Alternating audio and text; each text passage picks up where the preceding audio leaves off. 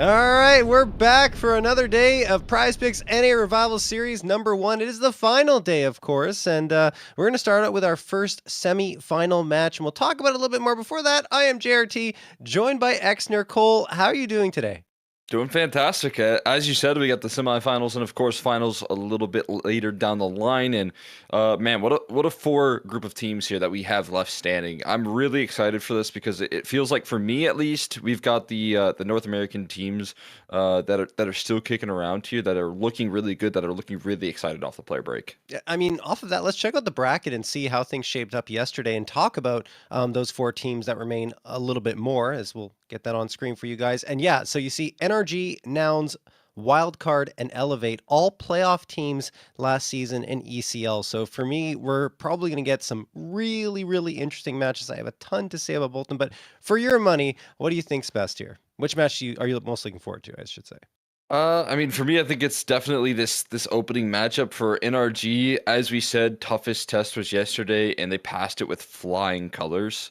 If they can keep this up here and continue to show, how effective this new addition in Nitro has been, not only versus some of the lower caliber ECL rosters, but beating Boss and then trying to replicate that versus Nouns, it'd be really exciting. Also, the exciting head to head of like the vetoes potentially of that map. I'm super looking forward to getting into. Whereas, again, Elevate versus Wildcard.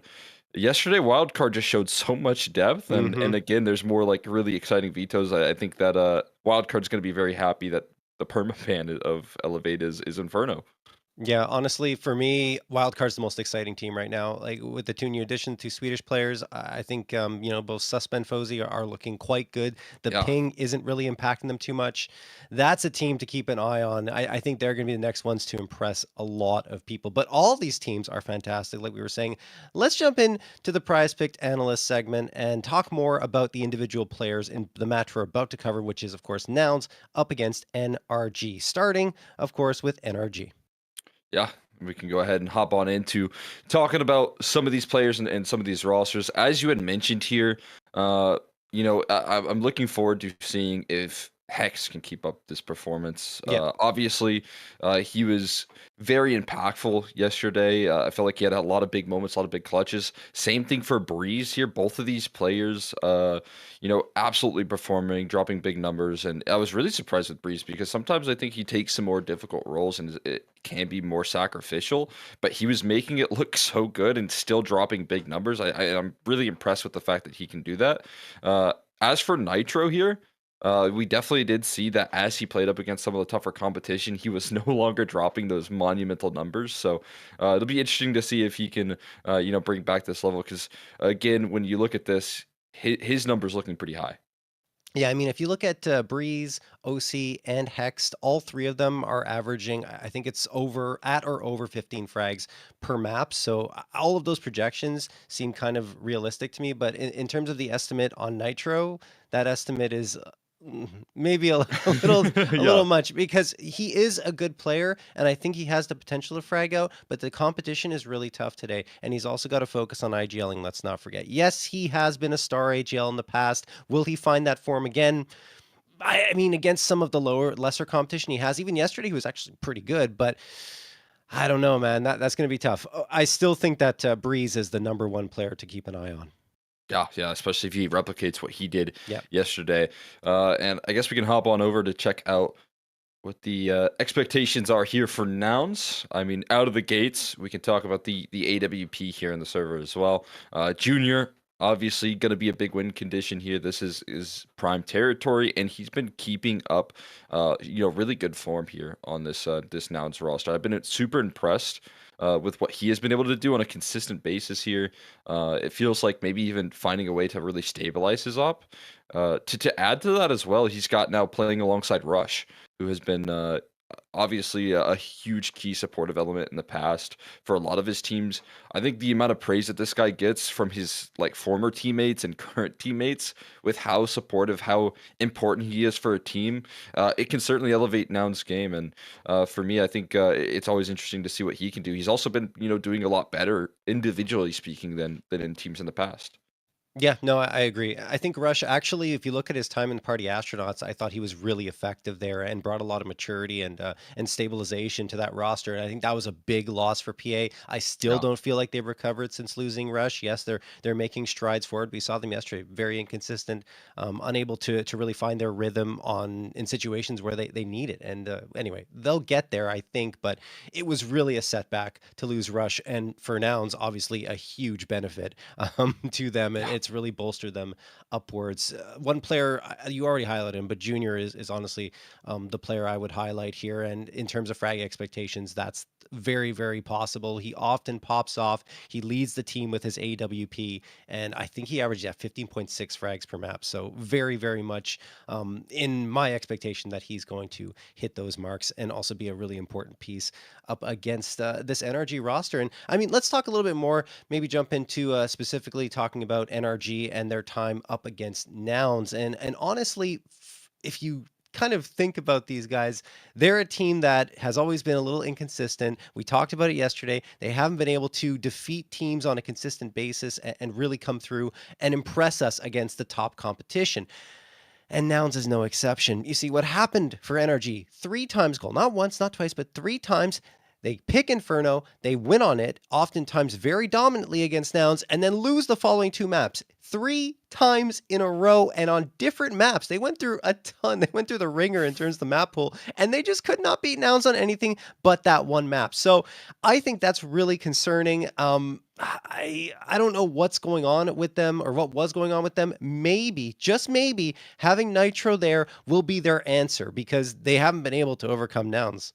Yeah, I mean, I was saying this earlier, but I really do feel like Walco walked so Nitro could run with this roster, and I think that Yeah. kind of hurdle, if Energy were finally able to overcome it here, would be the perfect proof of that statement here. But yeah, I mean, this has been a team that they've struggled up against here in very consistent fashion, as you had mentioned in best of threes in these series, and that's been challenging for Energy. It's been a bit of the bane of their existence, and trying to replicate that success here is going to be key. I think again with the vetoes that you mentioned here, it has been very tough in the past.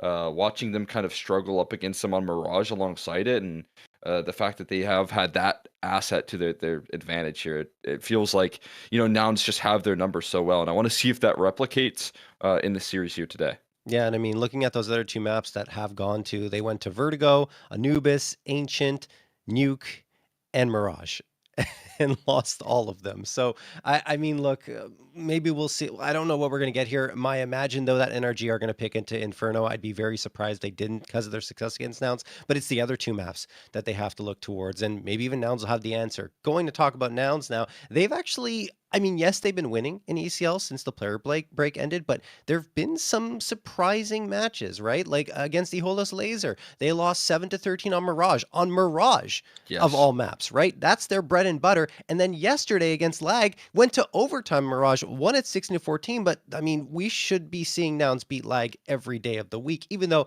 Lag have kind of gotten better, I would say, in the offseason, and I feel like they're improving since their last season of ECL. But I mean, Nouns were top four. I mean, they're the ones that we expect to come out and get these wins quite easily. So there might be a little bit of rust there or something going on the Nouns side that isn't clicking as much as they wanted to, at least out of the player break. I don't know how long it's going to last, and if maybe against the tougher competition of NRG, they'll pull out all the stops, right? Yeah, I'm with you. It's a bit of a surprising, like, kind of struggle here that we've seen. That loss that you mentioned in ECL was definitely a big deal. In a best of one on Mirage, you don't really expect this team to struggle. I've seen this roster kind of figure out a winning formula, kind of figure out how to play that map better than a lot of teams in North America. So to see that kind of consistency is going to be a problem. And then on the other side of things, NRG have been playing a lot better on that map. So Yeah. it's going to be interesting to see if they keep that action into the server, and if they're willing to keep that into play, because both teams probably looking forward to playing it into that map. Yeah, and I mean, they even before the player break, when Walco was still part of that team, they beat M80 on Inferno. Then they came back from the break, beat Limitless, and also Eholus Laser, who of course Nouns lost to. And Laser, I think they're a team that's still kind of middle of the pack. But anyway, we'll talk about the vetoes now because we've been talking a lot about maps anyway. First ban is going to be Nuke for NRG, and let's see if Inferno gets banned by Nouns. I wouldn't necessarily mind for them to do it because it would help. And there it is. That's a really smart ban because it's the only map that NRG have been able to beat you on, right? Yeah, and it does leave them vulnerable to, obviously the Anubis, which is going to be, potentially a bit of a problem. I'm not There surprised it to is. see You're absolutely NRG right. Yeah. come out with that there. It makes a lot of sense. They're looking to try and punish that ban here, but it's also Nouns identifying that, hey, if we're consistently struggling on Inferno versus this team, why don't we take that risk here? Because it's just a change up in the series, and I really like that vision. I think it's a good idea in terms of what Nouns can get away with here. So a little bit of risk taking maybe in the veto, but I don't mind it at all. Yeah, and I imagine they're going to pick into Ancient here. That's my guess. Going, yeah, there we go. So, I mean, if you look at the results from NRG, it's been kind of middle of the road on Ancient 6-6, and it's been Nouns' map. It's so convincing in a lot of their wins lately. 15-5 on there. So, along with the 77, actually, win rate is 75% on that map. So, for me, both of these picks make sense. What is your guess for the leftover map? I think it's going to be Mirage. I don't think NRG are Okay. going to be willing to ban it just because they have been playing so well off the back of the player break. I think they've really identified how to work these late rounds incredibly well. So, yeah, I mean, Yeah. I'm not at all surprised there. Nouns isn't going to ban Mirage there. So, leaving it to that decider. And if we do get to this third map, it's going to be a really cool test to see if NRG can replicate that success versus such a successful team, but also if Nouns can kind of break their dry spell that they've been facing here in terms of some struggles on this map. Yeah, I mean, I used to feel like Mirage was almost a sure thing for Nouns when they were going to, at least last season. But this Right. season, it hasn't started great for them. So I think it could go either way. And again, who knows if we will get to map number 3 because Inferno always felt like, oh my God, we're going to get 3 maps. Like basically, if NRG pick into it and win it. But it's off the table. Now we go to Anubis. I agree with you, a punish pick, but obviously Nouns knew it was coming. They were more prepared for Anubis than they were for Inferno. They said, you know what, let's try our luck there. And they did defeat NRG there previously 13-6. So I don't know if it's necessarily that bad. Yeah, I also feel like what Energy have been doing really well is kind of reading into their opposition. They've come through Yeah. with so many just perfect calls that feel like they're well prepared for, what their opponent's doing. They understand the setups, they understand, the kind of game plan of their opposition, and NRG really aren't going to have that luxury with the lack of reps that Nouns have on Anubis, right? So that's going to be one more of those slight adjustments and advantages here potentially that Nouns have to their favor, that element of surprise that hey, NRG, if you want to look into some of our previous games, good luck with that. Yeah, I agree. It's only their previous game that they played, honestly, as we're going to jump into the pistol round very shortly, guys. It's about to get underway. You're seeing Nitro on your screen. He has been so far, a revelation for this NRG squad. And just looking here. I think the sides are switched. Yeah, I was like, why is it saying NRG? There we go. Thank you, Ches, I think it is, for resolving that for us. But no, besides the point, I think that NRG with Nitro have been really solid. He's been an amazing addition for them, and they're going to give Nouns a lot of trouble here. I don't think we're personally, at least looking at the both teams, the stats and everything, I don't think we're going to have a bad match today, which is really good news for any Counter-Strike enjoyer. Yeah, I mean there's no bad matches here. We did see a couple of one-sided affairs Yes, we yesterday. did. Yes. It was like a lot of one-sided maps there. We didn't have a lot of competition, right? But maybe Vertigo, that first map that we actually casted, was the closest one. But I think today it's going to be nonstop, constant back and forth here, which I'm really looking forward to, and at least hoping because as you mentioned here, I feel like these are the four of the most exciting teams in the bracket that Yeah. we're dealing with. I think this is the only one where, like, yes, the numbers say it's going to be close, but you never know what you're going to get from Nouns in particular. Some Mhm. days they can be so explosive and so effective that they can just wipe their opponents off the board, regardless of who they're playing. So that's the only question mark in my mind. Outside of that, I feel like we're going to get some really good stuff throughout all 3, right, of the series because we have the grand finals between 2 of the 4 teams we're going to be covering in just a little bit. But here we go. We're finally getting started here. Nouns up against NRG. Pistol round here on Anubis. Look forward to it here. This one should be fun.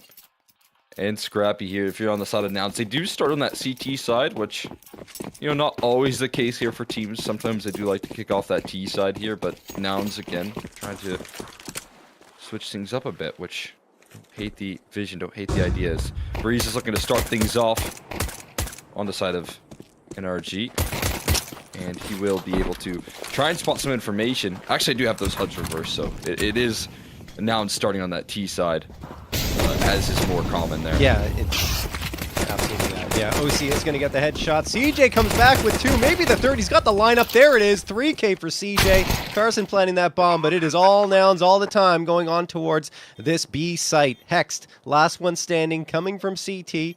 Hoping to lock on some heads, and yeah, he might. No, I mean, the crosser was there, just the bullets weren't. And Junior is going to get the last 1-0 in favor of Nouns.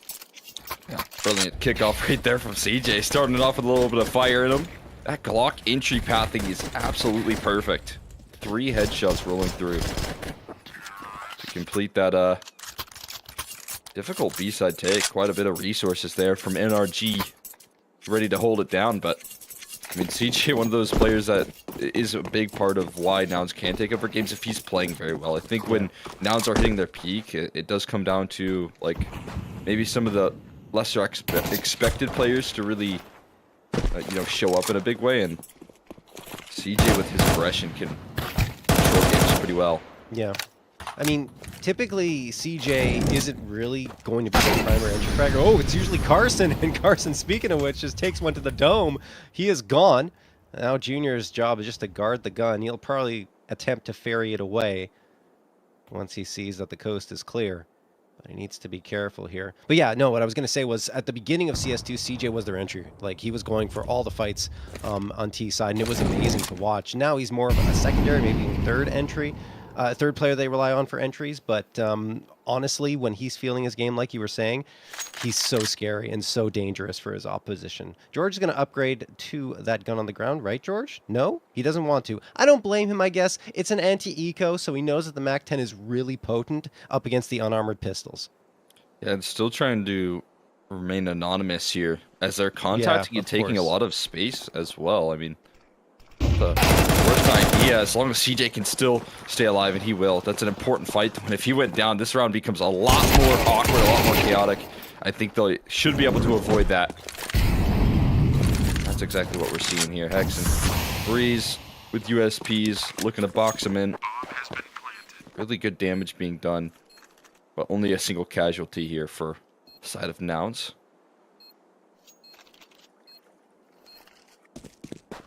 It really did come down to CJ winning that 1 kill. If he went down in that fight, man, that 3v5 and a little bit of a crunch could have taken place. Absolutely. It's an important one, and he gets down to 35 HP, but survives, of course, and he's still at the top of the scoreboard alongside Junior, who's been doing work already. Breeze recovered the Galil, though, and that's why I know you're right? You're playing contact, so you don't want to give away your position. You don't want to drop the grenade unless you make some noise, but that means that you're giving your opposition a free rifle if they manage to recover it, and they do. So Breeze hangs on to that. Nouns still have the 2-0 lead and look very solid so far, but OC's shot was right on the money, and of course NRG are going to have the rifles now, A1Ss across the board except for Breeze, who carries that Galil forward. Yeah, I think that's key there. Sometimes in these third round buys, that's why I like when teams force buy in the second round for like the first pistol, is because you do leave yourself with a lot less tools in terms of utility, and definitely in head armor. So these Galils and MAC-10s, they become all the more powerful because of that. So whenever teams are kind of faced up against that, it's always nice to have a Galil saved. Gives Breeze a lot of extra tools at his disposal. Definitely. Well, Nouns, they're not trying anything cheeky here. It's just 5-man stack towards the A site. They're just going to full-on execute forward. Here comes the Molotov. I don't know if they're going to waste any time. Nouns like to go fast sometimes. There they go, right into the site. Nitro trying to fight. The flashbangs are great. OC managed to get one. He traded on immediately. George the TK onto CJ, but he does make good on the trade, finding Nitro. I say trade because Nitro probably would have killed CJ anyway. So we have a 3v3. Hex, Automatic, and Breeze trying to come back in. Bomb going to be planted here. That's still a good take despite the slight mistake that happens there for Nouns. Yeah, chaining of the flashes was pristine right there. And Automatic has to do a lot of heavy lifting in terms of this retake because his teammates are left outside of the smoke, but that's one way to blow it open right there on this retake. George now boxed into a corner right now, hoping that his Junior can do some of the heavy lifting. Mully goes a bit awry there, and he still finds another kill. Junior fighting forward. Breeze needs to chase this last kill down, and he has the sidearm out, and he also has the kit to get the job done right there. Chaotic, but NRG able to at least keep it safe for their first round on the board. Yeah, now that extra money that Breeze has means he can drop a couple of M4s. That's really honestly incredible. As a little detail goes a long way. That TK is unfortunate, but like I said, it's just the nature of entering into a site sometimes, and your teammate ends up in front of you, and you're just trying to win a fight, and that's just how it goes. 2-1 in favor of Nouns. NRG, you managed to get that one round. Nouns are going to force up, there's no question. Yeah, they're already onto it.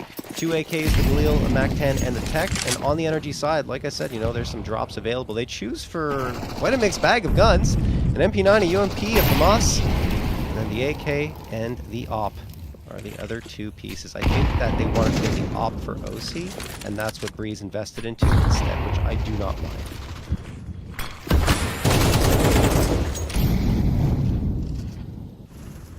Great opener there from George onto Hex. 5v4.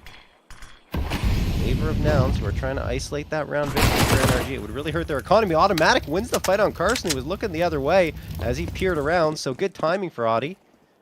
4v4, even numbers. Nouns still feel like they want to lean in towards this B site. It's not a sure thing just yet because a couple of players are backing off from Connector. But now, with the bomb rotating around and joining up towards B main, the hit is absolutely coming to this B site. NRG's ready though. They got all the bodies here, and CJ takes a head off of Breeze immediately. Then the follow-up again. CJ cracking open a bomb site. OC's giving away his position, so now he's trying to readjust, but he is very vulnerable. What a shot on Rush! Immediately reacting as he turned around towards B main. He could hit another one. There it is. Can he survive? No, but he makes it much more possible for Nitro to clutch this out with his FAMAS. 1v2. George planting the bomb. Nitro sneaking onto the site. Could catch them off guard here. There's the first. Maybe the second as well, but he's down to 5 HP. Needs to be perfect and can't. George wins the fight 3-1 for Nouns. It's so resilient right there. Nouns having to overcome a lot of pressure on that B site, even despite the man advantage. Short-lived because Automatic again trading it out, but CJ so prepared for further aggression, dealing with one of those heavy hitters as we mentioned in Breeze, but also preparing for more.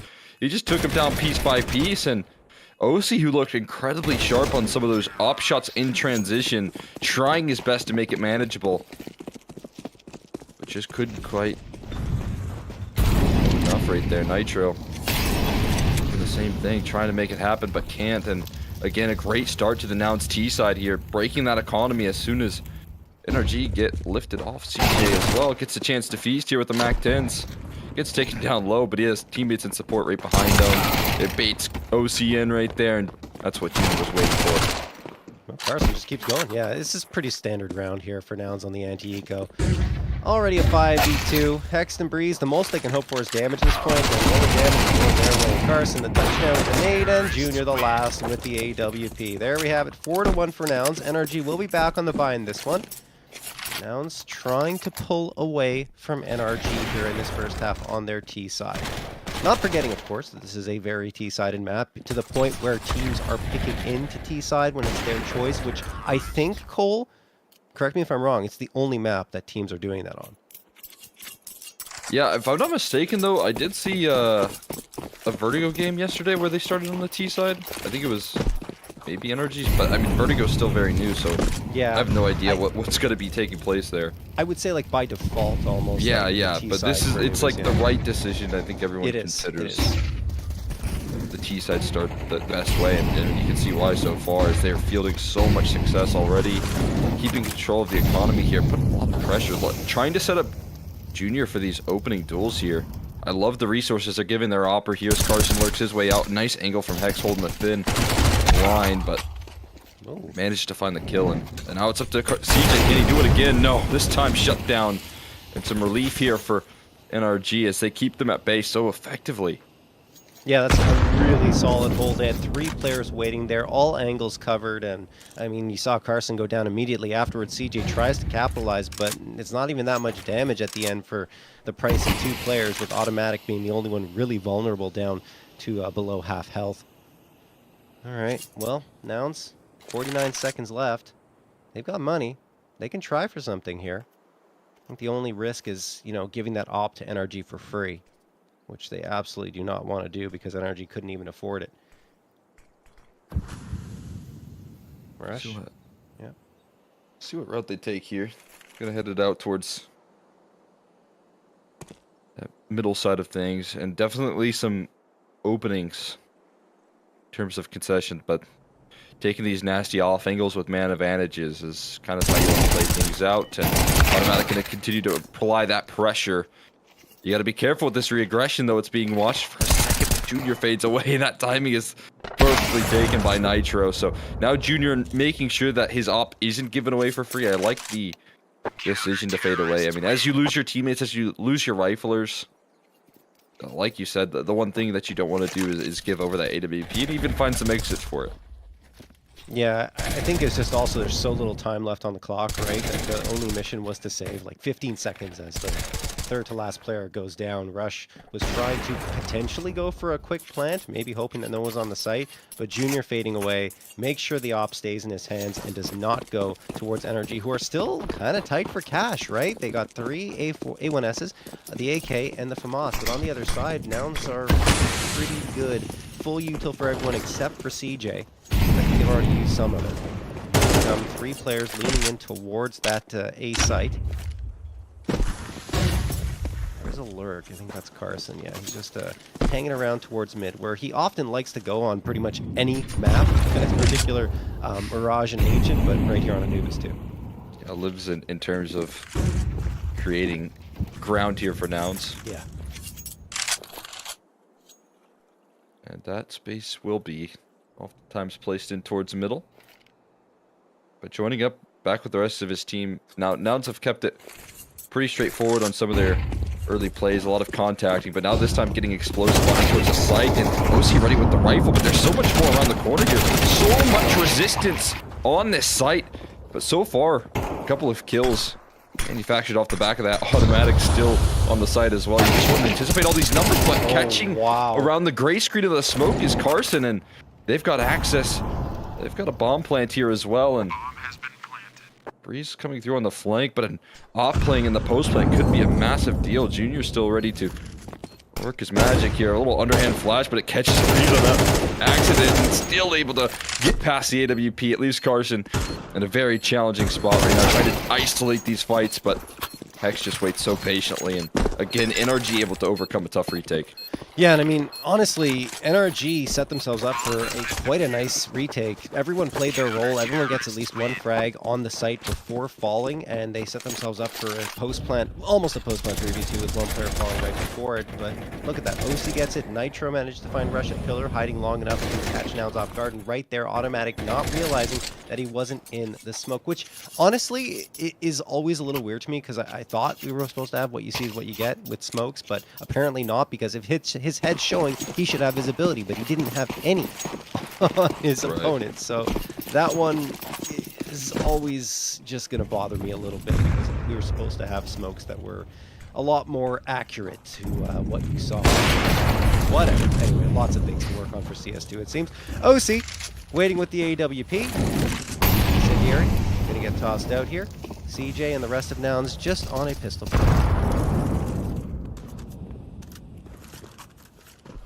Last time they actually used this Tech 9 very effectively. Get them some space here. This time trying to get past the smokes, and Hex just really difficult spot, but manages to make the most of it. OC also using his op very well, and Breeze just flies by the smoke, so no trouble getting past it. RG deal with the half-buy situation. Again, man, turning on a dime like that, not really having op support as well as those flashes recovering off OC, so that presence of mind there, knowing you need a turn, I think, again, just goes to show how well Hex has been for NRG. Really coming into form here, off the back of that player break, looking motivated. looking about like the player that we were all excited about. Oh yeah, no question. I think that Hex has always been super solid and an exciting player. Maybe during the EG times things got a little bit tough, but that's not just for him. He wasn't the exception. Yeah. For all of the EG players. Your time on EG does not count. No, yeah, it doesn't. Let's ignore that. Because honestly, since that point, he's actually been quite solid. There have been moments where he's had inconsistencies, and I think that's what we were more so alluding to, and hopefully he's able to solve that. So far, honestly, so good. Very good, in fact. Rush, going to be talking right here towards Long B, and there's the opener for him onto Breeze. Breeze just took a step way too far. Now NRG, still have two players waiting here. Hex, we were talking about him. Can he deliver? He gets both of them! CJ and George are gone. 4v3 in favor of NRG just like that, and he fades away, taking 0 damage. Just playing perfectly around the Molotov. A high pressure scenario right there where one overstep, 1 inch, and you're right back into the flames, but planting his feet perfectly in E-box and overcoming what has been a bit of a challenge here for NRG and handling CJ and E-box, making sure that he doesn't get away with what he wants. Those opening duels. It's Hex to do it. Now just looking to recover here. Carson, Rush, and Junior left, and they're still giving it a go on this B site. It's the shot onto Rush. So NRG looking good. 3v2, 20 seconds left. OC kind of alone here, so he's going to fade off a little bit. That's a really smart move, because instead of risking himself to try and defend against that plant, they give him the plant, but they now have a 3v2 retake. Maybe faded off a little bit too much, but they're waiting for NRG to activate. NRG is waiting for Nitro to activate. It's a really good flank formulating here, but they also have just continued to recycle the smokes towards Temple, so it's making automatic null and void in this retake. He's going to have a tough time getting in on this round. Junior playing right in front of it here. They're starting to become aware that internal clock could start ticking as they spot nothing on this retake. Going to flank and formulate. There's Junior using that smoke, fully effective, but it's OC left into the clutch, spotting out Carson, but he needs the kill. He needs to chase this down. Carson working that pillar right there perfectly, and he gets away with it. That is such a calm, cool, and collected post plant. That was beautifully done from Carson, just dancing around that pillar, forcing OC to go left, right, and then he comes around and says, well, you're not going to move around anymore at all, sir. I'm going to finish you off and get this round. Well done for Nouns. So they finally end that little mini run from NRG where they got 3 rounds in a row and are up to 5. And this is delivering exactly as promised, which is great. I mean, back and forth, pretty brawly Counter-Strike.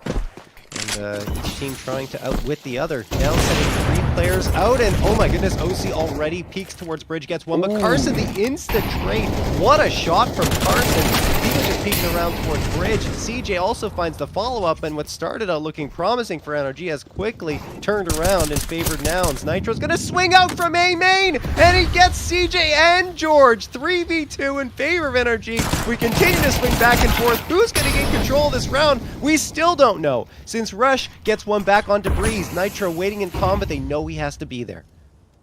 Oh, look at this move, though. Again, Nouns playing incredibly smart. They've taken Temple away, and now they start to realize something. Oh my god! Carson, a little parting gift for automatic, and Nitro left splashing his feet, getting his boots wet as he has to transfer over towards that A side. He does so quick at the very least, but there's just no secret about his position. You can see Rush fully covering. Carson has an idea. He's going to actually watch the camera side of things, but the post plant's established, and Nitro finds himself in a tough spot.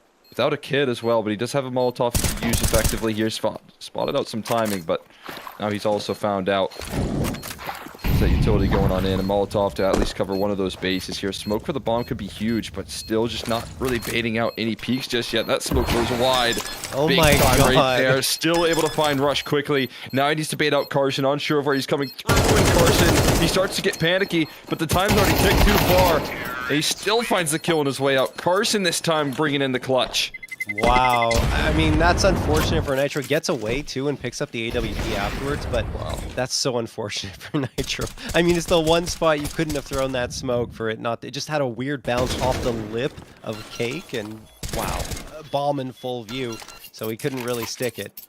Unfortunate for Nitro, but Nitro's lack of fortune is Nouns' benefit as Carson clutches it out again. Makes makes it a 6-4 scoreline. Not to mention, he didn't only clutch it, but he had those 2 before that really put Nouns in a great position. Nice nade toss by NRG. Connects onto George for about half of his health. And NRG, well, I mean, still, he's not... Oh my goodness, another one! They throw 2! George is gone! Oh, goodness me. Nicely done from OC. 5v4. They may even be able to recover the gun. It depends on where Nouns end up going. But, you know, if it ends up being a B hit, then certainly someone's going to go and chase it. It's a great spot. You play in Breeze. Just gets a info right there, catches the op taking a shot. And when there's an op there, you don't really expect an op to be solo. It's great information. With that man advantage, that can be huge, but Carson has been a constant thorn in the side of NRG in these late rounds. He has been shutting them down. He's still in the server. He's still looking to be a factor. Slow crawl through middle. And it feels like now all of a sudden, NRG becoming aware of this possibility. They're going to start to stack over this A site, and that's where they need to be. OC gets visibility there with the Deagle. Fires off the shot, but he's not going to connect on it. CJ swinging and will manage to finish off Nitro. It was a bit tight for him. Carson and Junior taking care of business towards the site.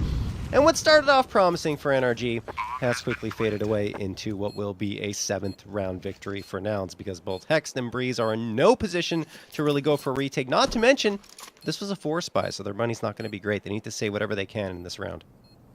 Yeah, the economy has just been devastating throughout this whole half for NRG. The purchases have been rough. OC's had it ops in some occasions, and he's done well with those ops, but hasn't had them too much. So now it's just keeping such a good handle on this T side. And again, I gotta give a lot of credit to CJ. Didn't have the best of spots to find yourself in. He got flashed on a re-aggression on A main, and he still comes out the victor. And again, it's one of those plays where if he goes down, that round's looking a whole lot different. It's looking like there's going to be too much around that corner here. In fact, he's the first kill on that A execute, believe it or not.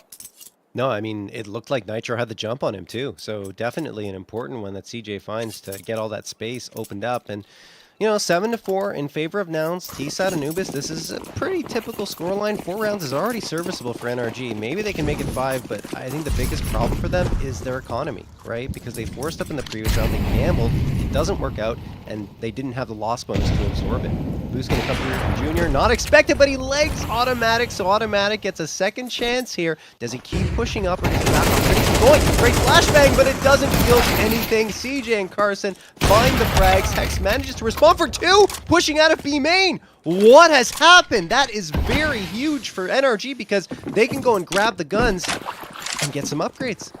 We'll see, here's the rotations as well. I mean, he does have a smoke that he could deploy, but he's going to instead try and land one of these shots on the inbound here. Can he connect? It's just going to be now sliding into the bomb site here. And oh, it's a great turnaround point. It's still going to be a tough post plant. X making his way forward, catching George on a bit of an overextension. He continues to fire. Rather, that's Breeze. Wants the kill, but CJ and Carson, these two in the late rounds, have been absolutely phenomenal. Joining forces once more here for Nouns to look to keep them in winning ways. And still waiting out that timer here. Slow on this retake attempt. Breeze starting to clear out these corners, waiting for Ghost to maybe take that contact, but it's a team kill? No, just team damage. No, it's all the kills. Yeah, it's everything. Yeah. And it's going to be Nouns that close it out once again. It's just Carson who's been stone cold in the clutch, and CJ continuing to play well. Carson, unbelievable. 16 frags in that first half, 8-4 for Nouns. Pretty solid on their T side, and overall, it felt like NRG were responding. They were doing a good job, but when it came down to the anti-ecos and the anti-4 spies, Nouns were fairly solid, and you saw that. Those last 2 rounds were exactly that, an anti-4 spy in both situations, and it worked out beautifully for them. So thanks to Carson, of course, who loves to take those opening fights, and when things are clicking for him, you're in trouble on the other side, because he's also got an insane amount of firepower behind him. He's one of those, I don't want to say rare IGL team works, a lot of them can frag now, but he's very solid. Hext and CJ going toe-to-toe. It will be trades coming through, and in fact, Nouns are not really doing too good here. It's going to be NRG, or excuse me, NRG's not doing too well. It's Carson taking care of business on the other side. Fantastic job. Yeah. They do have a retake here, at least. Breeze and Nitro pulled it that far back here, and with another kill from Breeze, makes the job difficult. Nitro as well, spotting out the flank is massive, and deals with it. Carson not going to be allowed one more clutch on this map. Not just yet, at least.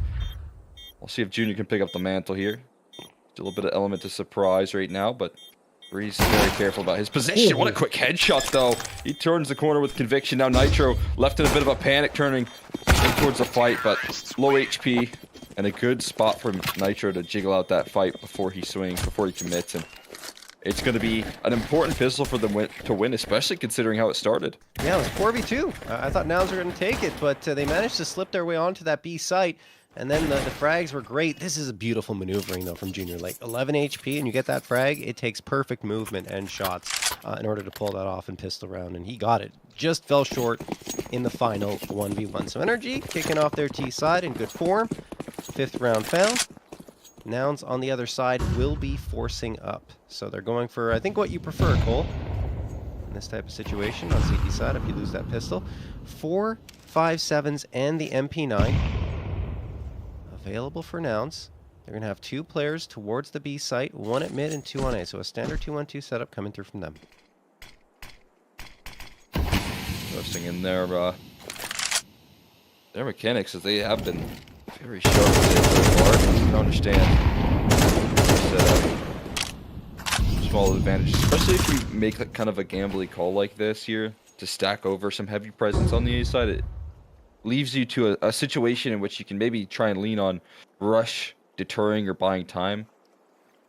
And if it goes wrong, you can save here. But re-aggression into the main. Now spotting out that Galil. CJ knows that's not a fight he can afford to take. Down to 2 HP, as you can see. Yeah, and that flash wasn't great either. It didn't really do much to blind Hext. And he almost finishes off CJ as a result. Looks like Energy want to readjust themselves to maybe go for some mid-control. We'll see how that ends up for them. George working around the corner. Can he get one? Maybe. No. Falls just short. Nitro at 4 HP, barely surviving, but CJ's right there to maybe clean up the rest. Or clean up Nitro, I should say. Hext. And NRG readjusting, and they picked the correct site. A was far more stacked for Nouns. In fact, everyone was there. I think only Rush was leaning back in towards the A site. Excuse me, B site. But, well, it looks like this one might be done. You know, I said earlier, there is one of those situations where you kind of get 2 force buys for your troubles when you save 4 guns. I mean, obviously, George going to be left in a tougher spot, but I think he could even pick over a pistol and toss it over to his teammates if you're Junior. So you could still get a pretty free upgrade there. Not a bad idea from Nouns. Definitely operating with the lead.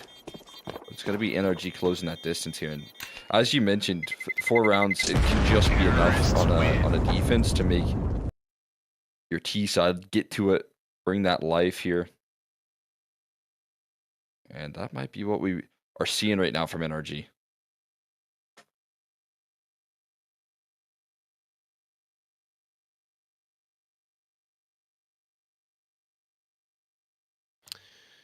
Well, this is exactly the start Energy we're hoping for. Now on the Noun side, they are going to go for a decently potent half-buy. About the same as their force buy in round number 2. 357, the MP9, and just the USP for George. Junior, will he be okay to buy an op next round? Maybe. I think he might have to go glass cannon. We'll see. OC peering around in water, looking down canal. Looking up to the bridge to see if anyone wants to peek that window, which he did very effectively in that previous half. Carson, around the corner, catches a pushing automatic, and then we'll get a free upgrade for himself. Well done for Carson, who continues his hot hand. And, well, I mean, it's UMP. It's just an SMG, but it's still something. And again, you've got yourself a lot of firepower behind it. You still got armor for 4 of these players. So Fantastic tools to shut a round down. CJ left around the corner. His teammate just diving through the Molotov to make sure that he buys some time here and actually tosses a beautiful flash for CJ to work off of. More utility comes through here, but Nitro able to avoid it. The rest of the stack arriving onto the scene, but NRG using that firepower to full effect. It's up to Junior and try and capitalize on some of these low HP bars and adding to those low HP bars. OC now taken down low, and Sext even lower. As Breeze the only one with health, but Nitro just throws all caution to the wind with that move right there, and still manages to find a pick. Rush left into a 1v3. Breeze going to take that first contact, and he has health to spare, so he'll be able to close out the round. And again, now just a one-round ball game before the first sign of guns is going to come out here for Nouns. Yeah, and I mean, in that post-plant situation with NRG, it was the smartest play. Leave your 2 low HP players tucked away, make Breeze take first contact. If he falls, then hopefully you'll do some damage, and you can just pop out and take care of whatever's left in terms of health on that last player. So, NRG, 3 in a row to kick off this second half, but here come the guns finally for Nouns. The op in Junior's hands, plenty of money for the armor as well. CJ and the rest with the A1Ss. Junior popping out, eats a nade to hold this angle. No one is going to peek. They don't want to engage with the big green because they know how potent Junior can be with it. Instead, NRG have 3 players outside of A main. The other 2 are outside of B, so it looks like maybe it's going to be an A hit because the bomb is in the other direction, and wow, they found all the space. Look, there's only one player here, it's CJ, and he has to fall off. They should be able to plant here, and they have 2 other players on the other side who can catch them off guard, and there it is, Breeze, the opening frag on Carson. Carson just left shocked. They have A site, but there's still multiple players defaulting outside of B, and they continue to punish re-aggression, and op now recovered. Here for NRG on the T side, if maybe just disposed of. Automatic not picking that one up just yet, or keeping it safe for the end of the round, as there's still fights ahead of him. And CJ and Rush, George alongside him, just they have to hold on to their guns. It's going to be tied up here. NRG remaining resilient, but really calling into things very well, and that has been the trend here. It feels like good preparation, good calls, a great understanding of what their opponents like to do. That's been a theme in the NRG 12 maps, I believe they've won in a row. Terrorists win.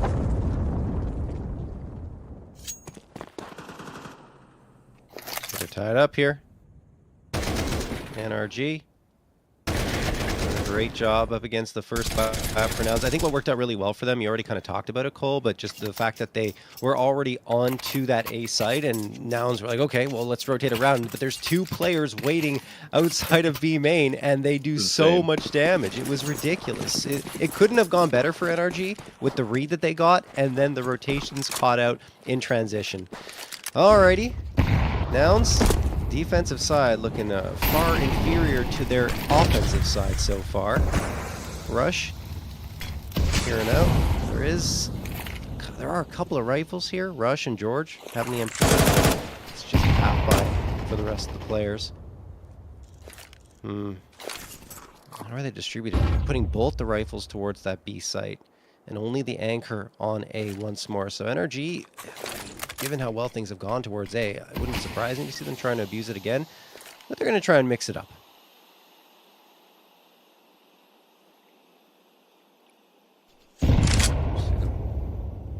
Into the section quickly. Nitro already lining up some utility here, but the default has held up very well so far in terms of punishing Nouns' CT side aggression. They've had it handled, so I don't mind them continuing to wait that clock out. Molotov again, just forcing a little discomfort here on the B site. Dissembles the boost, and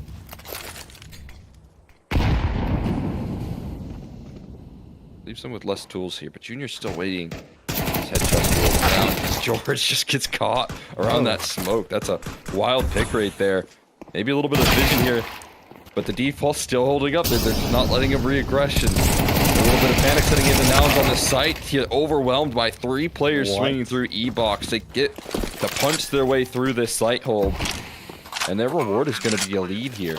That is ridiculous. Nouns couldn't get anything after that opening frag through the smoke, even though damage was done, I think, onto automatic as well. They just charged in and didn't have any problem at all. Nouns couldn't collect anything. There were 2 rifles on that site, let's not forget. It wasn't the weak site. Nice execute from NRG. CJ does catch one fading away, but now his position is known, so he probably won't be able to do much more damage. Not going to pull out the smoke in the situation, but it still works out for him. He gets the headshot on the Nitro. CJ finally put to rest. I mean, it does a little bit of economic damage. Not that it matters too much because you have 2 players above 11k, but still, it's something for CJ. Goodness me. I thought he was done when he pulled out the util, but somehow had enough time to recover here towards the end. You're going to see it again. Beautiful shots from the 5-7. But still, it's just beautiful shots on the Nouns side. They don't have any rounds so far this half, as NRG have collected 5 in a row. And calling in a timeout here, which I like a lot here for Nouns. I got to figure out a way to get some of that CG side aggression.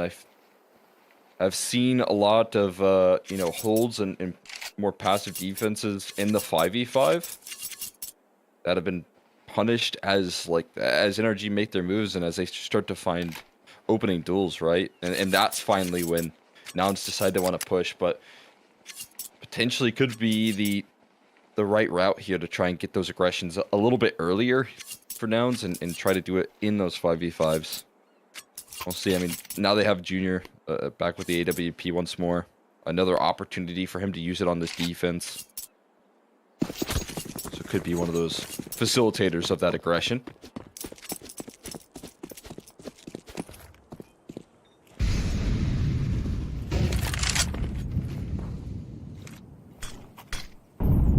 Smoke going to come in here to the B site, thrown by NRG. So they want to give themselves a little bit of space to move in and get in position.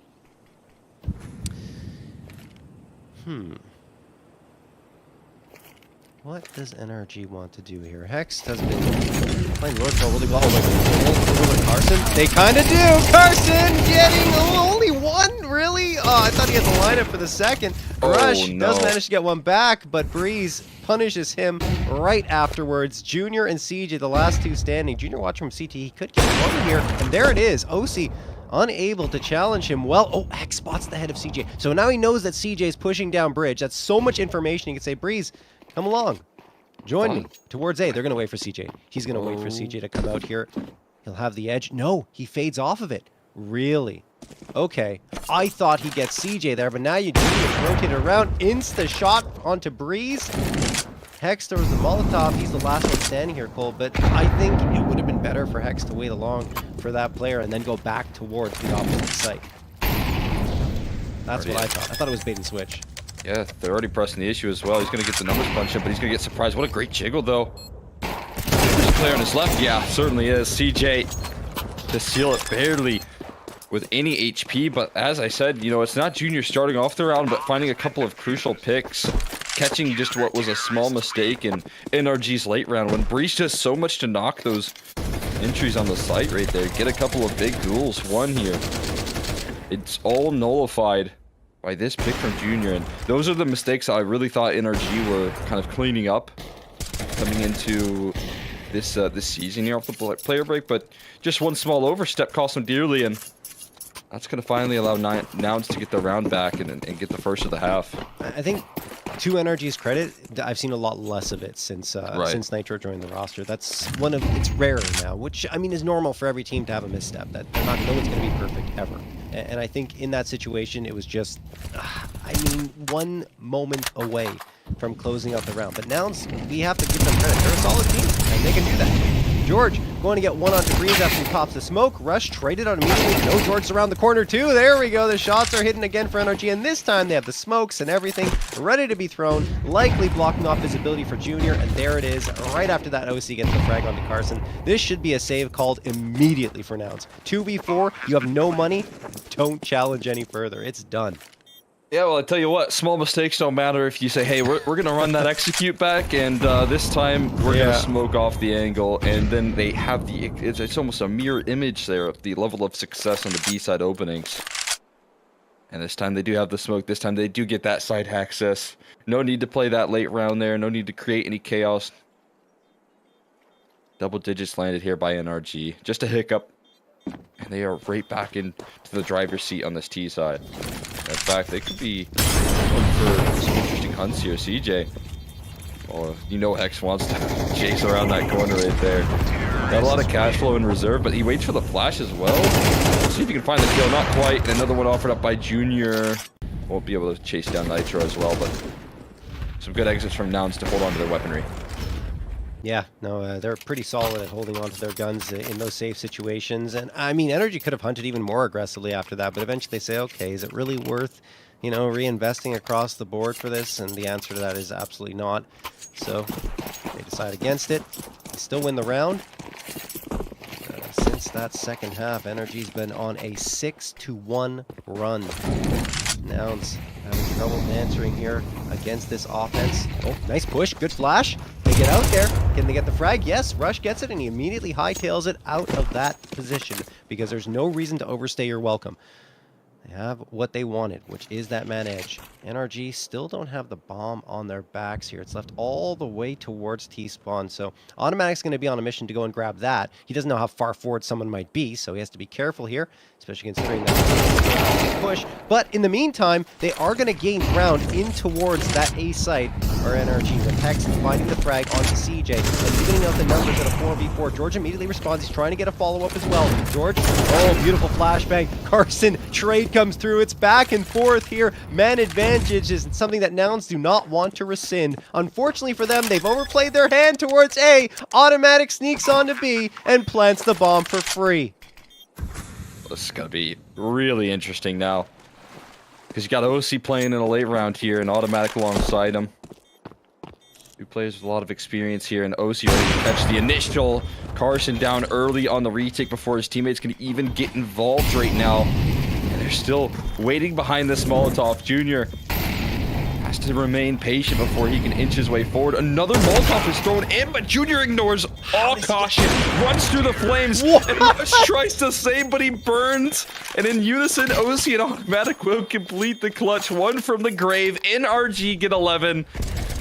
And they continue to figure out ways to close out these gun rounds. Oh man, Rush thought he had it timed right. It's just when that Molotov's fading away, it does even more damage than when it's first up. And you have to be very careful as you walk through it. Junior manages to slip through, but Rush does not have the same fate. And even though everything felt like it was trending well for Nouns in that round, they just put too much emphasis towards the A site defense, and NRG are able to exploit that by Automatic walking onto a vacant site. It was a good gamble from Nouns, I would say, given how much presence they saw, but NRG, a phenomenal call to back off and go back to the other site. I'm right there with you, and it almost feels like Nouns got punished for the opening pick that they found, because you'd imagine that, you know, that B player was supposed to grab the bomb and come back towards A at one point, but instead the bomb was left in towards spawn, and just like a small detail that, because Nouns found a big pick, gives Automatic an opening opportunity. That's huge. Automatic now looking for another opening opportunity here. And towards middle, putting a lot of pressure on Carson. And again, Nouns continue to aggress on this B side. And I love this adaption that they're leaning in on. Yeah. Oh, there we go. Carson swinging around towards mid, winning that fight against Automatic. He's been so quiet here in this second half. He had 18 in the first half, and now he's only got 3 in the second half. Still up to 21, which is really good, but they need rounds. You're right about this push being effective, though. Carson burning to a crisp, and OC's Molotov. That's not going to help Nouns. And George just misses the timing onto OC. He knows they're here, though. He should be able to get at least one backstab. There's the first. George throwing the Molotov, or incendiary, I should say, towards A main, and flicks around to find his second. There it is. 4v2 in favor of Nouns, but again, the bomb plant has been surrendered, and Nouns aren't really in a position to counter in the first, I would say, halfway point of the bomb being planted. Nitro, a frag makes it only a man advantage, and all 3 players coming from the same angle. They're going to have to play this very well. They're flying through E-Box. Breeze aware of it now. He hears the footsteps, and he's got Nitro joining forces. Still Temple side, but there's Nitro playing in a nasty off angle, and this time the numbers are going to overwhelm there. A nice attempt from NRG again to save another post plant, another tough situation.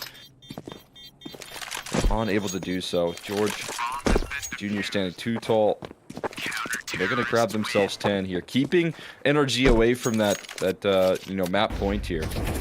Yeah, that's a really good job from Nouns, honestly. They started off very well with that opening frag, but this is the difference. George finding the gap in the offense, going on their flank, getting George, and then afterwards, getting one, I believe, onto Hex, and then flicking around and finding the follow-up as the player tried to get into connector. That was what really made things difficult for NRG. Even though NRG still managed to get a plant out of it and make things interesting, Nouns are able to overwhelm with the firepower. So that little push you talked about early on was really the big difference maker and gaining so much information for Nouns. They continue to do this here. This is what I was talking about in the 5v5 when Nouns get aggressive. They figured out ways to punish the default of NRG, and they keep on testing that B side. They get that early information, and sure, they fade away, but they've stacked the resources in the right direction, and the execute towards this A side is going to be met with a lot of resistance here, a lot of rotations quick as can be, but the flashes again remain supreme, and CJ doesn't even know where he's looking. As he regains vision, it won't matter here. Carson's still ready to turn the corner, but he runs out of ammo as well. It's going to be a man advantage, continued by Hex with the Mac 10. He just chews through them all. And that's how NRG get themselves on the map point and to rub it in. He upgrades onto that AWP and he makes sure to let them know. Unbelievable play by NRG. And I mean, CJ just couldn't get visibility, couldn't figure out where they were coming from. By the time he sees them, it's over. And Hex, with the Mac 10 of all things, just holds this ground up against an op, rifles, everything. All he needed was the SMG. 12-10 for NRG. They are on for map point. They got 2 opportunities to close this one out. And it's going to be up against 4 MP9s and M4 in this round. Not to say that Nouns can't pull this off. They have many a time before in similar circumstances. Carson gets one, takes a little bit of damage. He's not looking too bad. Now maybe a little bit, because that nade connected on him down to 30 HP. Still, I mean, mission accomplished, finding the opener. He has to be careful not to leave his A anchor isolated too much here. Are they going to re-aggress mid? Really? Okay, let's see how this pans out. Nitro's kind of waiting for it. And yeah, there's one for Nitro, and the follow-up for Breeze. That was an interesting decision coming through from Nouns. George says, you know what? I'm going to peek it anyway. Why not? Maybe I get something, and he does. Nitro sprayed down from the MP9. There are some guns to recover, too, that I think maybe George is thinking about. Yeah, really playing like they got nothing to lose right now. Here on the side of Nouns with the risk-taking. Trying to lean on what has worked out in the past, but puts it into a 3v3. It's manageable. And George just snuck underneath the crosshairs. Hex doesn't register that re-aggression, so timing is perfect from the CT side. And Rush may be in hot water, but George going to be pretty quick on this flank here. Well, see how quiet they can be as Breeze does go down quickly. Rush still looking to buy time, and he's done a great job at that. George on that flank, he continues to chug along. And they're not going to expect this to be this quick. George, a brief pick onto the bomb planter, and OC, 10 seconds left, has to figure out where both of these players are, and you're exactly right. There's nothing he can do about it. This is going the distance. Wow. Wow, Nouns. Like I said, when they get those MP9s up, they can still be very lethal, and they absolutely were. It's just because of how persistent they are in taking those fights. Even though you saw 2 go down and felt like, oh no, things are going to go wrong, George immediately peeks around and finds the follow-up. So there's that 11th round, and they prevent NRG from just going to this next map on a 13th round before they see all 24 rounds of regulation. Now, of course, what's on Nouns' mind is not, of course, giving this round to NRG. It is tying things up at 12-12. Buy-up is okay. Full util, which is important, but they have to accept that they'll use 2 FAMASs here as opposed to being able to upgrade to the A1Ss across the board. And CJ and George have the AKs from that previous round. The buy-up on the other side is actually not that great either. Both teams having to make sacrifices in terms of firepower. It's going to make for a scrappy 24th round here. Exactly right. The one luxury, though, here for NRG to lean on is that AWP presence from OC. He's going to love to have that to try and determine whether or not NRG can close this one out comfortably, or if it requires some extra rounds here. We'll see if Nouns keep up with what they've been doing here. A lot of early aggression, especially towards that B side. The amount of players that they had early, I thought that was going to remain consistent, but not quite just yet. Yeah. Carson is way above his usual average in terms of frags per match. He's usually around 14.2. He's 24 here, 10 above his average. He is popping off. Let's see if he can do so again and push his team to overtime. Throws that util, realizes it's going to give away his position, so he fades back in towards the site, giving up mid completely. So NRG going to get this space for free, which is a lot to give them because now you have no information as to which site they're going to go to. They've moved past Carson's crosshair. He has no idea. He was hoping that they would respect that smoke, but instead, it's going to be automatic with a round-winning flank, potentially map-winning flank right now. George, no one realizes this rolling through. Automatic has him lined up on a silver platter, takes the first shot that he can, so now it's just going to be pressure. Rush getting boxed in. You can see the panic starting to set in as Automatic continues his flank, continues to run things down. Rush, there's nothing he can say about it. And Automatic might have just done it here for NRG. The perfect read, the perfect timing, manufactured, and despite how well Carson's been playing, it's going to be so difficult to pull this one back with a FAMAS trying to inch his way forward. A great flashbang for those 3 players to turn the corner, and it is enough. Automatic, what a timing found by him, and that will do it for NRG's map. Yeah, I mean, I respect Carson falling back from mid in that situation, but you've got to keep your eyes glued towards it to make sure that you can relay the information to your teammates and not let someone slip in through Palace, which is exactly what happens. That little gap, that little error, NRG pounces all over it, and for the first time in 4 BO3s, NRG have won the opening map against Nouns, which bodes exceptionally well for them. I mean, what a difference. Oh, excuse me. I should say for the first time it wasn't Inferno and it was Anubis. So it's for the first time they're winning a map that isn't Inferno. yeah. I mean, it's just such a relief right there, especially with that last round here. I think this is what NRG has been doing particularly well, is having the availability here to dig deep, to pull through with some wild calls in the end, and that sort of play from Automatic, running past the smoke and capitalizing on Carson's kind of a fall off right there. It was just so perfectly played. And again, that's NRG's ability to dig deep in these long games. Absolutely. We're going to take a look at the stats here now and see who's close to that estimated frag total after 2 maps. And OC, along with Hext, had a very strong game. But as was the case yesterday, the frags are being distributed kind of equally here for NRG. Breeze fell off a little bit in terms of his first map, but it doesn't really matter, honestly, because he was so very good at key moments that his team was able to really build around it. And sometimes you look at your score and you say, oh, I'm KDR below 1, but it doesn't matter in Breeze's case here.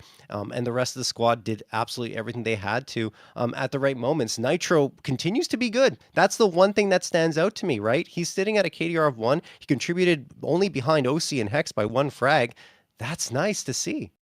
Yeah, I'm right there with you. And then alongside that, maybe Automatic not performing in terms of the numbers, but that last round is going to mean a lot to everyone in NRG, that he was still confident enough, despite maybe not bringing in those digits, to make a play like that and risk it all. So, credit to Automatic for being the key factor in closing out that game for NRG.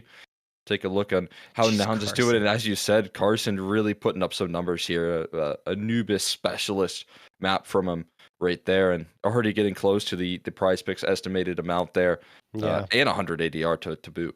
Yeah, if Carson was one of the players you had your eye on to hit that estimated amount, then yeah, I think you're probably pretty happy right now. No question about that. Junior was also quite good, CJ as well, but it just wasn't enough in a very hard-fought 24-round map. Nouns fall just short, and now they go into, I don't want to say uncharted territory, because like I mentioned, NRG's been winning the first map every single time, and Nouns are getting that reverse sweep. But for the first time, it wasn't Inferno that NRG were able to pick up off of them. It was Anubis here, and now they go into what will be, I think, Ancient, right? And that's a really solid map for Nouns, as it had like 15-5 over the last few months. So I still feel like they could bounce back here and get it, but they're probably feeling a little frustrated that they couldn't close out Anubis when a lot of things started to go their way.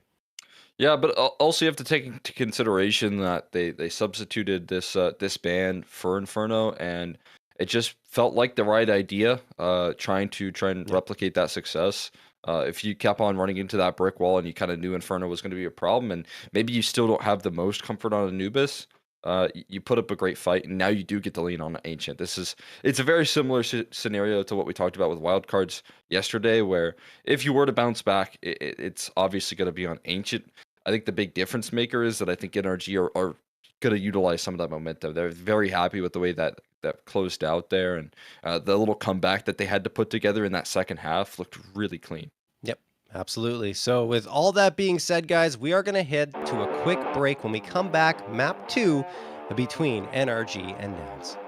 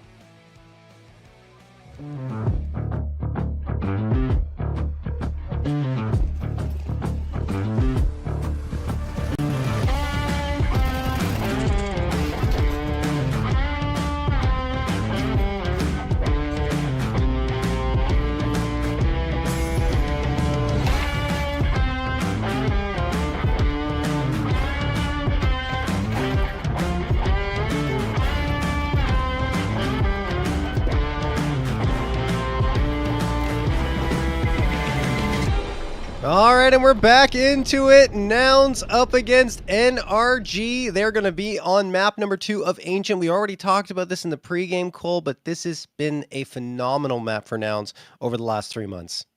Yeah, and it should continue. Again, we still have the question of if NRG can show up and continue to dominate in their own right? Because that's always a possibility with how well they've been playing here. Again, with the introduction of Nitro, it feels like that could be something that we see. But you know, what Noun showed us here was a lot of fight on Anubis, and you know that does offer up some relief that you know they should be coming into this one at least in good form. And if you have Carson playing as well as he is, he's going to be a problem on that map.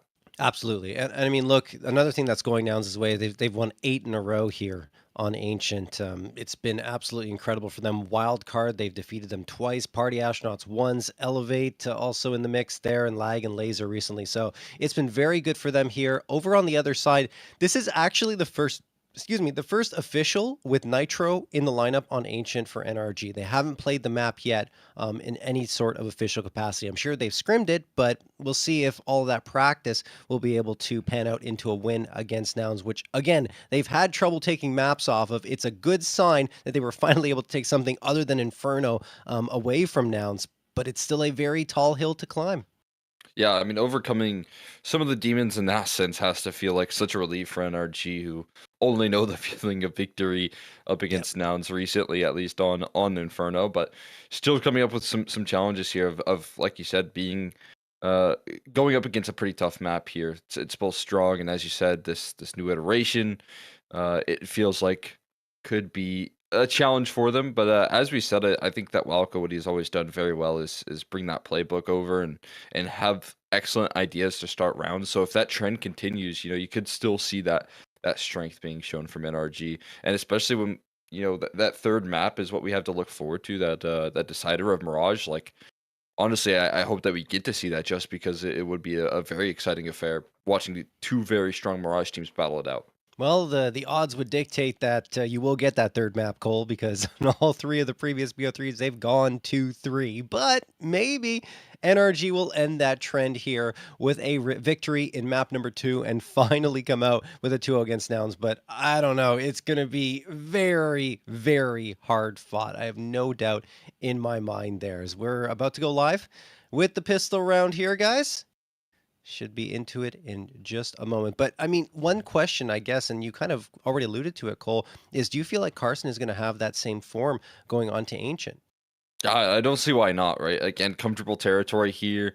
I feel like Anubis is a map that suits him very well individually, so that's why I think he offered up a lot of success. But then you talk about like the ability to take early duels and be aggressive and you know have facilitated clutches, and you know, those are all specialties of Carson, so I don't see why he wouldn't be able to keep up that performance if he already has a hot hand today. I think it's going to be necessary for Nouns, though, at least in some sense of him to continue to succeed here in terms of individual performance. And we already talked about his love for mid on pretty much any map that has one, which is every map. So, I mean, maybe not Nuke, but still, he always is, even on CT side, pushing down and trying to get fights there. So we'll see if he's successful. Speaking of successful, Nouns, whoa, walk onto A, but Breeze, a beautiful headshot to at least get George. The thing is, the bomb should almost certainly be planted. Does Breeze survive? No. Rush will overload him with the Glock bullets, but he takes quite a bit of damage over into Donut. Still going to hold that ground, and Junior, the insta headshot onto OC. 4v3 just like that in favor of Nouns. Hex trying to sneak in from Catacombs here. He's got company in Nitro, and they do manage to get out, but the thing is, Nouns are playing so passively. They are forcing NRG to hunt them down and peek around these corners, which is not the best situation, especially for Hex and Nitro, who go down instantaneously. Automatic, last one, it's done. 1-0 for Nouns.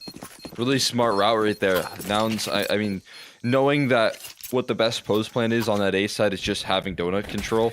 And once you gather that control on the T side, the round becomes infinitely more difficult to retake. And that identification there, you could see, was always the game plan. 3 players before they even try and plant the bomb, challenge donut. They take the fight before they punch in the digits, and that pistol, it just looks well rehearsed. And that's kind of expectations here for Nouns.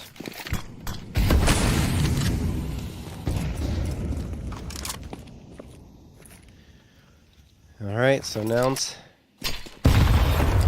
to capitalize off of their pistol round victory with a second here. NRG will be forcing up this time. Automatic pokes his head out, takes a bullet to the shoulder, and says, okay, well, maybe I should back off a little bit and let Breeze do his work. They are going to clear for him. Breeze does actually get one. Automatic falling off with that smoke and doesn't get away. Carson will spray him down. That leaves it as a man advantage in favor of Nouns. Tons of space gained towards the A site, and as a result, NRG have to try and close the gap. So, OC, he's going to do more than that. Headshot onto CJ, 3v3.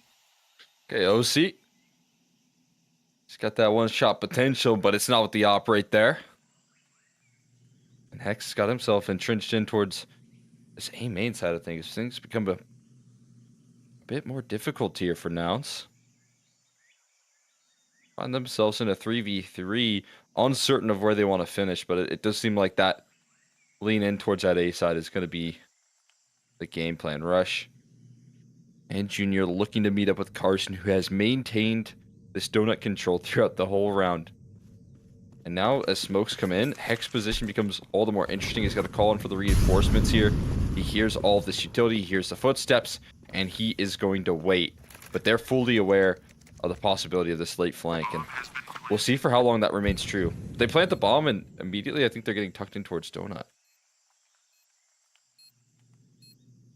Carson, in the fight. No! Hex, the headshot. That makes things a little more difficult. There are other rifles available. Junior takes down Nitro. OC is gone as well. Just as I was saying, they had a chance. It's all up to Hex. And, well, he's gone too. Junior, the headshot. Nouns get the 2-0 lead. A lot harder than they probably expected it to be. But a second round is a second round. Good work right there. Carson with the openers. I can only imagine Junior to finish.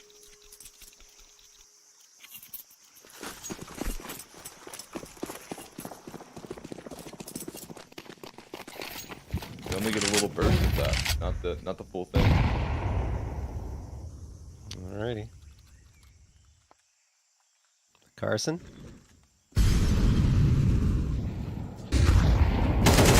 Fourth mid. Oh, his teammate's gone. Carson gets the 2K spray transfer, and that makes it a 4v3. It is just up against the pistols. Anti-eco. And no question for Nouns as to whether they're going to win this round. Rush will take care of business, even though OC takes him down to 6 HP. 3-0 in favor of Nouns. Lovely work right there. Carson already showing that the answer is yes. He is going to keep up his performance. This guy firing on all cylinders out of the gates here. Up against the ecos, yes, but every time you click tab and you see that number continue to rise in this series as well, it's going to be a good feeling. And look at that. There it is. Carson surpassing expectations, brought to you by PrizePicks. Hit the check mark. And that makes a lot of sense. He has been incredibly well throughout this whole series so far. Even the loss of George will kick it off. The AK overcomes the A1S, and a little bit of a frustrating death for Breeze, but not the end of the world when OC's still on the bomb site proper. Utility being tossed on in. He's having a hard time managing his way around this Molotov, and the utility just keeps on charging here. OC forced further and further back. He can't escape the flashes. I mean, just completely nullify him. And as he finally regains vision, he figures out he's on 32 HP, and they've already planted the bomb, and he just can't even get out of dodge right there. Nitro is able to recover the op, but what a clinical round from Nouns. That is beautiful util work. I think the craziest thing here is we're 4 rounds in, and 4 of these players out of the 5 have only died once or less. That is absolutely a nutty stat.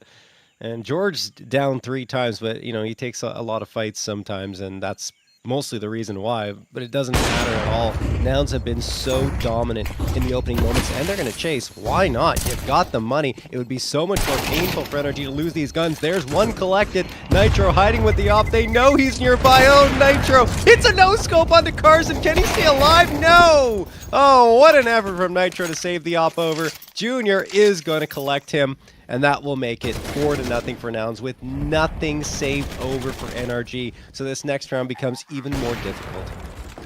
Just a statement right there. chasing down those kills, but also a statement in the early A play. The amount of utility and flashes that they threw so effectively. It makes NRG feel like nothing really can go wrong. And as you said, there's just not even really a lot of kills on this CT side to speak of. They've got them so, I mean, that was Nitro's first with the no-scope op on the exit and then quickly getting chased out. So good time for a timeout. Yeah, they got to calm things down. The one thing that Nouns are not unfamiliar with is losing a first map and clawing their way back into a series and getting reverse sweeps. They are very good at that, which is a new thing, right? Because usually, or I would say maybe 6 months ago, the old Nouns would have been a little more, oh man, we lost that first map and they weren't able to find their rhythm. But the new one has evolved. They've gone beyond their previous selves and they're able to overcome adversity, which is obviously fantastic for them. George down immediately there as I'm talking and rambling about here. So it is an upgrade available for NRG. Carson and the rest of Nouns find all the space onto A, though. Maybe Breeze can pop out here and do some damage with the AK. You have to imagine that time. There it is. Denies the bomb plant. Immediately traded up, but that's definitely worth it. Unfortunately for NRG, they lose another body, and now there's still tons of utility available for Nouns to secure the plant. Plenty to go around. You got to lean on maybe Nitro with his MP9. They're still so cautious of whenever they plant the bomb. Nouns not making any mistakes in these late rounds.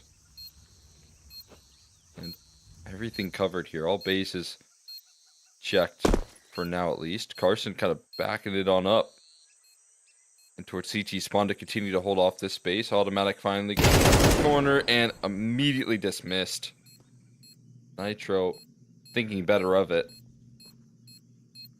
They're just going to hold on here. Now it's going to grab a quick fifth. We'll see how comfortable it is. I think Junior getting put some pressure. They don't have a lot to lose. So late on the uptick of this retake attempt, and they actually do drop another weapon, which isn't all that bad. And OC with nothing to lose. Gonna look to try to find any damage. But we'll go down with the ship. Junior 9-0 so far. Yeah, that happens sometimes. Junior can do that to you and just be a thorn in your side and not die at all. Right there, hits the headshot onto Breeze after his teammate falls, and I mean, Nouns just doing fantastic work at this point. In the early goings of Ancient, 5-0 in their favor. Now, and the only thing is for Nouns, we never really questioned their potency on their T side. That really was, you know, the side they built their reputation off of and the aggressive style of play they like to employ, which they're mixing up a lot more now, which is why they're such a difficult team to overcome. The thing is, once they switch over to their CT side is when more question marks arise, and they try to employ aggression, but when it doesn't work, it's because they don't have a second gear. Breeze and Automatic gonna get a quick 2 here to open up the round, and we have a 5v3 for NRG, finally, for the first time. After a long last, and yeah. Finally, it feels like some relief could come their way, but they reroute in towards this B site. And it is a really good distraction, the push and pull of attention. Rush still wins that duel on a Nitro. Junior, turns away just in time. And NRG, they coast through that round. The first time, things look very comfortable. They win out in their early mid duels, which hasn't always been the case. It's been, George that's been winning some of those early head-to-heads. But NRG used that to their advantage. Yeah, that was a little bit tough for the Nouns side. You're right. I mean, losing that fight towards mid, Carson has been so effective there. Goes down pretty much immediately. Automatic helps take care of business with the rest of his squad. So Automatic, speaking of which, is going to toss that Molotov and nade out towards mid. Nouns waiting for their opportunity to take it, and they're not going to be shying away from it at all. They immediately go back to what's worked for them in the previous rounds, and NRG maybe weren't expecting it because they kind of fell off a little bit, playing more passively. OC's now tucked himself into the corner with the AWP in Donut. And Automatic is holding the fort over at Red Room now. The smoke lands right in his face, so he'll probably have to back off a little bit. But Nouns have the mid control. They often vie for it. Able to take that successfully again. But, once again, a man advantage manufactured through that mid control. OC was holding the right line. Catches George trying to cross safely. So the same thing here, very similar style of a round from Nouns. try and fight for early mid control, then reroute it in towards that B side. This time only a 4v5 though to bring it back. But also this time, Breeze activating on a flank. So this should be known. But Rush has spotted out a massive gap. He can't get any kills off the back of it though. And a smoke still in between them. Hex fires away for even more. Bomb dropped in front of it. And problems continue to flood through. They can't make it past this smoke. Fortunately not being covered as well. Hex continues to land headshots, and all the while Breeze running, stampeding on the flank. NRG, they coast their way to a second round, and it's becoming clean. Oh, Rush is kicking himself. Rush is absolutely kicking himself. If you're going to overlook that first player and play the trigger discipline in that situation, you've got to get the second frag. Or at least, I should say, you got to get the frag on the second player that you see, and it doesn't happen. He whiffs his shots. Hex turns around and instantly dispatches him. Afterwards, Hex gets 2 more. I mean, a 3K for him. We've talked about how great he is. And NRG are on the board with 2 in a row. Nouns reeling a little bit. They're going to call a timeout because these last 2 have not looked good at all. They've lost that conviction they had in the first 5 rounds, and it looks like NRG are starting to make a huge resurgence. It appears that way. With 2 comfortable rounds where they don't take too many casualties, that's exactly what you need to get your heads back in this game if you're NRG, especially kind of fresh off the back of a timeout as well. You know, stringing things together, winning in some of the places on the map that they've lost in previously. A lot of struggles towards mid. The B defense at least is locked down. Nouns haven't been able to crack that nut just yet. So far the strength does look more towards those A side execs. They're going to try and run it back towards B once more. This time they're going to get in their face early, and trades are good for Nouns. A quick 3v3 manufactured with guns to be retrieved as well. Oh, Nitro closes the gap in Cave, finds Carson. I don't know if he expects a second to be there, but he's looking at Ramp. CJ fighting him, and yep, doesn't expect the second. Overloaded, down to a 2v2. More damage done slightly on the Nouns' side, but I'm not sure how much of a difference that's going to make. CJ, the tech can be upgraded. There are guns on the ground. They're waiting and holding for a push to come through. They're not planting just yet. Breeze sneaks up ramp. Headshot onto CJ. Now Junior's just going to try and desperately plant it, but actually that was a fake. Comes around, gets nothing. Breeze, the hero. 8th frag found, and a 3rd round for NRG. Such a smart route on that flank. Doesn't go through that cave side, takes it up the ramp, and he is so quick on these flanks here. It's again another one of these situations where the fact that he has that speed, it gets him a couple of free kills. Catches Nouns off guard. Saves him that round from kind of getting out of control. NRG had a couple tough trades to start it off, but maintaining space. He's going to keep taking some ground on this A side. Rather assemble on Jiggle Peak, trying to hold on to that utility as long as possible. Usually the mission of this sort of play for Breeze.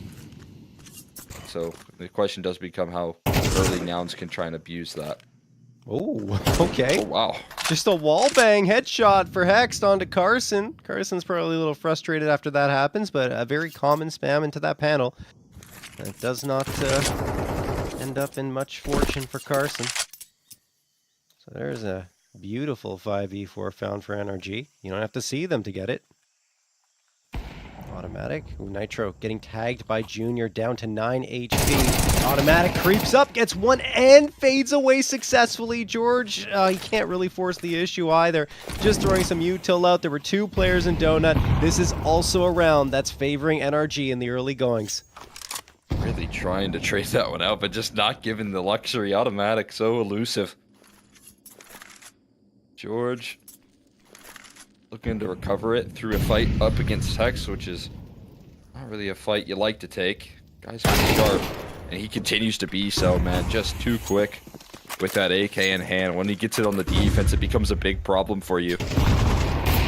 Rush trying to succeed up the ramp side as well. Great flashes to actually trade things back, and Rush this time able to find the entry, but the smoke fades. Rush still firing forward, managing to make it happen. Junior with an op pick as well.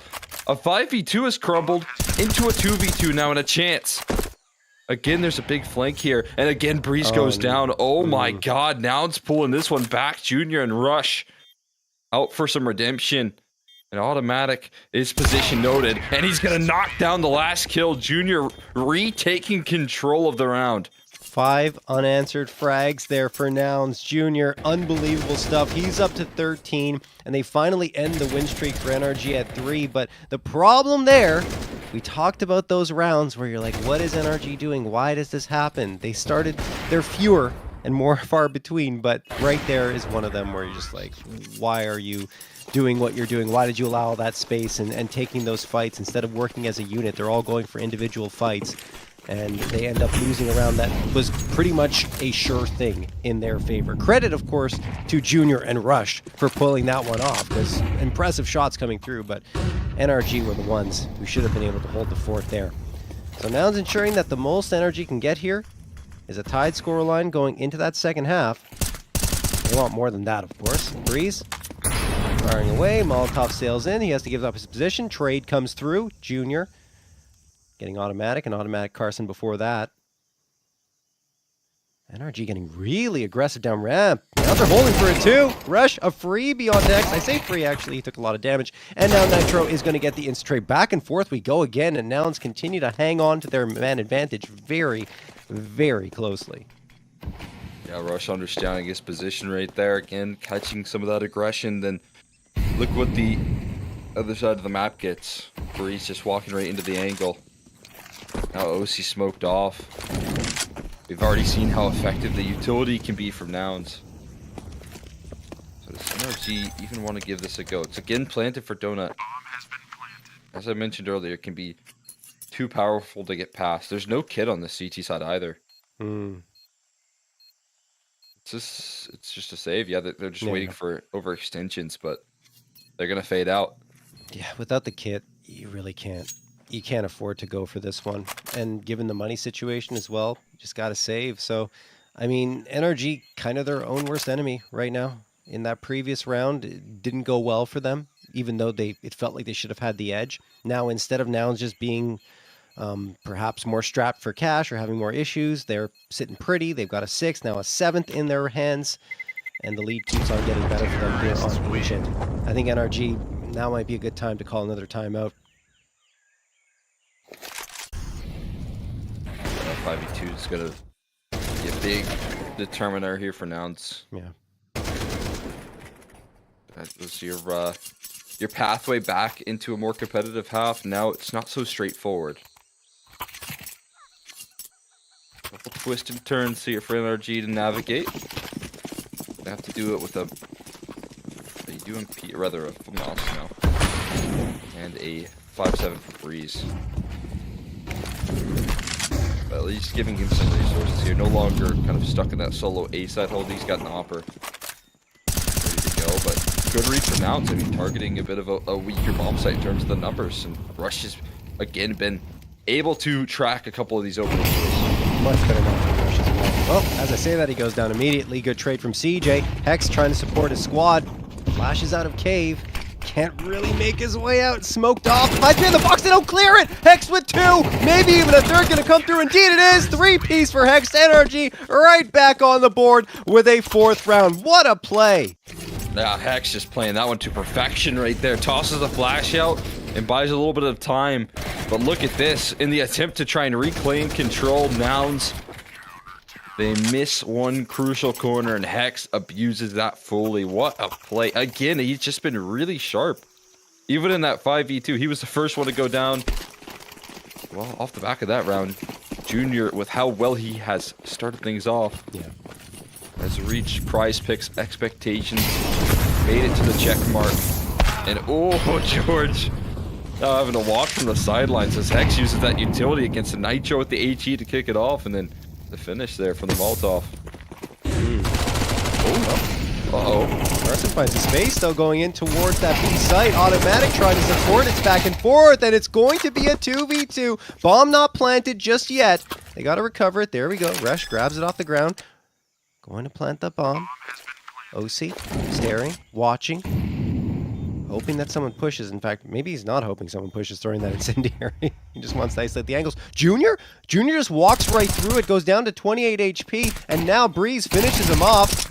This is all NRG Jeez. now. I'm not sure what happened there, but NRG are going to get the 5th round much closer than I honestly thought it would get. A 5-2 run for NRG, and both of them nodding their heads up and down saying, we got this. We did a great job. We came back into this map when it looked dire. Yeah, excellent work right there in recovery. It's just one more round where Breeze gets away with the flank. He's been a menace on those flanks up the B ramp.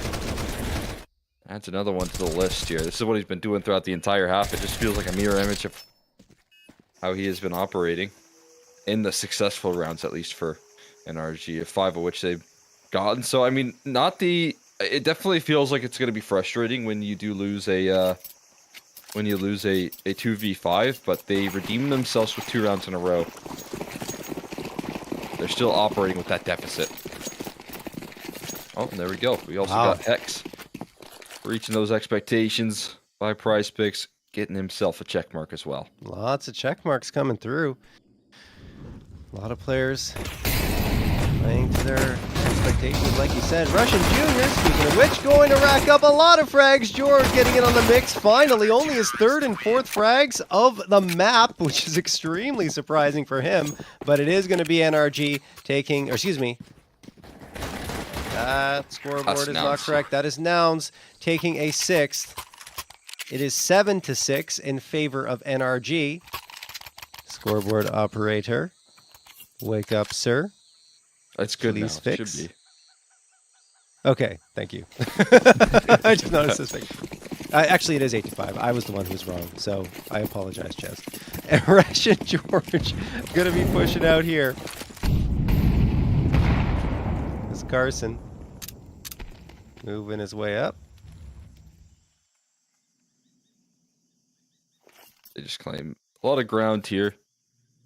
NRG more so setting their sights towards this next gun round, but maybe they can do some damage. There's actually no help for CJ at all. And if they were to have capitalized, if they were to have just, gotten one trade, even if it came at a sacrifice, they had a chance at the bomb plant. Now, they're going to route back in towards where they have to retake all this space. Junior's on dual Berettas, but that's all to set up his AWP early purchase. And it can be very effective up against Glocks. Yeah. I mean, as we saw from the last round. Exactly. I mean, it's really not a bad play for him. He does this very, very often where he just favors the pistol in these second rounds so he can get the op sooner. It's the one he's the most effective with on every single map. Automatic, going to get the Glock shot onto George. And as I say that, of course, he should be most effective with the op on every map since it's his role. But still, I mean, even on maps where you might lean towards the AK more or the rifle, or excuse me, or the M4, like Inferno, for example, on T side, he still goes for the op, and it makes sense. He just can make it work anywhere. CJ going to be waiting here on the A site. Got the MP9. There's 1, 2, 3. Finally dropped by Nitro, but I think they're going to be able to take him down before the bomb is even planted. There it is. Carson finds the last, and Nouns rolling along on their CT side, where we had a lot of questions for them, right, coming into this map because of how poor their performance was on that side of the map on Anubis, at least in the early goings. Be able to build up some foundations here. Starting off that CT side with the, immediately Junior having tools with AWP, especially if the game plan here from Nouns is to play a bonus of sorts with Russian and Carson George. Leaning on that op who has already been playing incredibly well so far. It's a great idea. NRG going to use another timeout. I think understanding the implications of a round like this right here in the MR12 environment, they know that a lot's on the line in terms of success. If they win this round, they'll be able to, get closer and closer to closing the distance here between Nouns. But if they let it slip without, a bomb plant or damage, the implications could be that it's going to be a very difficult comeback. Oh yeah, without question. This round is critical for NRG. They will have, I think, full loss bonus kicking in, so that's okay economy-wise, especially T-side, but they need this. They really do. They've got to cut into this. Nate sails through, connects on automatic for a little bit of damage. Could have been worse, honestly, given how close he was to it. On the downside, they're scrapping together whatever they can in terms of rifles. It would be 3 of them, a FAMAS, an M4, and the AWP, and 2 SMGs, MP9 and UMP. Hext. Oh, catches off one. That's George gone. His 15th frag coming through here. He could even re-peek it to try and get another crack at it, but Junior on the other side drops automatic with the big green. Carson peering around, knows there's a target close by, but he can't lock his crosshair on, so he will be falling back in towards B, in fact, to support what will be a very lonely Rush who needs the help. He's taking the risk, though, and he does have the help. Carson comes through just in time to distract, and Rush playing around that smoke incredibly effective, but the trades rolling out from Nitro and Breeze give him an opportunity to set up an opposed plant. And quick on the re-up here for CJ and Junior. As they look to chase things down, but planting their feet even further here. It's scary for Junior right now in this position, 1 inch forward, and that could be a pick off from Breeze. But they're still patient. And you know what? CJ wanted to give Breeze a taste of his own medicine right now in this post plant. Nitro turns just in time, though. That internal block from Nitro ticking, and Breeze peeks off the back of it. It was just a little too slow. It gave Nitro enough time to calculate where the flank was coming through from. And NRG going to win that crucial round. I thought CJ had enough time to pull that one off, though. Yes, Nitro does flick around and react effectively, but oof, CJ is going to want that one back, no question. NRG do indeed come through at that critical juncture, get their 6. They keep Nouns off of double digits. They make their economy, they put their economy in a really tough spot because now you see the force buy from Nouns. Yes, you get a couple of rifles off this, but everyone else on either SMGs or pistols. So if NRG wins this follow-up, then we're probably looking at another very extended regulation between these two teams. Nitro and OC. Oh, George, opener. Gonna get a boost going here. Just to get visibility without being spotted, I suppose. Anyway, CJ waiting around big box. He's got the P250. They're overlooking it. You gotta check this angle, guys. Oh, CJ's gonna get so much information. Pops around a freebie. A second no. Not in the cards for him, but Carson will strike true onto OC, and this is quickly falling apart for NRG. Breeze and Automatic, the last two. Breeze does manage to get one on the Junior, but that is going to be all he gets, and the rest of his team falls by the wayside as well. Rush, the 2K, Nouns on to double digits with a very tough buy. They make it work. Wow, yeah, I mean, just a beautiful start, and this is all CJ needs to do is buy his time and communicate to his teammates what's going on the other side of the map there. They've already got a man advantage. If he gets a kill and gives them the alarm bells that they need, and as you can see, he did both of those things, the rest of the roster gets involved. Rush gets a couple of kills to add to his tally, which he, again, continues to do incredibly well on this map. And Carson, again, now left to the task of fighting forward towards middle. A lot of damage done. But a 1-for-1 trade is established here, not for long as Rush fires away there. George gets to play off that. And it looks like it'll stabilize for Nouns. Well, it's Nouns in the second half, blanking NRG this time. In the first 3 rounds, maybe 4.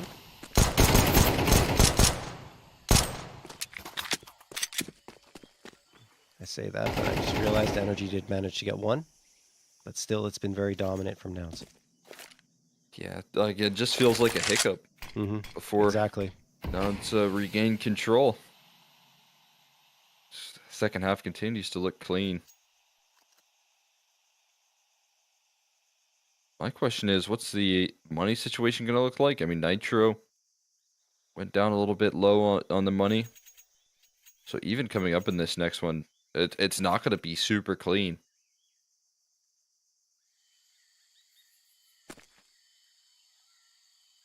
Automatic. And Nitro, probably dead to right. So Nitro, and there we go. George sprays them both down. 2 more for him. Starting to get back up to some normal numbers for George. And Nouns, well, they got a big number on the board in 11 over only 6 for NRG. Quite the lead they've built up for themselves, and another critical round for NRG. We thought, right, Cole, after they won that 6, that things would start trending in their favor, but they lose against the very light buy for Nouns. Yes, there were 2 rifles in the mix, but even then, it felt like NRG should have been able to get the job done. They just overlooked their corners. They completely forgot about the fact that there is a back sight A that you have to clear, especially that big box. And it's been, I think, 3 times that a player's been there, so it's nothing that's necessarily new. OC going to get 1 and the second. There we go. That's what they needed, an individual play to spark them a little bit. Automatic catches Carson looking the wrong way, and now Rush is gone as well. A quick play works out beautifully for NRG, at least so far. You don't want to give all the fights to CJ here. You know where he is, just go to the opposite site. Easy peasy lemon squeezy. That should do the trick right there. OC also having himself a bit of a tough map. That 2-piece, though, does keep them at least away from Nouns gathering 12, putting themselves on to map point here to take it into a third. As I imagine CJ going to save, but also CJ going to reach those PrizePicks expectations of him. More than 26 kills. Made it to the check mark. He gained a check mark right there. The seal of approval.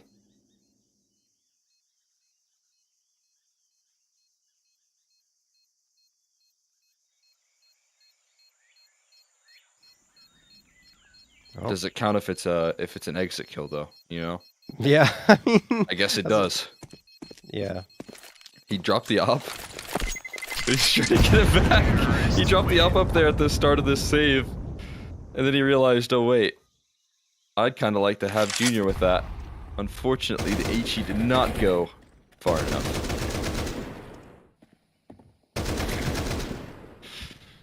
It's goofy. Yeah. Well, NRG, I mean, they're winning the important rounds, right? When everything's on the line, it's just they got to get that follow-up now. They need another here. And, I mean, Nouns have kind of a similar vibe as they did when they got their 10th. But this time it's only 1 rifle instead of the 2 previously.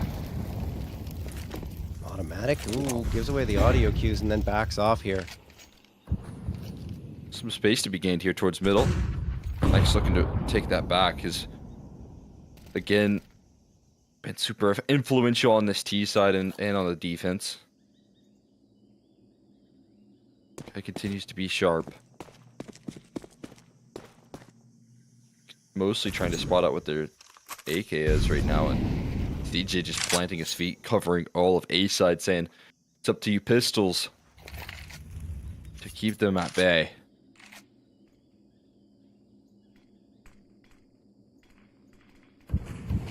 So what sort of job they can do in that department? Still no fights being given over just yet.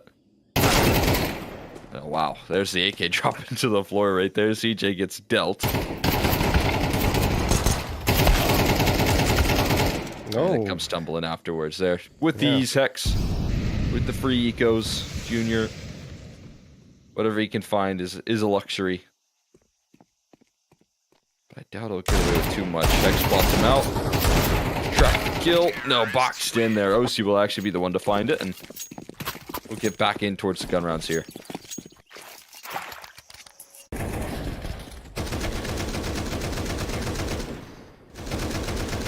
Alrighty, NRG, much cleaner there.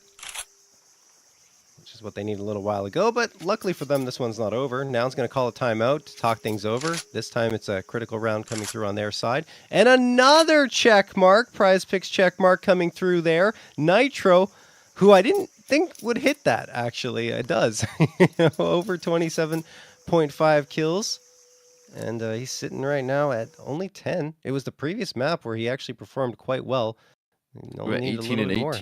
Yeah, yeah. I'm doing very well. Felt like he was just super consistent on that last map. And right now, hey, just cam. Can we get a quick squeal? Yeah. Well, maybe another time. Oh, there it is. There you go. And all the energy is back here. We'll see if it can maintain for NRG. The team here is automatic. It seems like he's keeping it up here. Continues to fire away through middle. And a double entry with the ground gained here. He's not happy to stop with just 2, though. Wants to challenge up against the AWP, and that is what will put a pin in it. Slowing down his reign of terror in middle. George. Oh, George is gone. Nice shot from Nitro. 4v2 now. And hold the phone. NRG are mounting a little bit of a comeback here. Smoke gonna get tossed. Maybe Rush will be able to shut down this attempt, but he's the only one left for Nouns, so he'll absolutely have to. I mean, he's kind of stuck too. He needs to fight. There's really no path towards a save at this point. He could fade away maybe in towards CT, but he's too far up. They're going to spot him out before he manages to escape. So Smoke is going to fade. Another check mark. PrizePick check marks comes through for Rush now. And he actually, oh my goodness, he could win this. They've overlooked it. Throws the smoke. Hex gone. Rush. He could stick to the fuse. Oh no, he decides not to and takes the fight instead. That got way too scary for NRG. Are you joking me? Okay, Rush really giving him a go. That is an incredible attempt. Honestly, if he had the kit, there'd be a lot more pressure, and I think that's the reason you see NRG kind of panic to chase him down. Had no idea. And just a couple of kills to be a thorn in the side of NRG, make that round a lot more uncomfortable than it was. Either way, though, it is 9. It's becoming a lot more of a close game than I expected. Nouns not quite hitting that finish line just yet either. Not gathering themselves up to 12.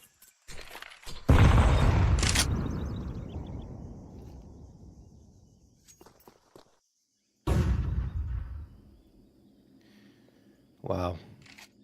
I mean, not a sure thing, of course. Nothing is in Counter-Strike, but it feels like NRG should be on to double digits now. Automatic. Automatic. Clear the corner. Good. Good job, Automatic. Disciplined. Making sure that George will not be able to get the jump on him. Breeze waiting out this smoke as well. NRG are really taking their time in a round. They have to know that Nouns is limited in terms of buy-up, but they don't want to take any chances. Too experienced to be caught surprised there, and again, what could just be a big round. Lucy's op does fall, but easily recoverable. AWP, hold on to maintained. Again, it is that double digits mark here, hitting 10. Exciting stuff for NRG to hang in there. But for now, it's, you know, panic starts to set in because you're mapped down. And there you go, we got another one. Oh my goodness. Automatic. Are we going to get everyone? More than 26 kills again with the PrizePicks. Check mark right there. It feels like we could just because we just could get 48 rounds, right? Exactly. The more rounds, that's way more than we got yesterday. Absolutely. I mean, the question becomes, do we get more than this after this point, right? Because NRG, if they do manage to fumble here, then Nouns will push it to a map 3, and then, well, we'll see who'll be able to close it out in a deciding map. But we're not there yet. NRG still a chance to get the 2-0, which hasn't happened between these two teams in the previous 3 engagements. Rush, smoking off Cave. Nouns with 3 players, and now Breeze has hit beyond 30.5 frags. This is absolutely nuts. Yesterday, we didn't see this at all, but you're right. The fact that we're going 24 in the first 2. Nice shot from Junior onto Automatic. As he hits the off shot despite being a little hindered from the flashbang, swings around, tries to get Breeze as well. This is the player you want hitting in these types of situations when your backs start to become against the wall. Yeah, and he just instantly regains on this angle as well. There's 35 seconds left. You've got an A main lurk, but the bomb is on the other side of the map and it's just been smoked off. It really starts to feel like a one-way street towards the A side. It's their only option. 25 now on the clock. Junior clips another. Breeze watching from the sidelines, and a molly gets tossed in towards Donut. I don't know if they can even make an effort. They've got to, though. They can give it a go. They've got money to spare. So they're going to still try and charge forward, but Junior lands even more, and he's setting up for his teammate in the back of Big Box. CJ, the round secure. He will secure the round.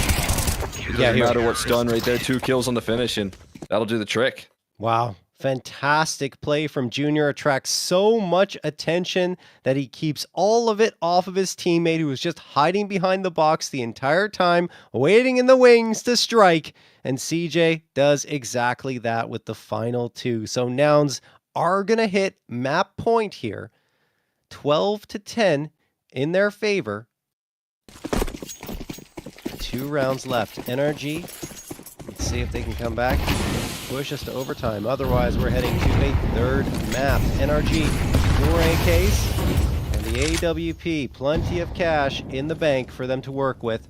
Rush, turn around back and forth. Oh, a tag from OC through the wall and into the leg of George. It's only enough to get him down to about half health.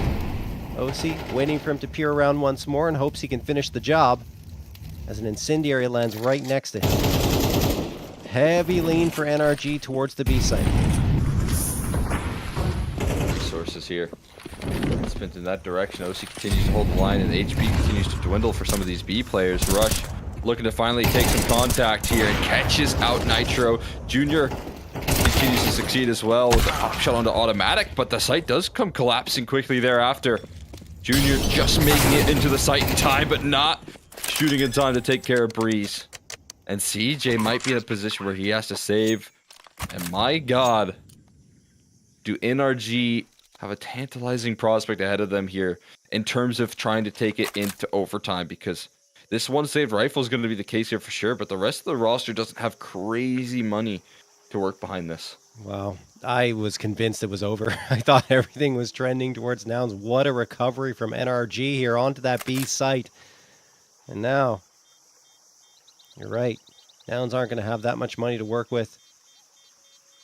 CJ, the rifle, maybe Carson can afford one as well. Might have to settle for FAMAS, but you're probably going to see a mix of SMGs and pistols heading into this final round. Yeah, so Carson will be able to get an M4. Maybe even Rush can squeeze one through, but he might have to sacrifice a bit of utility. Wouldn't be that bad for Nouns. But still, NRG, when it counts most, they get it. Hanging in there incredibly well. I was with you. I didn't think that they would have this much strength in this comeback effort on this T side. Especially how things started here. Now it's set the tone in this half. Energy's recovering. Can they do it for one more round as an entry flies their way? Breeze down to 3 HP, but they've got the man advantage. Breeze is going to make this move. I thought his teammate was going to HE him down right there. CJ getting caught a little bit uncomfortable. I think he gave away his position. No, he didn't. CJ is going to get the headshot onto Breeze. Oh. 3v3. Okay, now it's not out of this yet. Rush spots out Hex trying to sneak his way down lane into the B site. NRG decide to go and hit A. Still have to worry about Junior. He's only got the scout this time, though. No big green available. Not that he can't be lethal with this one, especially with automatic down to 17, but OC says, I got the big one. I got the green gun. You're done, Junior. Automatic the headshot onto CJ, and it looks like overtime is indeed on the cards unless we see something absolutely insane from Rush, and we, unfortunately for him anyway, will not. 12-12 all tied up. Here comes OT. What a fantastic way to finish right there. NRG hang in there. And CJ might have the most wholesome room. Can we go back to CJ there? I want to see all the plushies. Look at that. Got the setup right there. Damn, very nice. That seems like a comfortable corner. He's trying to compete with me, I see. Yeah. I mean, you could just sit back and relax right there. That's pretty cozy. Seems like it. Not so cozy in the server, I fear. Oh, sorry for chat. Chat, you're mean. Stop it. Nitro. Around half health. I think it's a great setup, CJ. I think it's awesome. Be who you are, man. Don't shy away from it. CJ. Waiting with the M4. Open for contacts here. 1st to 16 in this overtime. We'll take it. If we're tied at 15-15, we go on for double OT. NRG clawing their way back into this one. They were down, what was it, 10-5, right? At one point, and managing to get back to this point is impressive in and of itself. The most competitive we've seen them here against. Oh, wow, what a time for Breeze to peek out. Carson, though, comes back, gets only one. I thought that was going to be a 2K spray down for a moment, but the man advantage is there for NRG. Shadow spotted for OC, and George is his latest victim. Junior, last one standing in a 4v1. I just don't know if he'll be able to really get involved here. In fact, he'll get chased down. And they've got so many players hunting down this final kill that it's a little concerning how far removed they are from the bomb site proper. But Junior still, he doesn't know that, right? So, chased out. Another quick pick. Wait a second. Oh, that HE right in his noggin. Oh, wow. Nitro throws a heat seeker, and that'll be how NRG closed it out. I will say, it could just be, you know, it looks like there's another setup behind them. So chat dunking on CJ right there. Probably just don't know about girlfriends, I will say. Yeah. So whatever. Either way. Even if it is or it isn't, that's not the point. If he wanted to do that, he could. No problem. OC is going to hit the check mark. The PrizePicks check mark coming through. Oh, man. Who's left that hasn't hit the check mark? I don't know. I got to check. Maybe we can get that from production here. Wow, George. Hearing it might just be George that hasn't hit that check mark. Everyone else has. Yeah, he might. He'd have to get to 15 or something. Can't remember how well he did on Anubis though. We'll get that conversation.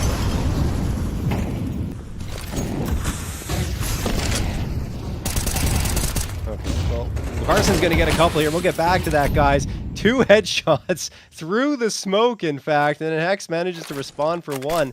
But Nouns trying to tie this one up at 13. George fades away into the B site off of that initial engagement. Hex going to throw some util and then charge right on through the smoke. Zero hesitation on his part. They want to try and get some quick B control. George has the reinforcements now, so he can reaggress a little bit. NRG waiting for that bomb to arrive before they actually go for their execute. OC likely going to go to the ramp. Nitro spamming through the panel, hoping to connect on something, but doesn't. And now Hexed has ensured that no one is holding from long B, but short B is an unknown, and a big one at that, because there's 2 players waiting there. Gonna be put on Hex's shoulders here. The great utility being tossed out in response to the util from NRG. It is doing a good job of keeping them at bay, but flying past that smoke, George just disrespects it. Gonna gather himself a 10th kill. And CJ charging forward here, looking to go hot on the chase while the bomb is being planted. But this 2v3 becomes a little more dicey. Nitro can't get out of this position. They've done such a good job of boxing him in, and there's a Molotov that can still be tossed in his location. And the matter is, when is he going to finally toss it in? There it goes. Fire underneath his feet, leave him with no options, and Hex has to find all the kills here. Lines up a first, but then the trade is instant. And Nouns will respond. Couldn't get the spray control there for Hex. He's been so good in those type of situations, finding headshots at critical times and even getting great spray control. But in that moment, it was just too tall of an ask with 2 players coming from one angle, but one from another, and he got overloaded. Nice attempt from NRG, but better response from Nouns in the post plant. So confirmation here, George has to hit 14 frags to get that check mark. So keep an eye on that, folks. He is 4 away. We still got a few rounds of overtime left to play, that's for sure. And he did get 1 in that previous one, helping his team out. Maybe even 2. Anyway, NRG charging out in the last round of the first half of overtime. Through Nitro going for that panel spam again and actually gets some in return. And Junior the opener on to Breeze with the big green. CJ just throwing some stall utility out.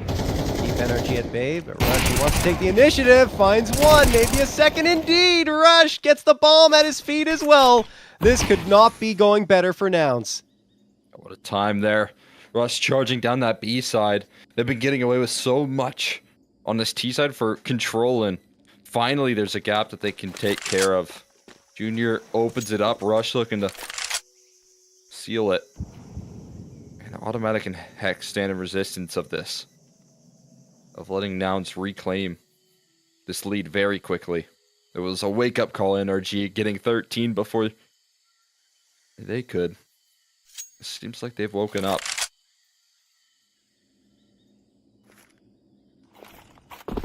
The timing.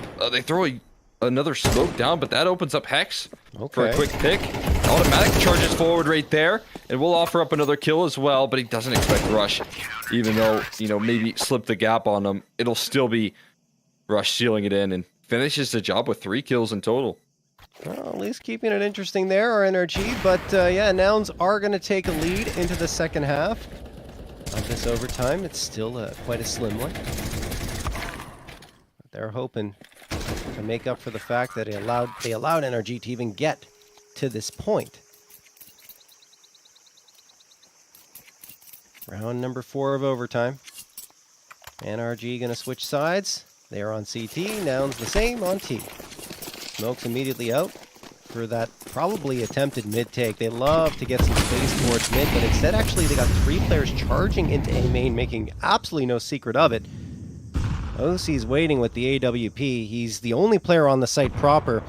Breeze is there as well, but he's in Donut, so he's going to need to shift himself about a little bit to get those reinforcements in place. There's some sort of fake, I think, from Nouns towards A, and they're drawing some attention.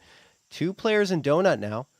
George saw the head. I think he did, of that jump. So he knows there's a player over in red room. Going to push beyond this smoke. Breeze ready and waiting for 2 frags. CJ gets one back. Ooh. And then a follow-up on OC. That's a big miss. Hex is able to support to keep the numbers in their favor. But it's going to be, well, I was going to say tough, but that nade connects with Carson. So CJ is the last one standing. He does have the bomb on his back. And the potential of isolating 3 1v1s given the positioning that NRG are in. They're not really playing off of each other. Maybe you could say that for Automatic and Nitro, but Hex is completely alone.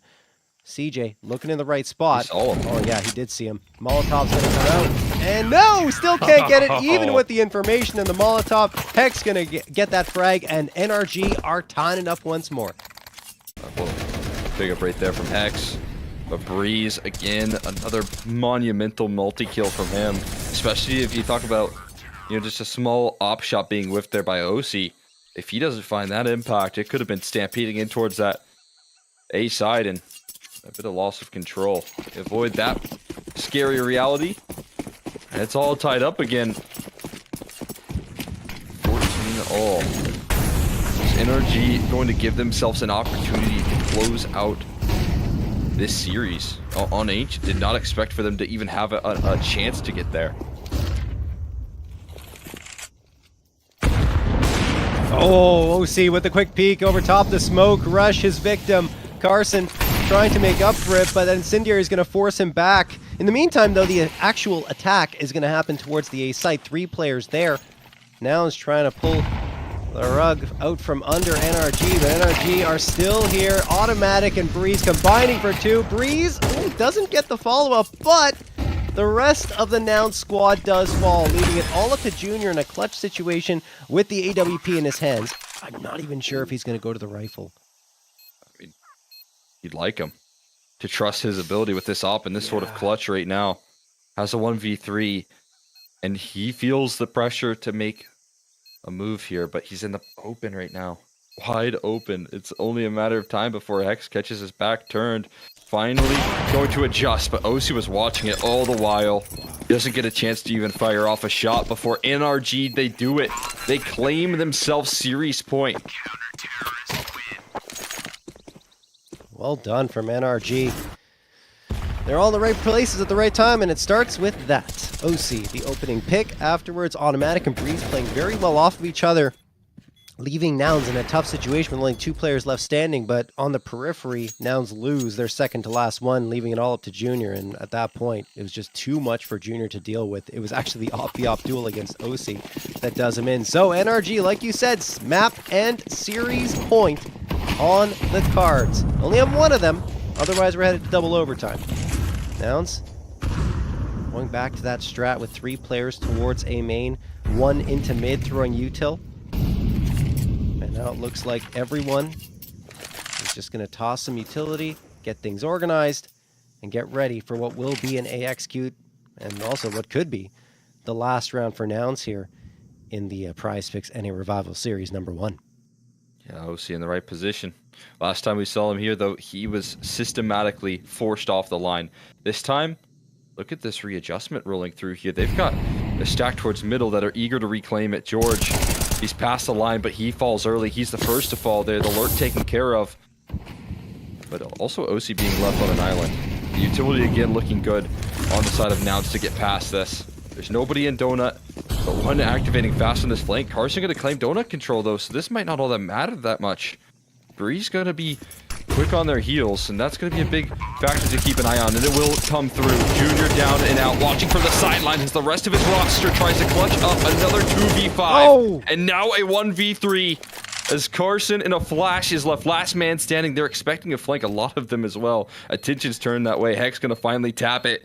Carson needs to isolate. He's strong in Donut, but OC gonna be the one to put a cap on it. And NRG hang in there for an ancient victory and finally a 2-0 sweep over Nouns. Yeah, and the first 2-0 between these teams in the last 4 BO3s. Well done from NRG. The Nitro buff comes into effect, I guess, because they could not find an answer against Nouns on any map other than Inferno, and right here, they beat them on Anubis and Ancient. So well done from NRG. A very well-called T-side, I would say, and that recovery on their T-side was impressive, to say the least. Nouns, we're going to wave goodbye to them as NRG have booked their ticket into the grand finals. That being said, I think we can check out the stats here for the total between the two maps. Maybe they'll come up a bit later, but as soon as they're ready, guys, we're going to show them to you. I can't believe that 9 of the 10 players hit their check marks, though, Cole. Yeah, I mean, it makes a lot of sense considering the amount of rounds that this 2-0 had. As you can see, NRG, everyone hitting their marks here in the series. Everyone surpassing PrizePicks expectations, which is just fantastic from NRG. I feel like what you're talking about with Hext is a level up in performance here in this series, especially in the comeback on his T side, finding those entries on the defense when it came down to really recovering that defense. I mean, that B bomb site was on lock, wasn't it? And he was a key facilitator of that. Absolutely. No, Hex 48. I mean, 10 above anyone else in his team. Plus 14 kill to death differential, 83.45 ADR. Absolute pop-off performance from him.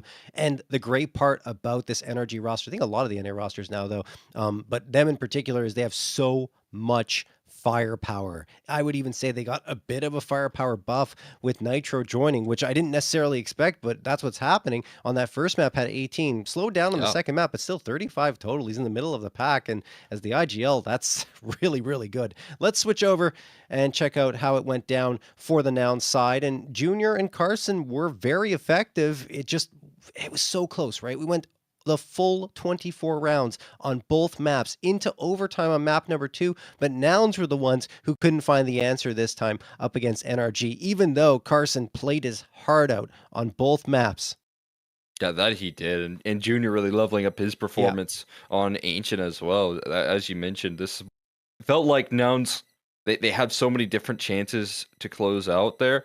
But this is the NRG we've been seeing. Now, this is a 14-map win streak off the back of the player break, right? They've been winning every series now. I mean, these are, I think, the first 2 best of 3s they've played back into it, but they are absolutely rocking it in ECL as well. And now they're starting to do this versus some very difficult teams. And as you had brought into this, like talking about the history between NRG and Nouns, the struggles that this roster has had in the past, and especially the adversity that they have to overcome in Ancient here today, it feels like more and more so this is proof of concept that Nitro, I mean, I think it was everyone's expectations that this team was going to level up with his leadership. Absolutely. So first semifinal done. It is going to be NRG moving on to that grand final. But we're going to be having a second semifinal coming up in a little bit, guys. Before we do, we got some thank yous to say, though, of course. The NA Revival Series is sponsored by PrizePicks. The best North American Counter-Strike players are competing right now, and you can win real money while watching them play. Join PrizePicks to get in on the action. It is super easy to get started. All you have to do is select at least 2 stat projections and pick more or less to build your lineup. Then sit back and watch your lineup stats rack up. For a limited time, if you click the link below on the panel below or use code REVIVAL when making an account, they will match your first deposit up to $100. That means if you deposit $100, you get an additional $100 to play with. Type !REVIVAL into chat to learn more. Thank you again to PrizePicks for partnering with Complexity and Mythic League to host the NA Revival Series. The PrizePicks NA Revival Cup is also partnered with Mythic League. Players are always asking for a premier solo queue matchmaking experience without cheaters, and Mythic League has been providing this for over 6 years and is now free to play for FACEIT ranks 1 to 5 in the Silver Division. All players are required to have and use their microphone. The support staff is always available to help out in Discord for live matches, and Smurf accounts are banned swiftly. Additionally, there is $5,000 in monthly prizes available for subscribers throughout all the divisions. Give Mythic League a try today and use code ML50 for 50% off your first subscription of 1, 3, or 6 months. Guys, we're going to take a quick break. When we come back, we'll have that second semifinal ready to go.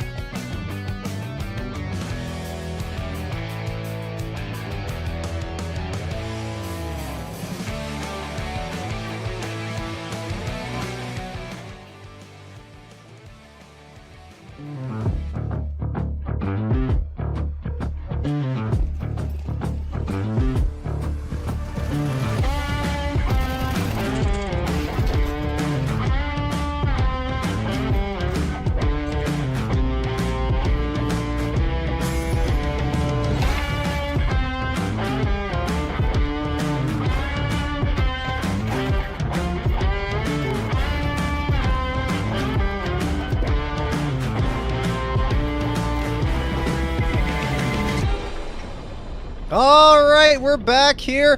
Series number 2, semifinal number 2 coming at you guys, and it will be up between Wildcard and Elevate, Cole. And I mean, Wildcard impressed us a lot yesterday. I think they looked like the team to watch out for here in this PrizePicks NA Revival series. Yeah, I mean, if you have two players playing on high peak and you're able to take down party astronauts, it makes me believe, that you actually can take down the best teams in North America, even despite that problem, which I wasn't sure coming into this bracket if that was necessarily going to be the case. It is, though. It is. That's what we saw out of them so far. And that means that Elevate going up against this roster that's looking really in form there. That's made some big roster changes. And obviously, again, Elevate coming into this have made some switch ups. I would say a little bit like less exciting. It's more so kind of leaning in on what has been Rob, you got to stop it. It's the man. What's right Rob there. cooking here? Oh my God, Goodness me. That is nightmare fuel right there. Jesus. Wow. Well, if this doesn't motivate you, Frankie, to get a picture up, I don't know what will. But yeah, couldn't find anything on him. But either way, Frankie is going to be the player taking Dia's place. We don't actually know why Dia was cut from Elevate, right? We just heard that it happened, and it was like, I think 4 days ago that he was cut, and then Frankie, who you can see on your screen right there, guys, took his place, and he's actually been pretty solid. Yeah, I always feel like Frankie can actually operate very well on this team and with these players. It feels like a team that he has had some history with in the past there in terms of his comfort. And so it's not all that surprising to see him succeed. Again, it's a little bit disappointing that one of the more exciting oppers in the scene is no longer playing for Elevate. I was always quite fond of watching Dia play in the server. But you know who else I'm fond of watching? It's Dare. I like him on the op, and now that he's going to be back entering into that role, I have high expectations that he can also perform quite well, because that's what he showed us in the past here. And while he was able to do it on both rifles and the AWP, it feels like he can still maintain some control. So it's not the biggest of deals that this roster move has taken place. It just has left our heads scratching. Yeah, but it left us wondering. I think I believe since he was dropped from the roster, Dia, that is, they've only lost one map, and that was against Boss in Challenger League Season 48. Outside of that, they've been victorious, so I don't know. We'll see how this one goes. Anyway, switching over to Wildcard, you got those two guys, those two Swedes. Fozy and Susp are the ones to keep an eye on here. They've been incredibly good for this wildcard side. Yesterday, we thought their ping would impact them up against the tougher competition of the party astronauts. It didn't. At some moments, it looked like there wasn't even a ping disadvantage. I'm right there with you. That was what it appeared to be.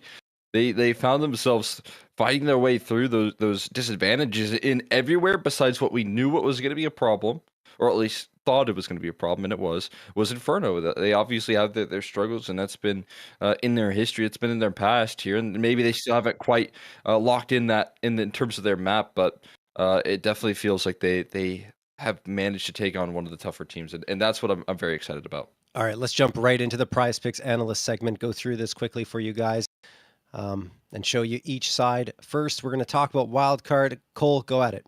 Yeah, I mean, of course, as we had mentioned, coming through from yesterday, it feels like JBA, who actually wasn't like the biggest of pieces in terms of the victory, in terms of the 2-1, he definitely still showed his full mechanical ability. So, of course, you're going to want to keep an eye out for him in terms of expectations and performing well, dropping those numbers. On the other side of things here, again, Sonic has been doing very well, bringing in these two new Swedes. I think it's been a very comfortable transition for him as well. So, obviously, the trio of the op presence in the server alongside Sonic and JBA feels like a really powerful trio. Yeah, definitely. I think Sonic, honestly, is one of the players to watch for sure. He's always been pretty consistent, I would say, and one that they can rely on to kind of give them those frags all the time on any map that they're on. JBA as well. JBA is more of that explosive star potential though. And I think he continues to impress us in North America. It feels like he's the next one to kind of hit that stride that Malbs did with M80 and might be the next one plucked away from NA by one of the tier 1 teams. We'll see. But I love watching JB. I honestly feel like he's got something special going on his side. So yeah, no, wildcard, those are my two picks, honestly, to keep an eye out for. Let's switch over to the other side and talk a little bit about this Elevate squad. And I mean, for me, I don't want to say it's changed a little bit, but it has. It has. Dio used to be the player I would keep an eye on pretty much every single match since he joined up with Peeping. But without him there now, you can still look at Peeping as a potential pop-off performer, but it probably leans more into Dare and Snav, who have always been pretty solid. Yeah, I'm right there with you. I got distracted by the laser pointer there, but no, I 100% agree there. The ADHD kicking in there, Cole. Yeah, Dare for me definitely operating with the AWP is going to be a big deal now. I think again, I never really complained about him transferring over to the rifle role when I saw the potential of Dia, especially versus some of the tougher competition in the ECL level. I think that's where Dia really thrived compared to Dare, but also Dare has shown me that he can do it all. He can rifle, he can op very well, and as he gains more experience, it just feels like it's more and more likely that this team is going to thrive. Shane's one of those players as well, that I really rate for his ability over the last 4 years to really become such a lockdown anchor. He's such he understands his role so well and has for such a long period of time that I always really do have a lot of faith that even if he doesn't have the most kills in a server, that when he is at least doing his job, it's done well. Yeah, no, I mean, that sums up pretty much my thoughts on Shane as well. I think that overall, this Elevate side still has a lot of firepower to offer. It's just that they lost one player that actually made this roster a lot more interesting. And I still wish we had the story. We're still waiting to figure out what happened to Dia, why he's not playing. Is he going to another team? I'd love to know more. But for now, we're going to have to be left in the dark and not have an answer there. Let's talk about these two teams. And in fact, in terms of playing each other, and it's been a while. I think it's been back until April.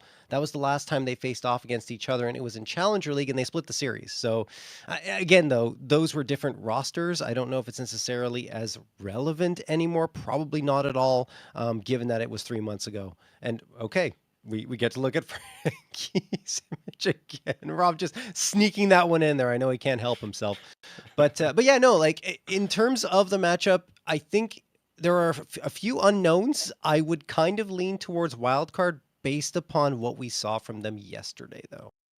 Yeah, I think they're the ones that are making the more proactive move. There may be wildcard or rather Elevate in the offseason having to make a reactive move, Yeah. Considering the obviously, like, again, whenever you see that roster change take place and it's like kind of after the player break, it's always really interesting because you expect those to happen kind of earlier on. But that's kind of my reason as to why I'm backing wildcard. I feel like they'll be very comfortable in that department in terms of they've already proven that ping is not an issue versus some of the toughest competition in ECL. Is that factor going to flare up today? I just don't think so. It hasn't been flaring up, and as you mentioned yesterday as well, they had to do that through the open qualifier as well. And Yep. and wildcard's a team where, again, when you get those two Swedes in the North America, you expect this roster to thrive, but obviously without that, it is not going to be the case. And there we go. We do have Frankie on visual, and he's not a baby. Right. Well, maybe he's laughing. I don't know if he saw it as well, but well, maybe we can get a picture grabbed from his webcam, honestly. Anyway, cool to have Frankie on webcam, but let's talk about the vetoes now and get those up for you guys and see where we're going to go. And I mean, looking at the map pools for both teams, okay, whenever Rob is ready, guys, I'll give him a moment. There we go. So, ban is going to be Mirage here for wildcard, which is to be expected. And then the other ban coming through, I Let's would see it. imagine Is is it going going to to be be Inferno? standard. No. No, it's just Nuke. Okay. Wait, I Okay. shouldn't say just Nuke because usually they ban Inferno. Yeah, that's what I was leading into here. Is that Well, yeah. what? That Oh is my gosh! that is absolutely ridiculous. Are you kidding me? They took the Wild bait. card. I mean, you kind of have to if you're wild card, right? Yeah, they lost yesterday on Inferno, and it was mostly was it their T side? Yeah, their It T was their side T was side completely. was Yeah, a. I was going to be mean there, but I guess I will. It was abysmal. Like yeah, let's not yeah. sugarcoat it. It was really bad. And I think maybe they feel like they can adjust that or make the adjustments needed. And considering that it isn't a map that is played by Elevate, it's usually their band. So, all right.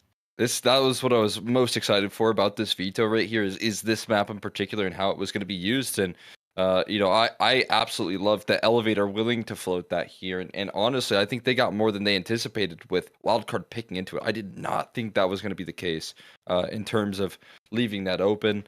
I thought they were going to be able to get it in a second phase ban or maybe try and pick it against Wildcard, but Ancient going to be responded on upon, and I like the idea there. I have seen some really good signs out of Wildcard off of this player break with the 2 new adjustments on this map. It's looked very strong, Hmm. but of course playing to their own strengths with that luxury. I don't know. This looks like a very favorable veto for wild card, honestly. I think the question mark is Inferno, but they're picking into it, so they must feel confident about it and they can fix their mistakes. Not to mention Ancient coming through. They're 15-8 on Ancient. Everything's great for wild card on that map. It's never really been a problem. It's in their top two, with Vertigo being the other one at 10-2 record. So, yeah, I'm feeling pretty good for wild card. Let's see what that last map is going to be. What are you leaning into? I feel like it could be potentially on towards that Dust 2. It depends on what Elevate really try and finish things up with, and yeah, Okay. that's what they'll go for there. Which again for me, you get rid of Anubis a little bit later down the line. I'm just super excited to see this first map is going to be just absolute scrap fest. It feels like in terms of both of these teams trying to play through this difficulty. But for Dust 2, it does feel like again if they can get to that point there on the side of Elevate with the risk taking that they took into the veto, it'll be exciting because I think they can wield that firepower. As I mentioned, Dare on this map is so capable of taking over and giving big moments. Yeah, no, absolutely no question. And Dust 2, I think, will be interesting should we get there. Looking at, of course, like the records for both squads, they haven't played it that much, but also Dust 2's new in the pool. I Mhm. say new in the pool. Obviously, it's been there before, but it's recently been re added. So they I haven't think it got exactly had the added chance to get like reps. Yep. 84 days ago. Doesn't that seem very like a long time It compared does. to how long it actually has been in the pool? But I guess Yeah. again the I player break was in the mix there, but Yeah, there was the player break, so that's like 30 days, I guess. That doesn't really count as much, but still, like teams have been avoiding it. I feel like there haven't been really embracing Dust 2 as much as you would have expected. They're just saying, you know what, we don't want this. We don't want to play it as much. So oftentimes, just getting banned out and isn't being played, or maybe it'll be a map 3. But very rarely have I seen teams actually picking into it. So I think that is the reason why we're not getting crazy amounts of numbers to base our predictions off of here. yeah. I mean that map and Vertigo again have been 2 of those maps that haven't been played as much. I've been casting a lot of South America, so I feel like I've been watching Dust 2 nonstop, and I think that that's just like a regional thing. South Americans they love to get an amp on Dust 2 and fire away, but it feels like in North America a little less played, at least in terms of like the top level competition.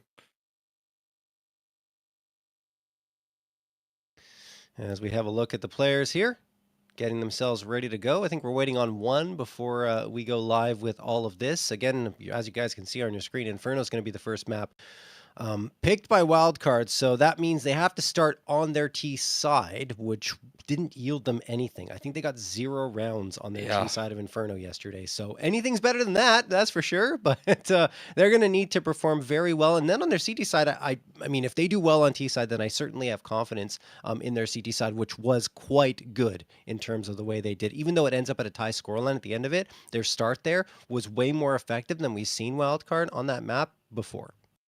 yeah. I mean, I'm just so surprised considering that. But as you said, when you do get blown out of the water in a half of Counter Strike, it's very easy to watch what went wrong. You can go through every round and say, "Hey, this is what we did wrong," and I think that might be to their benefit. And I imagine that's something that that wild card right now. are very willing to do, especially for those two Swedish players that have been working so hard and through those late hours. Again, got to give those guys a lot of credit for coming through here and being super resilient. I mean, again, they're like 6 hours ahead of EST, so we're getting into Dude, we're getting into like midnight hours at this point here, and they're getting ready to start off what could be the first of their potentially two best of threes, depending on how well they do. Yeah, if they make it to the grand final, then they're going to be up into 2, 3 a.m. maybe. Who knows how long that's going to go? That's But just peak gamer hours for yeah, absolutely. for people playing in and the mythic bugs and such. Absolutely. No, I think with any any game or any bugs, you're into the early morning oftentimes across Yeah. the world. I would be too if I didn't have kids to take care of and a family to, all that stuff. So Yeah. I used to when I was younger, but I'm getting on in the years, guys. You know who's not getting on in the years? All of these players in the server, they are ready to rock. Wildcard and elevate onto their pistol round. And as you can see, someone's a little excited. Is that Dare just spinning around in circles? I don't know. Either way, they are good to go. As we'll have to find out here who will prevail. Will it be Wildcard with the new additions or Elevate trying to plug the gaps as they lost one previously and picked up Frankie? I'm absolutely excited to see this first map kickoff. As you said, a lot to prove for both of these teams. Coming on through here. Sus charging forward. He's going to take that initial contact. It's going to be met by some counter utility in return, but they're just ignoring it all, trying to charge forward and well, little before the trades finally come through. Sonic and JBA crack open that site and get those numbers punched in very quickly. In fact, they take even further control, but that's punished. JBA now looking to fill that position, but no avail. Their stand knocked out, and it's JBA in a clutch. We know he can do it well. He finds the first headshot, but that is all. Shane will put a cap on that very quickly with 3 in recovery of that retake.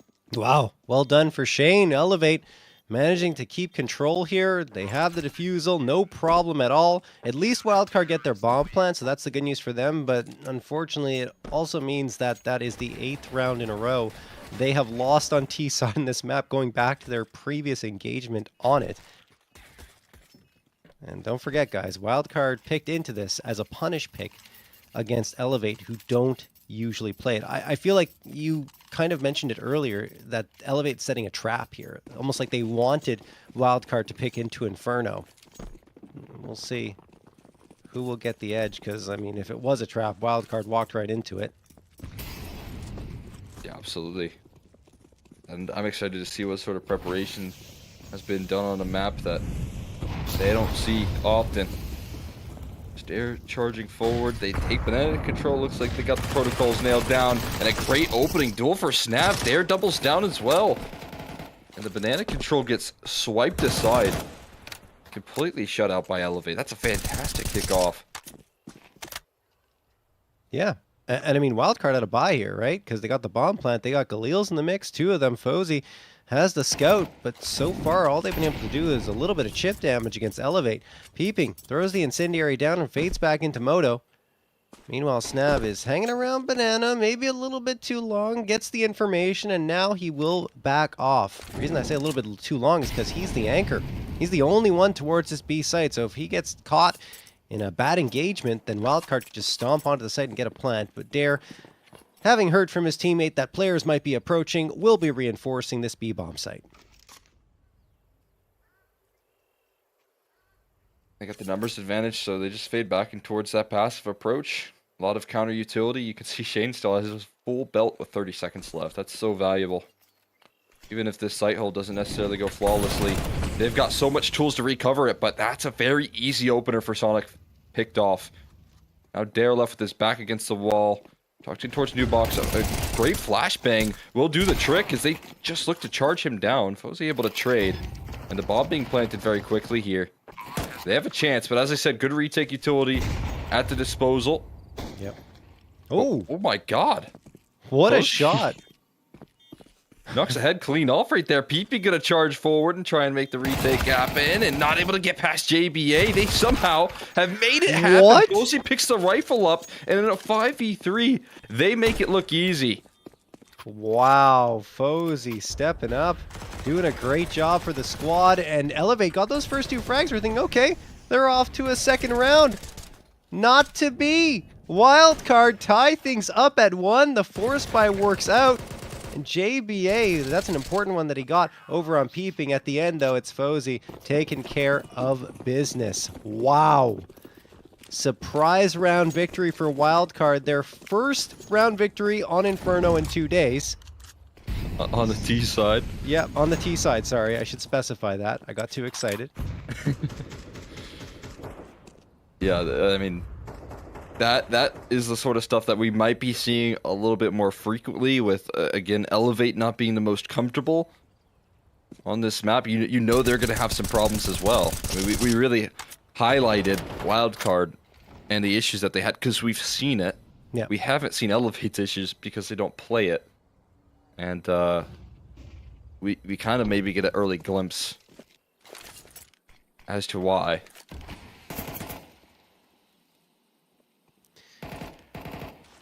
There. Oop, nade. Ooh, yeah, it does quite a bit of damage to him. He returns the favor a little bit onto Fozy.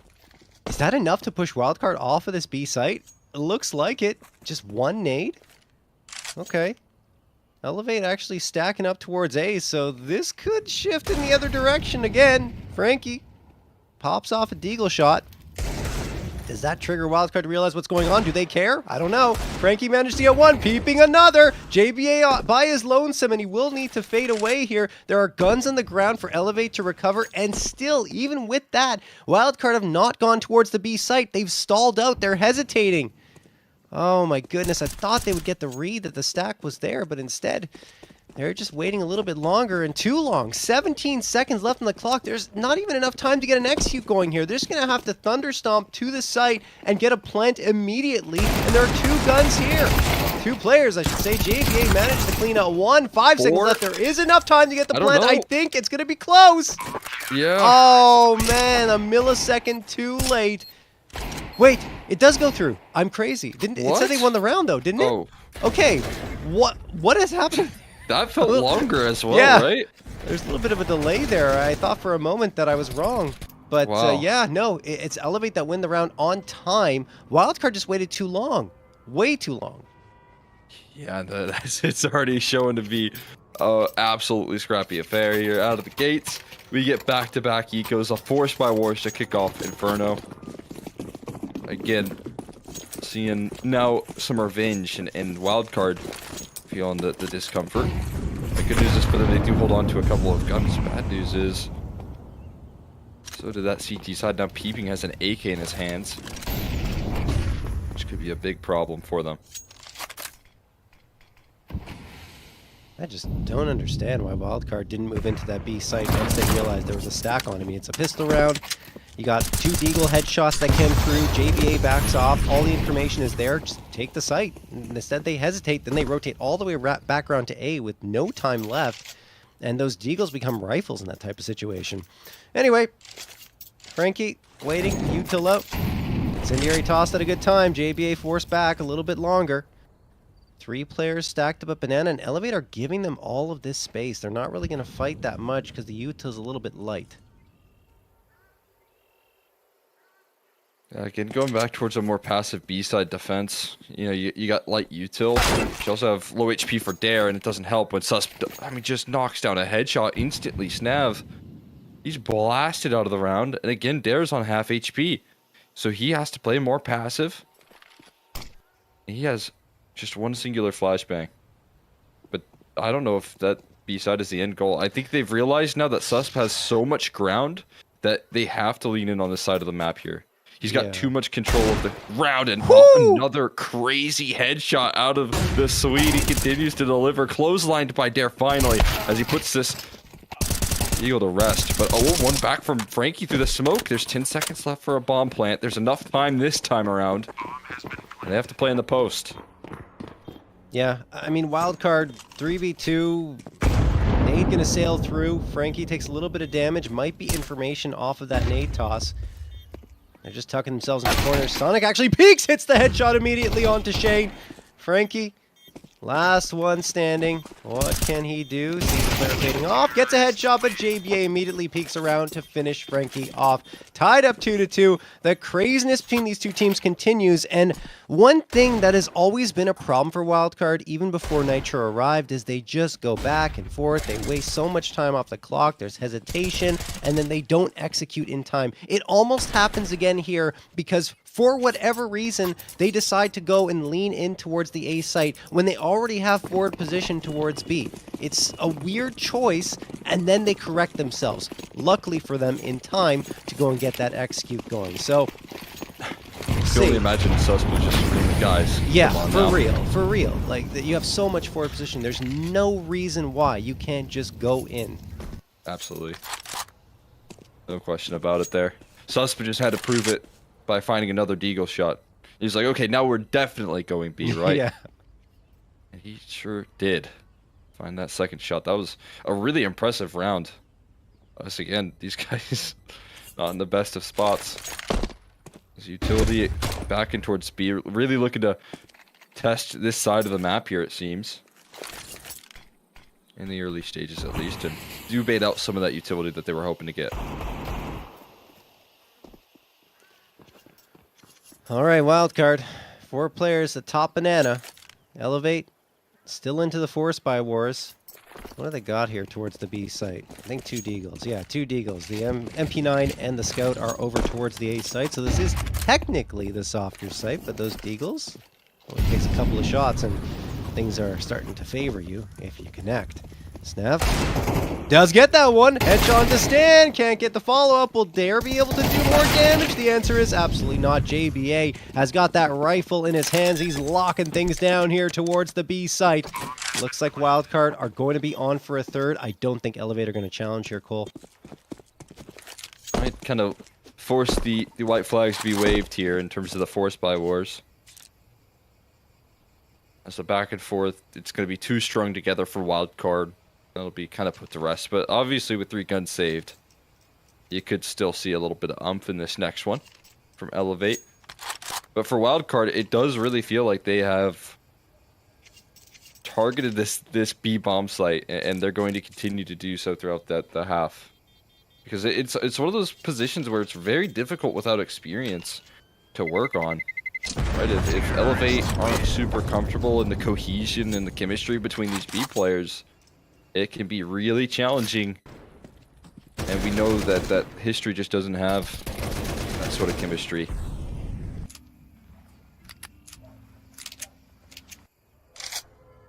Alrighty. So we move on.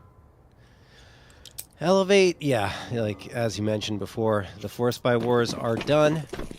The MP9, the 5.7, and the Scout from the previous round will be utilized here, and they got the body armor as well, but outside of that, there's pretty much 0 investment.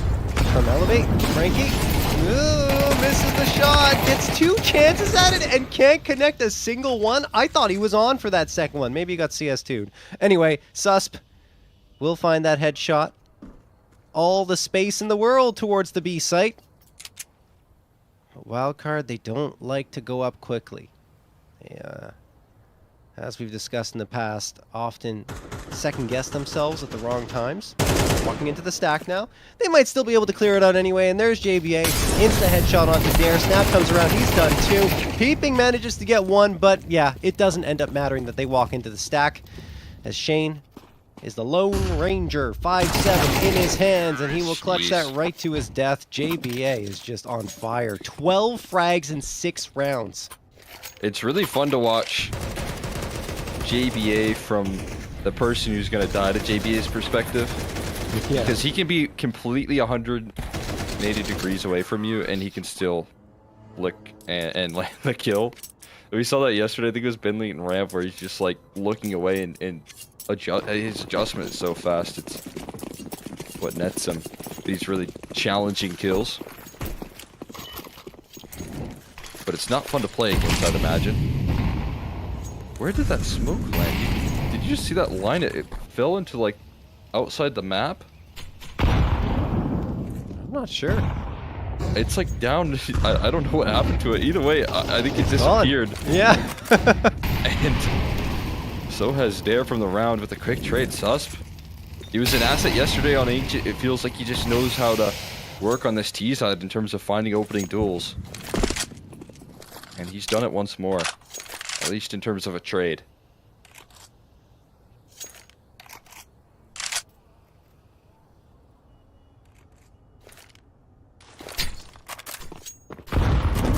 Sonic just tossing that nade for balcony. Unbeknownst to him, it's balcony roof that the player is on. Sonic. I should say porch.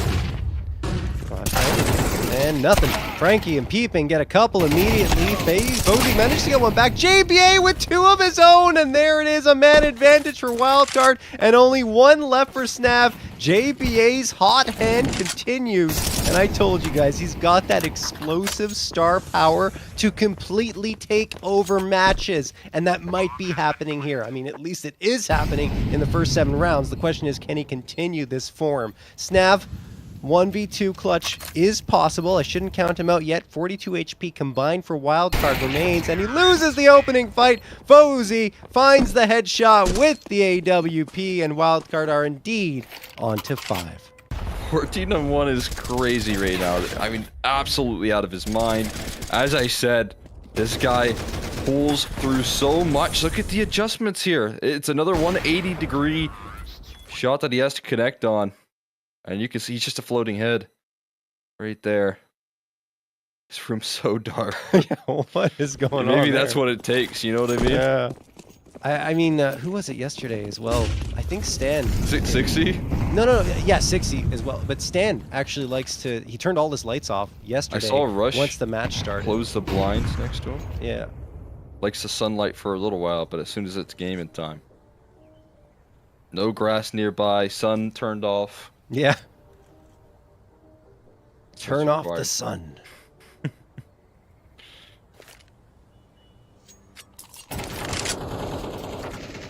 JBA. It's looking just about as hot as the sun right now with the firepower he's bringing into the server. Just keeps on finding these openings.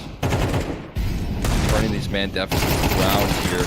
Tracking this peeping position very quickly, but not able to land the kill, actually. Does falter. The Molotov goes wide as well. Yeah. I think it was supposed to go into a toilet, but had a crazy bounce, and Snap does punish at the very least, but it's still holding on to this man advantage because Wildcard have spaced him out so well. Remember some of the bounces on YouTube? It's really strange sometimes. Anyway, Sonic takes care of Frankie like it's nothing. Dare. Last one standing.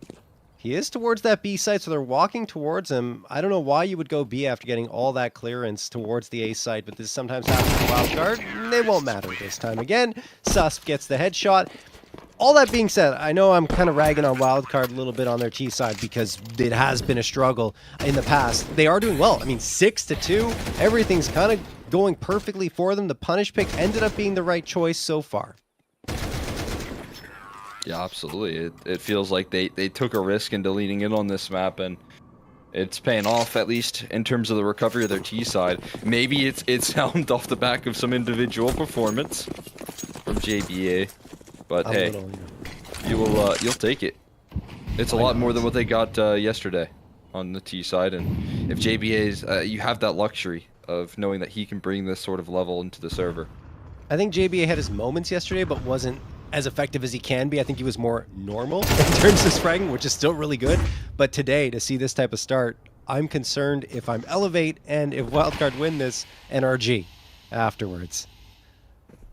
JBA and the rest of his squad appear to be poised for a B hit here.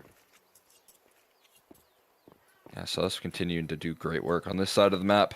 Another opening duel for him. I mean, it has been JBA punishing some A side plays, and then right behind him, Susp on the other side of the map is just fighting on B, right? So you have a lot of different options here if you're on the side of Wildcard. And in towards that B side they go. While they lose Snav, Peeping has filled his place. So there is still 2 defenders strong on this B side of the map, but it doesn't seem like they're all that committed here. It's another one of these fakes. Where the bomb's in a neutral territory. This is the problem. They lack the conviction to go for those quick hits. A's going to come out. Now they decide to go towards B. You got to execute here, Wildcard. Less than 30 seconds left. Can't keep waiting around. 2 players wait on the other side. Dare one of them. 20 seconds now. There's the smoke out. Flashes as well. 17 seconds. They still haven't taken a step forward. Less than 15 seconds. The Molotov is delaying. That's what happens when you wait so long, right? Dare will get taken care of by JBA. Peeping behind the smoke. Hiding long enough. Can he stop the flanger? No! And Susp manages to spray him down. That will lead to the save. Still, Wildcard win the round. I find that, it's despite the fact that they waited so long, despite themselves.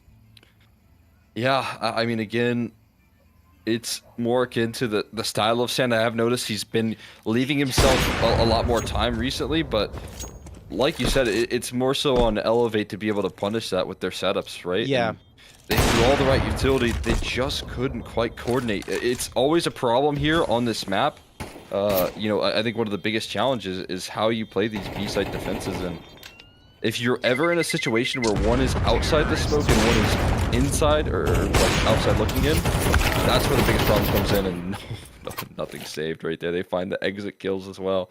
But that's been the problem consistently on B, right? They've just been very kind of uncoordinated in between the duo. Yeah, absolutely. JP, the floating head. Ooh, yeah. Spooky. He's certainly haunting some of these players' nightmares, for sure. What I want to say about Wildcard, though, is that if you put them against, I want to say most of the top teams in NA right now, and they're playing like this on Inferno, they're getting punished. They're not up 72. There's no way. It's just because Elevate doesn't play on Inferno at all that they struggle to hold on to the B side, because in that situation, they should have won with how the setup that they had up against Wildcard and the amount of time that was left on the clock. Yeah, that's exactly what it is. It feels like, but Wildcard getting away with it again. This was the luxury that they had in the Veto. It's one of those things. 2 Wildcard's advantage. Elevate just have to stomach right now. See if they can at least get some sort of punishment. But again, another dual opening on that B side. Here's been having a bit of a tough go of it. It's not connecting, nothing quite there. Stand on the board finally. As his teammates have been doing so well, he hasn't had to do a lot. Need a trade on this B side. Shane holds the line for a single kill, but that'll do the trick. Alrighty, this one's done. Snav gonna tuck himself into a corner. Wait until that bomb explodes. Wildcard, tons of money. They can hunt here if they want to, but I don't think they really care. They know that Snav doesn't really have much in this round. And Snav is gonna play for exits. He also doesn't care how much he has. Ooh, could get an op upgrade here. There's Fozy gone. Oh, he shoots the op away as well. Oh, what a shame.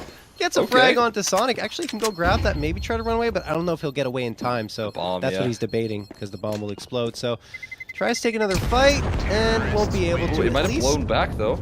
Maybe he gets it here. Maybe there it is. Wow, well played, Snav. Goes back for the op and is able to recover it. So despite the fact that Elevate are down 8-2, which is a pretty daunting scoreline, at least that next round will be a little bit better, a lot better, I would say, with the op. Absolutely. I mean, we are grasping at straws a little bit for victories. There's no question, but yeah, that's kind of the position that Elevate have found themselves in, needing any sort of advantage that they can muster up. And well, off the back of that, actually double op being brought in.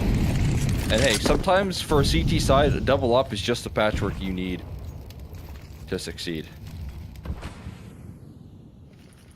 I don't hate this idea. Want to deliver on the CT side, although Frankie's now left in no man's land. One of those opposite deck. You spot out Shane as well. It's a bit of an awkward spot right now. Peeping holds the line. He gets 2 kills and a dink right there. That's so much more than you could have asked of him right there. And oh man, the retake. The Molotov escaped by Fozy in a 2v3. Oh! Just a little bit of luck going a long way there for Dare. Fozy's still up. Not sure for how much longer. Flash bomb. Yeah, he's done. Alrighty, Dare. Helping out on the retake, one through the smoke, the last right in full view on that site, and Elevate will manage to get themselves a third round and prevent Wildcard, at the very least, from getting into double digits in this half. That said, they still have another full-on buy-up coming through from Wildcard, because they're tons of money. They have enough for, I mean, even 3 buy-ups, but they won't need that since it's the last round of the half. Nice work from Dare, though. And you talked about him in the pregame. I agree. Like, he's a solid opper. He's been very good prior to the pickup of Dia and prior to them looking for someone to replace him as a primary op. I thought he could do it without actually needing to change roles. Yeah, I'm with you. It feels like, you know, where Frankie's positioning, though, on the A side, I know they're double opping, but it could be that he might be doing some of the more offense. It's just going to be map dependent as well, but... It was, last time I saw them, it was changing by the map. So you're right. You know, Frankie, I think he was opping on Vertigo, but not on the other. I think it was Ancient they played as well. I can't remember exactly. So you could be right that it's map dependent. Anyway, Frankie's going to get one and Dare another. It doesn't matter who's carrying the op, it seems, because they're all going to connect. Sonic manages to get a response. You're only one player left on the B side. And these Wildcard, to their credit, are being decisive.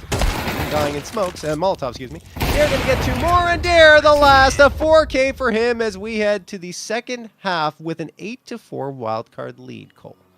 2 in a row they're strung together. Which, with the cleanup that Wildcard have been doing, now we might be a little bit more excited about the CT side that we know Wildcard can bring. We saw strength in it yesterday.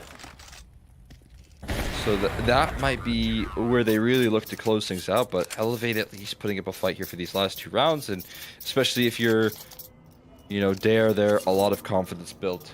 A fantastic closer to the half, but again, I think JVA really did a lot of heavy lifting in that T side alongside Susp in terms of setting those advantages. Oh, yeah. So that duo has really delivered a lot for Wildcard in terms of this map so far. And Fozy looking to make good on it. He's not falling away either. He's going forward, looking for more picks right there, but he's the sole A defender. He spots the rest of the roster. And the rotation's coming through here. I mean, this is a wild round here. They're just gonna...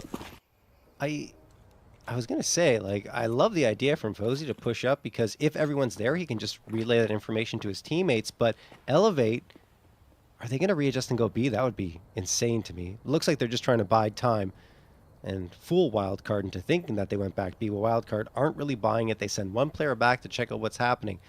In the meantime, Elevate creeping their way in towards brackets. Stan fading off towards Moto, and he will hit 1, a second, and a third. Stan doing the work with the pistols. Only his second, third, and fourth frags of the map, but couldn't have come at a better time, denying all the space from Elevate here in the pistol round. And Sus will finish off what Stan started, 9-4 for Wildcard.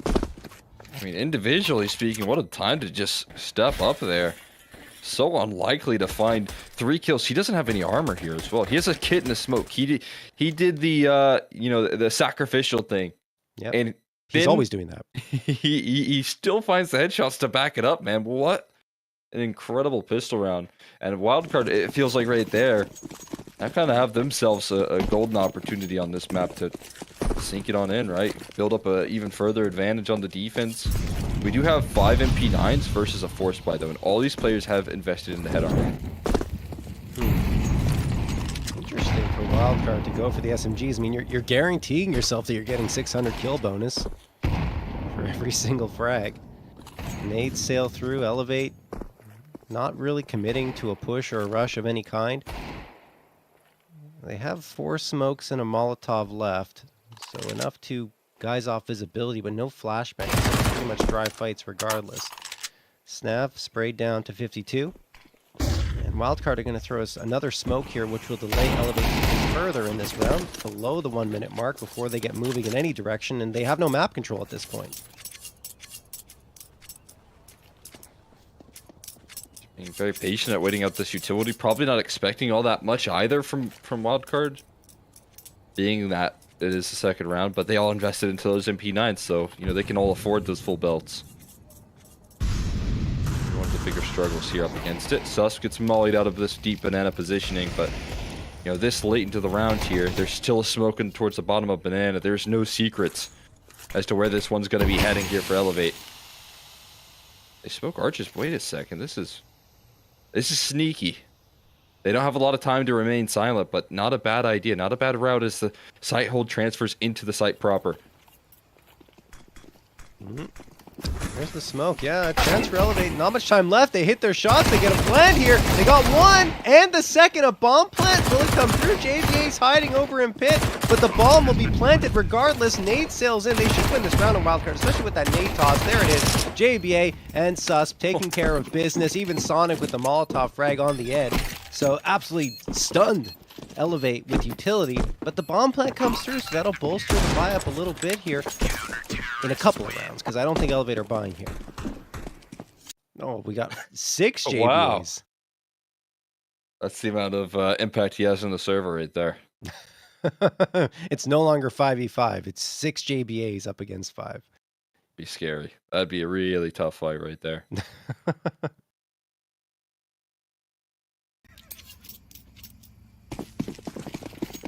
Wildcard. It's crazy that he can do all this with only a head and 2 hands. Right. Dude, that is such a dark room. It's absolutely wild to me. What is going on there? Hey, I can't criticize him at all. No, he does go down immediately. Getting caught with utility in his hands, but 19 and 6. It's well beyond a frag per round for JBA.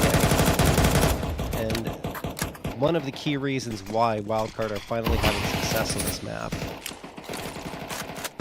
Yeah, especially on that T side. He was constantly cracking through. This time he is down early, though. They're going to have to play without him. And challenge is still at hand here. The firepower still feels incredibly strong for this T side, and all Stan gets baited out. Good for the one, but doesn't leave Fozzy in any better of a situation here. Smoke's going to go down where he is. Tries to step out there and cut him off as they cross. But this could be just to execute into an empty bomb site and a save for Wildcard with their weaponry that they have left. Yeah, I was thinking exactly the same thing. Wildcard just going to back off and gamble towards B. That Elevate might rotate. They don't. And if they gamble wrong, they can save the 2 M4s and the MP9. And although you might look at their economy and say, yeah, well, maybe they could keep one player there. It might make sense. No. I mean, the CT economy is so fragile in CS2 that you have to keep it up and running and stabilize. So that's exactly what they're going to do, and they guarantee themselves like just a couple of rounds of comfort here, along with already a big lead. So this is a wise choice from Wildcard. Yeah, absolutely. I'm with you. Those A-side retakes are a little too challenging, and when Fozzy goes for that spam, if he gets, a kill or 2, that can encourage the effort, but without it, the right call. That's the question that they do have. The lead they're operating under. Even Sus has some money to drop over Stan, so really, or even an op actually, if he wants to. Should probably make more sense for Wildcard. So bonus not quite capitalized on. But they're right back into it once again with the diligence that they've done with those saves. And Wildcard going to call a timeout here to talk things over and maybe get their economy all sorted out. One thing that you'll notice, you talked about Stan sacrificing, he's always caring way more about what his teammates are packing in terms of firepower than himself. Like, I see him with MP9s, FAMASs on CT side, and on T side, it's usually Galils or MAC-10s. He doesn't care. If he can afford it, he'll get the higher firepower in terms of M4s and AKs, but it's not important to him. His role, as he sees it, and it's always been this way, is to support his teammates, make sure they're the ones that can get all the frags out, throw flashes, utility, everything, and call the strats. And I think that this team is now built even more to support that vision, with Susp and Fozzy being added to the roster. Yeah, you're absolutely right there. That for me feels like 2 immediate firepower upgrades with experience in terms of how Stan even likes to call as well. Yep. We'll see. Fozzy trying for an opening pick. He had the right line of sight onto Dare, but couldn't quite land the opening duel. Still no big pickups just yet. And Dare really pressing the issue on this side of the map. Fozzy waiting with the op here, arch side. Just for himself. Sus was spotted. Doesn't really seem to care because he's got the smoke guising off vision. So he's just going to hold his ground. Fully within visibility. If they were to pop that smoke, but they don't. Peeping's managed to make his way into Boiler, though. This could create some problems for Wildcard, but if he walks out, he's a dead man. There are 3 players staring in his direction. 52 seconds left on the clock. Wildcard gambling here. On an A hit, and they have gambled correctly. Oh my goodness. Well, Elevator going to have to be absolutely perfect here. There's the tag onto Snap. Finished off by Stan 59. He continues to fire away. He's the bait, though. There are the activations for Sonic and JBA, who'd leave only one standing and no longer. JBA hitting the 20 bomb. And with that last one, a 21st frag. 11 for Wildcard. Incredibly done in between the setup here, and as we said, this is even more conversion off of what looked actually to be a pretty comfortable CT side for Wildcard, because in the past they haven't had that luxury. It felt like struggles on both sides of the half here for them on this map. They couldn't really challenge some of the better competition, and when they did get those wins, they were limited here. But you know, that's a very cohesive defense being brought to the table between Sonic and JVA. Puts them quickly onto 11 here. That's a nice little extra smoke they get to hold on to. Well, maybe not, as that Molly just instantly follows through, and they're trying to run away, but it is fully engulfed in flames. They have to hide inside the smoke. This is tough, especially if Spam comes through. Oh, did Sus get him? He saw one. Spam's away at Dare's head. It's just like a 2-tap. Then finds the follow-up onto Snap. Sus is getting them all! Smoke or not, Sus past the 3K, and Wildcard are so very close to map point. Frankie and Peeping standing in their way of that. Frankie, hoping he can bulldoze at least one moving in here.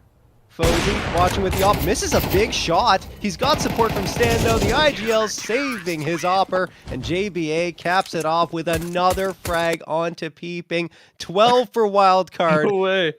And JBA did he turn his light? I don't know if Rob was just turned the cropping light it out, on. but yeah, was it actually the light that's turned on, or Rob, were you cropping it? Oh my god, he actually turned his light on. I don't know how or why he would do that, because everything was going so well. But yeah, usually when you're fragging out, you don't want to change your environment at all. Yeah, he's But got a very tidy room though in the background. Yeah, he does. You gotta give him some credit.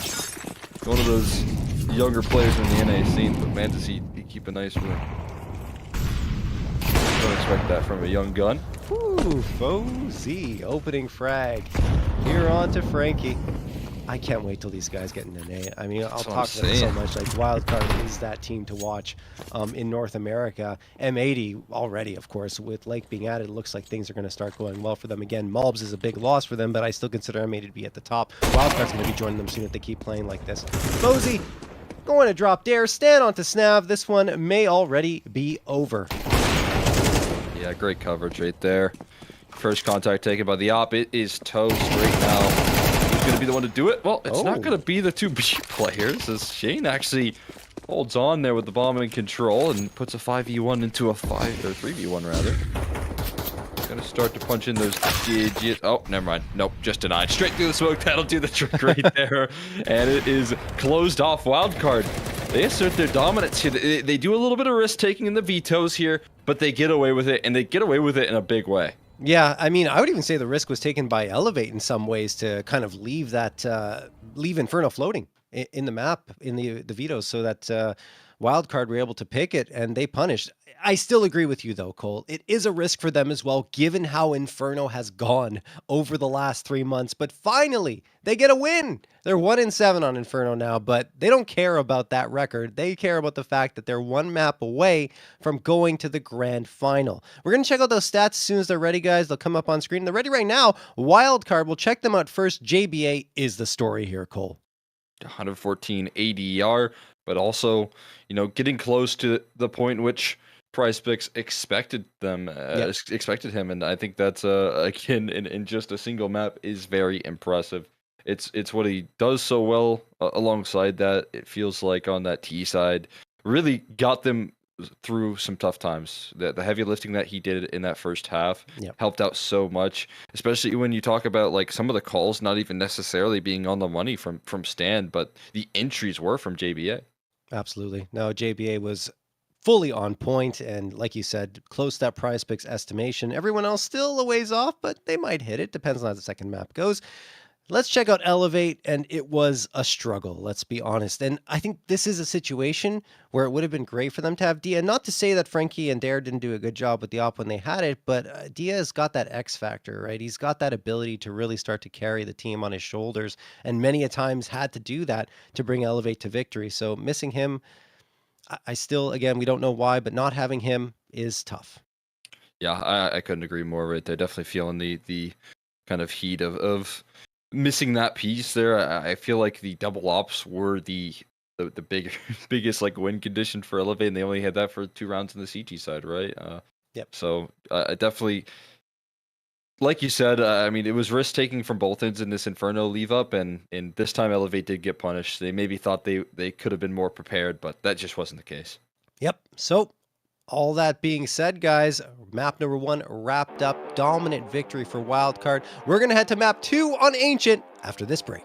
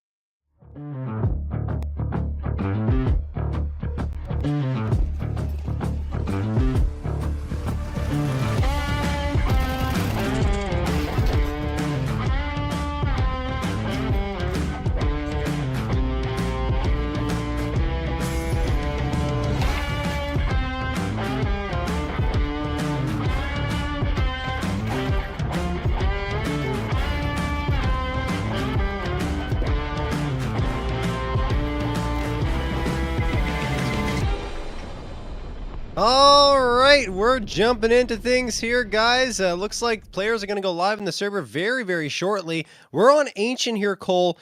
Do you feel like this is where Wildcard can close it out? I've seen enough in the past to know that Wildcard looking very comfortable, even again with the adjustments, right? I've seen a lot of confidence building records from them, and I feel like if that continues into the series, if they play as well as they have been in the past, then yes, absolutely, they can fight back into this one. But again, it's up to Elevate to now show that resiliency and show that resistance in this map that they picked into. Yeah, I mean, Elevate, look, on Ancient aren't too shabby themselves, 12 and 10. It's been up and down. They did have a very one-sided loss to Nouns a while ago. I think that was back in June, 5-13. But recently, a little bit of success against Mythic, actually. So there you go, 13-6 win there against Flom Squad. But against Lag and Locks Kittens, and that's in Fragadelphia, guys. There are lots of weird names in Fragadelphia. But those two matches ended up losing there. So it's kind of been an up and down roller coaster ride for Elevate versus on the wild card side. If you look at them, it's been 3 in a row. Limitless, Take Flight, and Party Astronauts yesterday, of course, they're victims. And it was a dominant scoreline against Party Astronauts. Like, it wasn't close. 13-5 in favor of Wildcard. Yeah, I mean, that's I was saying that even though this is going to be Elevate's map pick here, that there's still a lot of confidence in Wildcard coming into this one and showing exactly what they were able to do just yesterday, it feels like. And again, it's impressive the amount of impact that Sus was able to have. He was doing the same stuff he was on Inferno, where even despite not given a lot of resources on the map of Ancient here, a lot less than he was on Inferno, he was finding so many high impact kills. And for me, that was a big win condition on their T side, but actually they get to start off on the CT side this time. Yep, they get to choose where they're going to start, and CT side is it on Ancient, usually. And that's where they're ending up, of course. And this pistol round about to get underway. Elevate, they need to win this one just to push it to a map number 3. Wildcard, if they take it, it's a 2-0 and a ticket to the grand finals up against NRG. Frankie walking out, taking the lead here with the Glock. And all 5 players for Elevate leaning towards this B site. 3 about to head into Jaguar, and the other 2 are heading towards Ramp Cole. We'll see how well this defense holds up. So Sus just looking for those jiggle edge shots, but they're going to get run down quickly on this B side. Triangulating the setup here, 3 players ready to go, but the entries start to flow from Elevate instead. And Sonic finally able to put things back into their favor somewhat, but not for very long, as Frankie's still firing through. JBI, I mean, maybe the right player for the job here, but a 1v3 going to be incredibly challenging to break on into. I think there might be a kid on the long way around as well. It's JBA, though. It's JBA. Oh, One. it is. Maybe the follow-ups are lined up for him, but no! JBA can't pull off his magic this time, and Shane adds a little bit of BM to the mix, firing away at his body on the ground. 1-0 in favor of Elevate, but that is just the pistol round. There's a lot more required from them. Yeah, absolutely. It's a good start here. Again, on that CT side of Ancient, it felt like Sus was getting, some good reads there, but also had some tough times with the positioning that he is almost forced to play if they're peeking into you. you lose a lot of that advantage if you're no longer swinging. So there, at some points, I've seen some struggles of the defense on this wild card side. With the peak factor being like the biggest contributor here, but it's gonna be Snap just mopping up those sweet ecos. No casualties taken here from Elevate, and they just coast through that second round. Yeah, I mean, Wildcard gambled right in terms of the site they were on, but Snap was ready, waiting. Easy spray down, 2-0 for Elevate. Wildcard. Looks like they're going to have A1Ss across the board, except for Stan, who actually, he had one, but might have sold it and gone to the MP9 instead, just to get a little more util. Sonic the A4. Wants the extra 10 bullets. The A4 forwards. If you're playing mid, you're going to need it. Sonic throwing that smoke into the Molotov. He can jump up into lane, but he won't get there. Peeping, opening frag, and Frankie another onto JBA. Wildcard buying up, but it's not yielding much just yet. And still, 3v2 advantage for Elevate, even though some trades were coming through. Susp charging down ramp, A1S in hand. Looking for bodies, looking for targets. I mean, he's gotten to a pretty solid forward position, especially considering I don't think anyone's spotted him out. Could have the edge on Snap as he peeks around this corner as well. Susp. Nothing. Nada. Zero. Snap. Insta headshot. And now the B site is free and clear for the take. Got him right there on the right angle for Elevate. 3B in the 2v3 as Fozy not going to really make much of an effort in. Again, showing their strength, taking some quick mid control right there. Even though they have to go up against a lot of players, still able to get past it. See if he can actually escape here. He's now spotted and he's got a tough fight at hand. He gets caught looking for some utility in towards the middle, but instead loses out on an extra rifle. Elevate to start off in a fantastic way here for their T side.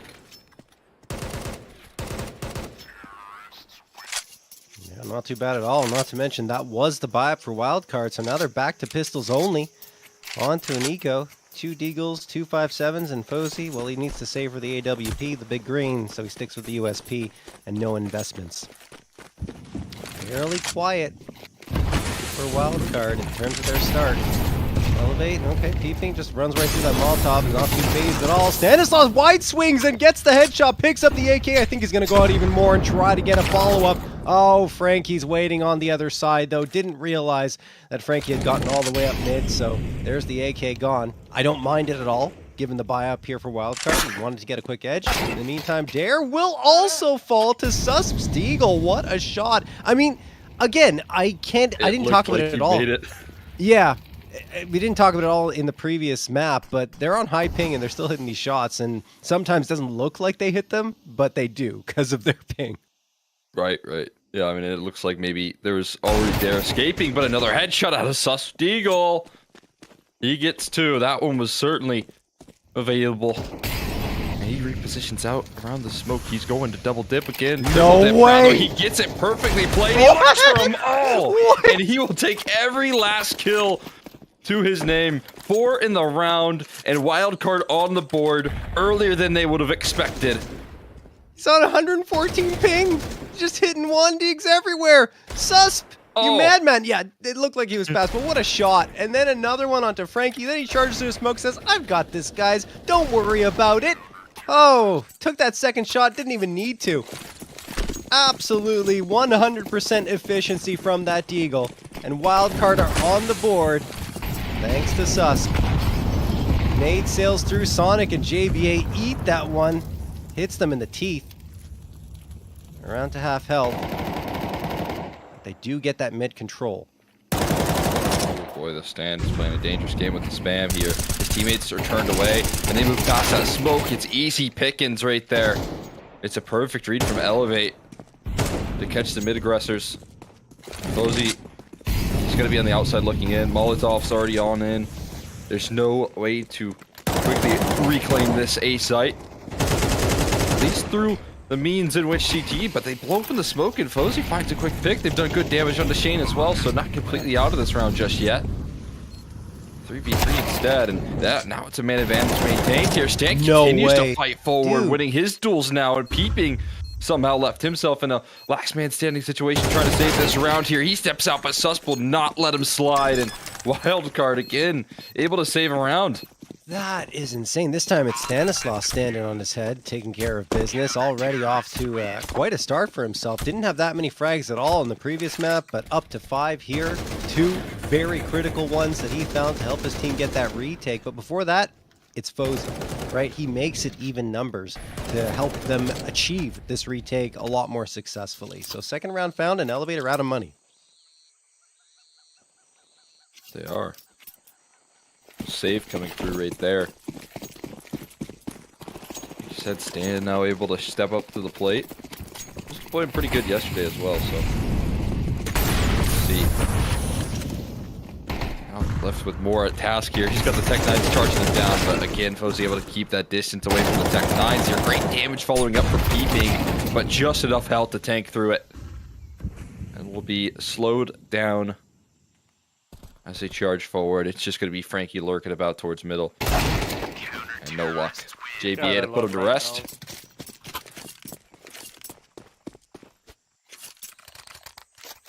All right, so after that hot start for Elevate, Wildcard starting to get going. Churning away at these rounds, getting 3 in a row for themselves, and not to mention 3 AKs still available to them, which can be exceptionally potent on the defensive side. Elevate coming at them with 5 of those. They won't have the big green in their hands, even though that's not really that big of a deal because all 5 players are technically riflers that can op.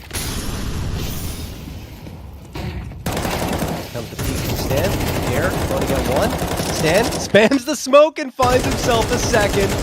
Oh, they're just charging forward and dropping bodies.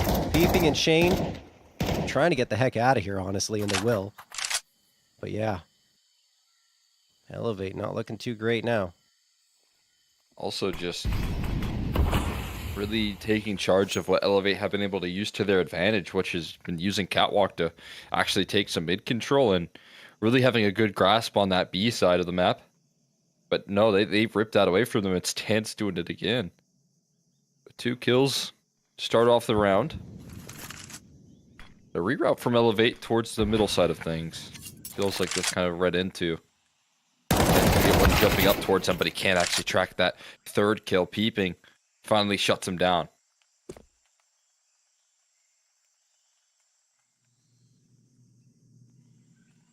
Frankie wins the fight with Fozy over in Red Room. That will give Elevate the edge. Both players on Wildcard are on separate sides of the map. And there's 3 Elevate members worried about. Oh, JBA's walking into the crosshair. JBA's dead. Peeping. Easy stuff there. Sonic now readjusting himself towards B, but I feel like this is just going to end up being a save. A bit of an awkward finish right there with the man advantage from Stan, but maybe holding on to the control for a little too long. And get punished on a lot of re-aggression there throughout the map.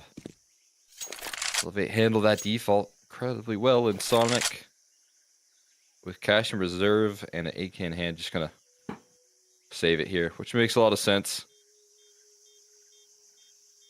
But finally Elevate able to show a little bit of resilience. So it hasn't been really often that we've seen them in like big man deficit situations. But once they get into it, once they lose control of B, they do have some good options to work around it. Terrorists win.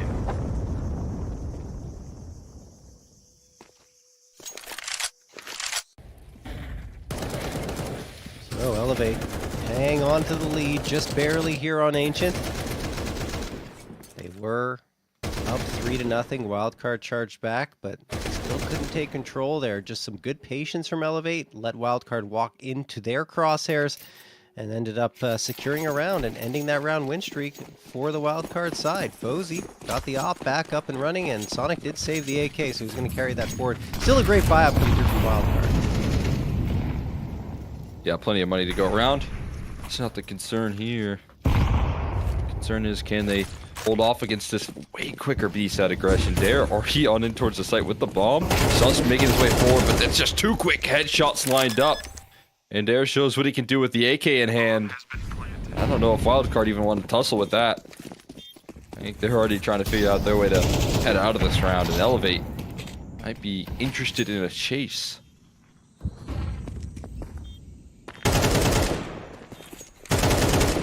Perhaps so, but Wildcard just gonna say that's a beautiful entry from Dare, right? Just 2 instant headshots as he peeks around the corner, takes care of business, plants the bomb, and Wildcard are out of the round with that play.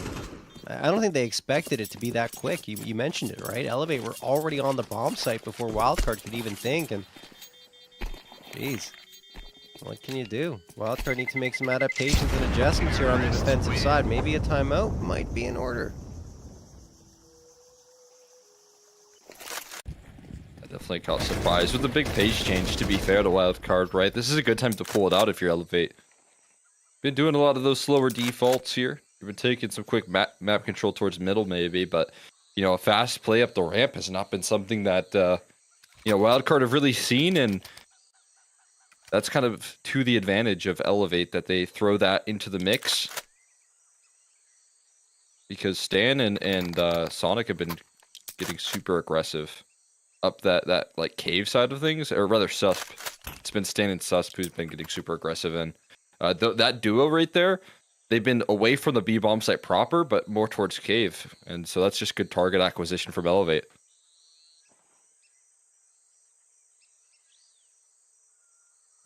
Well, there is indeed a timeout called by Wildcard to talk things over, and let's see how they adjust here, because that B site's looking a little too vulnerable. They need to make sure the bodies are kept on that site long enough to deny a play like that from there, because he literally just walked all the way from ramp towards site without anyone even peeking their heads around the corner. So, looks like a couple of players will be headed towards B, 1 into mid and 2 on A. Standard setup, 2 on 2. Frankie. Interesting. Nade pop immediately for that smoke that was thrown. One on the other side of it. Elevate. Felt like they were thinking about going quick again, right? With the way they were posturing. Instead, they're just tossing a bunch of people, trying to attract attention into the site, which feels like, in this type of circumstance, they're looking to convince Wildcard that they are headed into the B site and then fake over to A. We'll see what they end up doing, though. Clearing out Jaguar. So they're leaning in a little bit. Position gained here by Frankie. Dare. Taking the initiative. Stanislaw waiting around the corner. Stan gets one and the second. Wow, what a hold from Stan. Upgrades himself to an AK. That was well played from Elevate, honestly. They got into position, both players swinging around, but Stan dealt the killing blow to each of them. Fozy op frag onto Peeping, and now, well, Elevate, only 40 seconds left on the clock. 5 members of Wildcard left to deal with, and 3 of them leaning on the B site. I don't know how much they'll be able to do. There is the util, though, that they can utilize. It is at their luxury, but Fozy just presses the issue. Stan has another one here to mop up. 3K in the round and leading the charge on this defense. 11 and 5. 121 ADR here.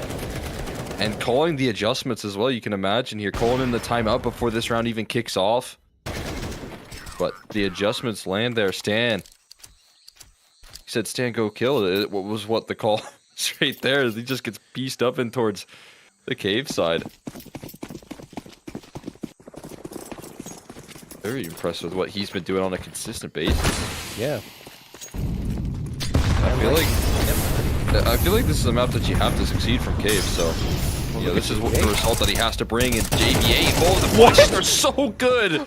Everyone burned to a crisp, 8-sheet out, or flashbanged off, and JBA whips the sidearm out for a 4K. Now it's his turn to step up, and that's a full gun round that just gets dunked on. They made that look like an eco. I was just going to say exactly that. That's a full... They had everything they could possibly hope for. AKs. No one's watching Jaguar. Well, there was one, but he was dead. They just didn't have time to calm, right? Because he dies. He's like, they're coming out of Jaguar, but you can't even get the words out before Wildcard is swarming and just nailing everyone to the wall. Wow. 5-5 tied up. That timeout yielded 2-round victories in a row for Wildcard. I'm not sure what they said, but man, oh man, it certainly worked. Sonic gets the opener onto Dare, who can't win that pistol duel. At least a pistol duel on his side. It's the AK and rifle for Wildcard. 5v4 quickly. But Elevate decide to continue moving out to mid, and it's actually not a bad decision. Sonic gets dinked down to 38, and he has to fall off that spot. JBA supports, spraying down Peeping. Stanislaw catches Snav, trying to be sneaky, but that's now the bomb at his feet, and probably the round as well. Should just do the trick there. Sonic can really confirm that fact. And it's going to be Wildcard, despite a bit of a slow start to this one, being able to claim a lead here on Ancient. And do it in style as well. You know, helmed by Stan with some good adjustments here on this defense, but also some great individual firepower. Continues to succeed, continues to multi-kill. And one more gun round to try and knot things up for Elevate. Oh, there it is. Oh, wow.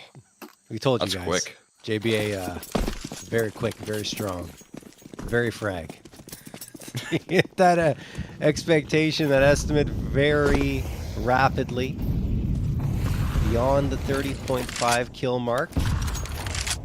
There's Shane getting naded down to about 53 HP. But yeah, JBA has just been absolutely solid. Apparently he turned his lights off again, by the way. So, I don't know. Felt the vibe in the dark is better for his fragging ability, and looks like it was the right decision because he gets the 4K afterwards. Alright. Yeah. Last round of Turn play. those lights In back this house. off there. The lights start turning on and the shots start to click. But Peeping with through the smoke headshot, tracking the bullets of Sonic. Unfortunately, that man advantage just doesn't maintain for long for Elevate. And Fozy does go extending back further. Stan this time around playing in that off angle, does not get anything going. And Snap able to take charge through that defense. JBA. Well, he's already got to the check mark, right? So he doesn't need to kill any more people. He's good. Although he still will. He's going to keep chewing through this one. He's going to try and move past that smoke. There's 3 bodies waiting for him, though. And Elevate will do... They do best there. Close out and tie things up at 6s at the half. Yeah, I mean, a really good response from Wildcard, though. Like, 'cause let's not forget that Elevate were up 3-0, and Wildcard had to storm their way back just to get to a tied scoreline here. I'd say if we're looking at momentum, although Elevate do get that very convincing round victory at the end, I still feel like it's leaning slightly towards Wildcard as opposed to Elevate. Well, this pistol round will be coming through here. Wildcard, hoping that it'll go their way, of course, but Elevate on the other side. I mean, they've made that recovery in the previous round. They're trying to carry the momentum into this one. Shane, waiting with the pistol. Frankie with him. Nothing for Shane. And 2 for Frankie. They overlook the box there. Sus manages to get the trade. That was really labored from Wildcard in terms of responding. Snav, oh my goodness, does he know Sus was still here? He's just thunder stomping around, making no mystery of his presence. 3 players rotating in. Sus kind of got the information. They could just go towards B, and they already were. That was the plan from the beginning. Free plan for Wildcard. Yeah, and he's going to be a little far removed, but it is still so nice to have him still alive in the server, so... This is such a tough postman to work through here, but it's wide swinging into Dare's dualies. Is going to look to put this thing to rest. There's a kit on Snav as well, and a good idea of where things are coming through. I think there's a smoke on top of that bomb to boot, so nothing Sus could do about this one. Bomb already defused, and an excellent recovery mission from Dare with the raid boss setup of the armor and the dual Berettas. Yeah. No, that was a great work from, like you said, from Dare, just getting those frags and dropping bodies when he was called upon. I thought Wildcard were going to get it, but Dare doing the work. 14th round of play. A slight lead for Elevate. It's one thing Wildcard haven't been able to get their hands on so far. For very long, right? Had it briefly, a lead that is. The end of that first half, but it was swiped away as Elevate tied it up to send us to this point. Force Buy will be able to come through because that bomb plant went down, so they're going to have actually an AK in Susp's hands, 2 Galils, the Tech, and the Deagle. Bomb plant bonus nerfed to $600 from $800 to help the CT side after they win pistol, not having to face off against pretty much a full buy. And it so far seems to have worked because the util's a lot lighter if you want to get those Galils in play. Shane? Ooh, was he spotted? He was. And he goes down. That's going to be a plant. They already have the B site. Dare could do damage, and he does. Bomb will be planted. There's Dare gone. Great trades coming through. Stan gets the plant, but he's the last one standing in a 1v3. Pulls the util out. Managed to get behind cover, but there's just too much to worry about around every corner. Elevate will take another round, 8-6. Just keep on chasing that one down. Bring her on the Rosie of the pillar. As you said, I think more than anything, excellent trades coming through from Elevate to always keep that safe and sound. Even when Sus was able to find a couple of big openings. Did not linger for too much. Now Stan mentioned a sacrificial player. Loss bonus has started to stack up a little bit on this T side. But a hero AK handed over to JBA. So he'll invest quite a bit. Stan will invest quite a bit. He's bought full utility and given it over to Stan. But they've got at least one massive tool at their disposal. Maybe two if you consider Sus Deagle, as we should from that first half.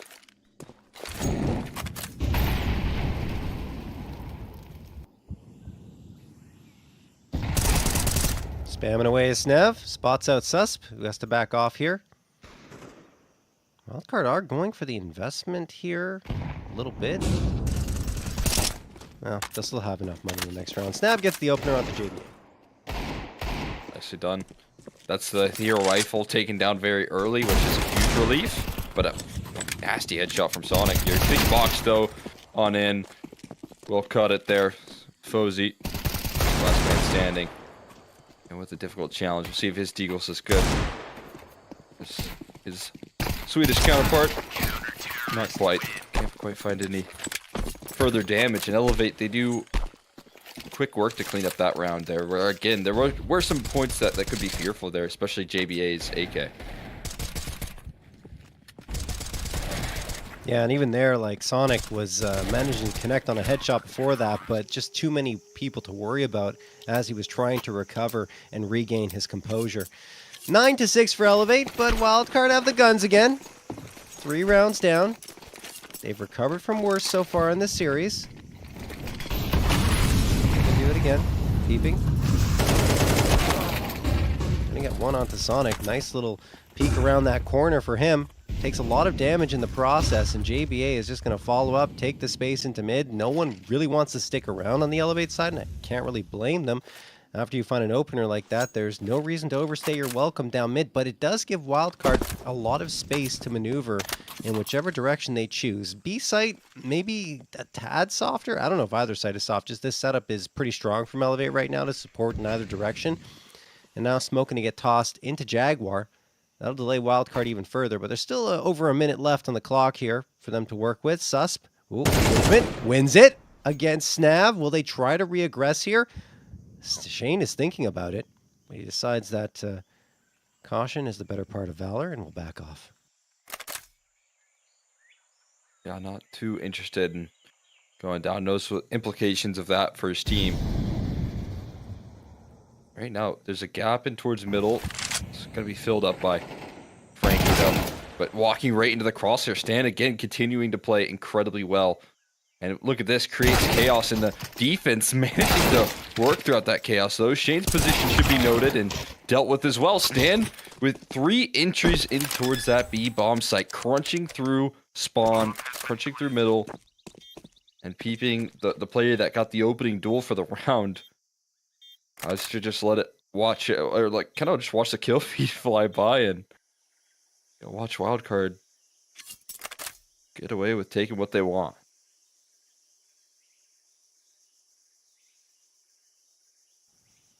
You know, like you said, Stan has just been on fire. 16 frags for himself on this Wildcard squad. A 7th round will be secured. Peeping, who was one of the first to engage in the round, down to 19 HP, is ending up being the last one alive. They're chasing a little bit of wildcard. No, they just want to get away from the bomb. And that's it. So, wildcard now 2 rounds back here from the elevate side. And this is what I was talking about. Look, he engages right away. Sonic does a ton of damage to him and then isn't really involved in the round after that, thanks to Stanislaw just clearing things out. I mean, fantastic work from him on the 3K. Wildcard, 4 AKs in the op. Looking on the other side, Elevate still had a buy up in the tank. After this, though, it will become more problematic and things could shift back in Wildcard's favor. There's the Incendiary being tossed out. Dare throwing a flash, or trying to for himself. Didn't really work. Sonic holding the angle and will eventually creep his way out as Red Room has been smoked effectively by Wildcard. Oh, first frag comes through. JBA through the wall and the smoke. Doesn't need any visibility at all to take care of business. It's been a lot quieter on this map, but oh, a ripper of a headshot from Sonic. Peeping, just has his head taken right off his shoulders. Ooh, there's just found a small window of opportunity, but that's 2 players spotted and another in cave. And with that trade, well, the info's known. Both players around Donut. So as you can see, they're going to take advantage of that quick play in towards the B side, but they're going to be quick about it as well. This defense and a great flash offered up by Frankie. Fozy left alone with his teammate on the other side of the map. Panic starts to set in here as Fozy Moid out of position. Stan comes through on this flank, but oh my god, they have some sort of awareness of this possibility at least. Stan has to walk through this smoke as his teammate continues to buy time, and he just might buy enough. He's still staying alive and eventually just finds the kill instead. And now the cutoff coming through from Stan will lock in the round. Fozy knew his position was so vulnerable, but also knew he had to stay alive in it, and well played from him. Yeah, I mean, Stan was just a step behind them for quite a little bit there, trying to come in to defend the plant. But eventually, because Fozy, like you said, buys so much time maneuvering around the pillar, ensuring that Elevate couldn't get him, even racking up another frag on top of it, Stan is able to strike true when it counts most. Elevate calling a timeout because, like we said, they lose that round, their money is done. And yeah, only 2K across the board for them. Wildcard should be able to deliver themselves a 9th round here and tie it up once more. Kind of impressive stuff here. The team's up the map, knowing that they have an opportunity to tie things up. Finding different ways to win rounds here. Defragging impact, the lead coming through from Stan. We know also JBA prone to waking up here as well on that T side, as we saw from Inferno. This should be a bit of a free round here.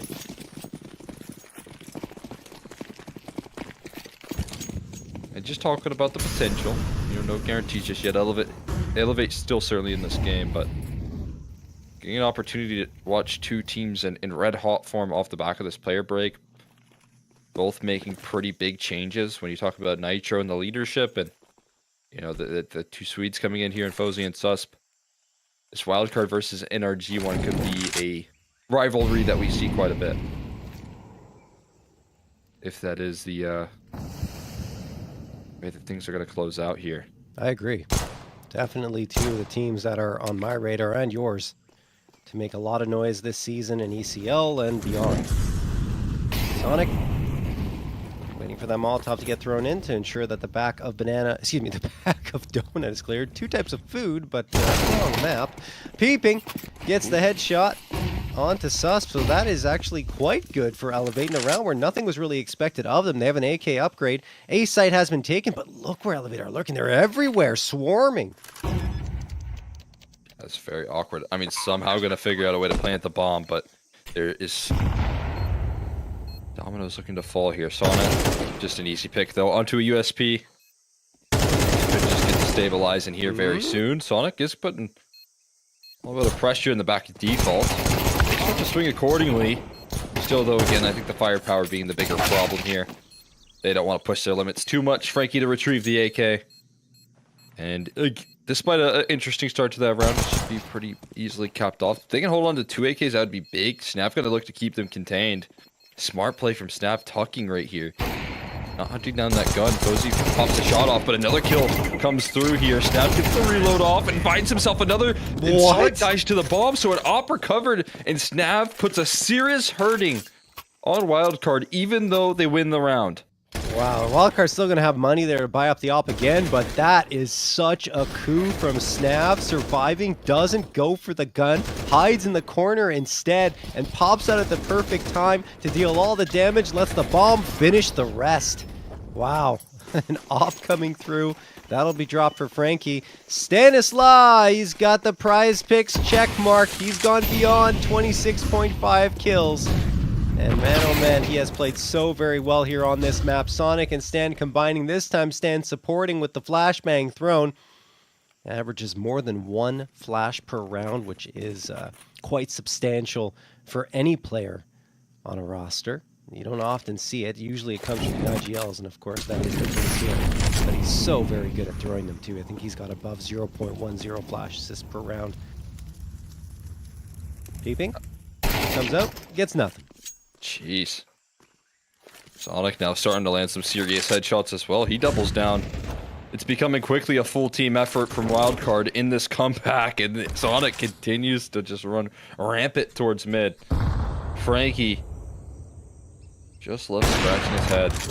And I think he might have, when he flicked over, he might have hit his keyboard because he popped the shot off, and that's just the rest of the roster starting to hunt in. Stanislaw's waiting to plant so that his teammates can get closer and closer. Frankie's just not, he's getting suffocated, constricted by Wildcard, and he's waiting for that bomb plant to take place so that he can get the comfort of this round being over, but he just doesn't get that luxury until now, finally the bomb going down, but by then it's too late. He knows the players have already arrived. What a detail from Stan, right? Says, no, guys, I'm not planting this yet. Go and get ready to absolutely destroy him and take that big piece off the board, the AWP, and it is gone. They only lose 1 player, and then immediately the trade comes through. Those are little details you want to see on a team like Wildcard that is starting to surge upwards in terms of their success. 10-9, there's the lead back in Wildcard's hands. 3 more rounds, and they're in the grand final. But Elevate, they're close, so very close to a potential third map. It's not going to be great on this round in terms of their buy-up. It's a half buy, featuring an MP9, an A1S, and 3 pistols. But they've got the stack on B. It's the right read. Bozy hits 1 and the second. Oh my goodness, might even get the third. Goes for the jump off, no scope. Okay, Bozy, maybe that's a step too far, then misses the shot onto Dare. Dare upgrades himself to an AK and finds a second. You gotta be careful now, Wildcard. JBA is the last one standing. Dare has managed to get 3 and bring this down to a 1v1. All the information is there for peeping. JB has to be ready for this. He peeks around. There's info for him as well. So they both know where the other is. It's going to come down to who is better. And JBA, so close yet so far, peeping down to 6. He's just going to go right onto the site. He might rotate himself into A after this. I don't know. No, he decides to stick the plant right in the open, knowing that the Molotov will cover him the entire time, and there's the headshot. JBA wins the 1v1, and Wildcard are on to 11. So confident right there from JBA, an overkill as he eventually gets the headshot to close it out. And it was fun for a little while. It quickly gets scary because Dare charges his way down ramp and turns the tides, but I get it. When JBA's left last man standing, he's got a little bit of information here as to where these CTs are operating as well. You know, that's where you can really lean on him. And incredible clutch.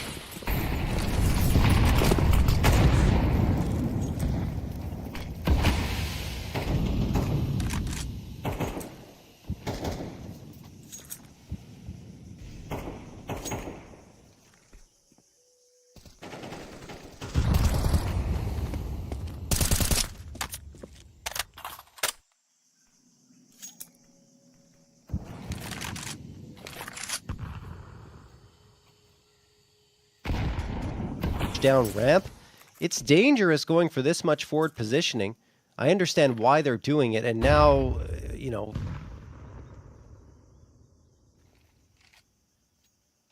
now we'll see if they can push up here. gain the advantage on Wildcard. But the dangerous part is if the flashbang comes through and Wildcard get a couple of frags, you're in trouble. But no, it doesn't happen. Snav and Shane, their positioning is just too good. And it's all up to JBA, who doesn't have the bomb, but he does have a sight. It's a One moot piece point. of the puzzle. Yeah, you just need the other piece. I think you'd rather have the bomb in that situation. Unfortunately, that's claimed by the CT side. And not a kill to exit either. Peeping, taking that strong off angle. That B setup looking super promising though. That little 1-2 punch there. 2 distractions there. Snav transferring over there. Shane taking that contact as well. And Wildcard walk into that trap. And money isn't all that out of the picture here for Wildcard. You can see that they're taking some, you know, kind of sacrifices here. Tech 9's in the mix, Galil's, and this is a chance for Elevate to turn the tides. This is a borderline justifiable buyout, right? Because you can get 3 rifles, but you have to settle for 2 pistols, and the util's a little bit light. It's like, do we go for this, or do we wait until the next round? Because if you lose this round on Wildcard side and you don't save any guns, you're looking at probably a 12th round for Elevate because Wildcard won't have much to work with. Nice execute though. Util's out. Sonic gets the drive-by headshot and Sus finds Snav. Guess they won't have to worry about that. At least that's the way it's trending. Oh, Stan dies and his teammates Molly, and oh, the trend doesn't matter at all. Shane gets 2 more after that, and it's all down to Fozy. Oh my goodness, what a stumble from Wildcard. Everything was looking fantastic. Now Fozy, last one standing, has the bomb. He can full-on send it to the A site because no one is there, but I'd be surprised if Elevate don't adjust. Decides to go back into B, though. At least he's gotten 1 player away. Frankie. He's going to leave, but there's still 2 that he has to go up against. Again, you're looking at trying to lock in this bomb plant or find a pretty wild gap right here. No one's watching this push. Finally, I think that clock starts ticking in the back of Peeping's brain, but still caught off guard. Will he expect a second in his backline? Shane, he does. He goes to turn the corner with conviction, but unable to win the duel right there. That could have been it. That could have been the round secured, but Shane holds the line. And as you said here, Elevate, with this round converted, it puts Wildcard to the brink here in terms of the economy. Yeah, there's not much there for them to work with. I don't even know what they want to do here. They could force up and just have 2 meager buy-ups or eco and have a good buy-up to end this one. Susp has hit the checkmark. PrizePicks checkmark coming through for him. That's another one secured. We got 3 so far. He has Wildcard want rounds, and JBA trying to deliver them. Bondi comes through. Susp trying to do the same, but he can't connect onto the head of Snav and takes a lot of damage in turn. JBA, we're looking to work some more magic here. Knows where Dare is now in Catacombs. Dare trying to smoke himself out. But actually, hitting the A site's not too bad of a choice here from Wildcard. Dare does manage to go beyond that smoke. And Peeping's looking to support. Coming from CT, swing around this corner. There's one onto Fozy. That should settle things down. I don't even think that Wildcard can get out of here. Yeah, I should say get into the A site. And now the B site's been locked down as well. So a promising start thanks to JBA's headshot, but Elevate quickly calmed things down. Yeah, 4v5 gets a little scary, especially when they get in towards CT on that A site proper. But they are prepared for these sort of surprises, it seems, on Elevate. Not getting caught. Peeping in Dare. On the A side of the map here, just not too fearful. Maybe should be a little bit worried about JBA turning that corner with the headshot he's already found, but the rest of the roster starts to arrive onto the scene. They start to read in on this being the case. Quick switching for a second there is Dare. Doesn't seem to be too costly, as Peeping's close by to mopped up the rest of those ecos, but that's going to be map point here claimed first by Elevate. Wow. Unfortunate for Wildcard that they couldn't build off of that one, but that was an eco for them. Now will be their last chance to stay here on Ancient and end this in a 2-0. But it'll take overtime to get to that point, should they win right here. And JBA's got even more light in his room now. He's got the overhead light, he's got the lamp on. He's changing things up a little bit. Let's see if that Helps power his team forward here. Peeping. Peering around. Speaking of peeping, check mark. He's the fourth one to get that PrizePicks check. Let's get back to the action though. Frankie and everyone, in fact, on the both sides trading up frags. 3v3. Frankie misses a big one. That would have been a freebie, and now he's dead. Oh boy, that could have been the round and the map. But now you have Peeping and Dare having to charge right back in on the attempted retake. They're giving Peeping a lot of space. JBA's trying to watch this with the smoke, guising off his vision. Now JBA's gone. Stan swings. He gets one, but is traded on back. 1v1. Dare has to win it against Sonic, but he won't. Sonic pushes us to overtime here on Ancient. Oh my god, Sonic with the clutch right there. And again, just shows the depth that this team pulls through. Wildcard not ready to call it just yet. Elevate almost make it happen in the retake. But Sonic left with one last duel he needs to win, and he closes it out. And we go into another overtime here on the day for this semifinal. It's an incredible comeback. I mean, Wildcard have done a lot of heavy lifting in this matchup, as Snav has also hit it.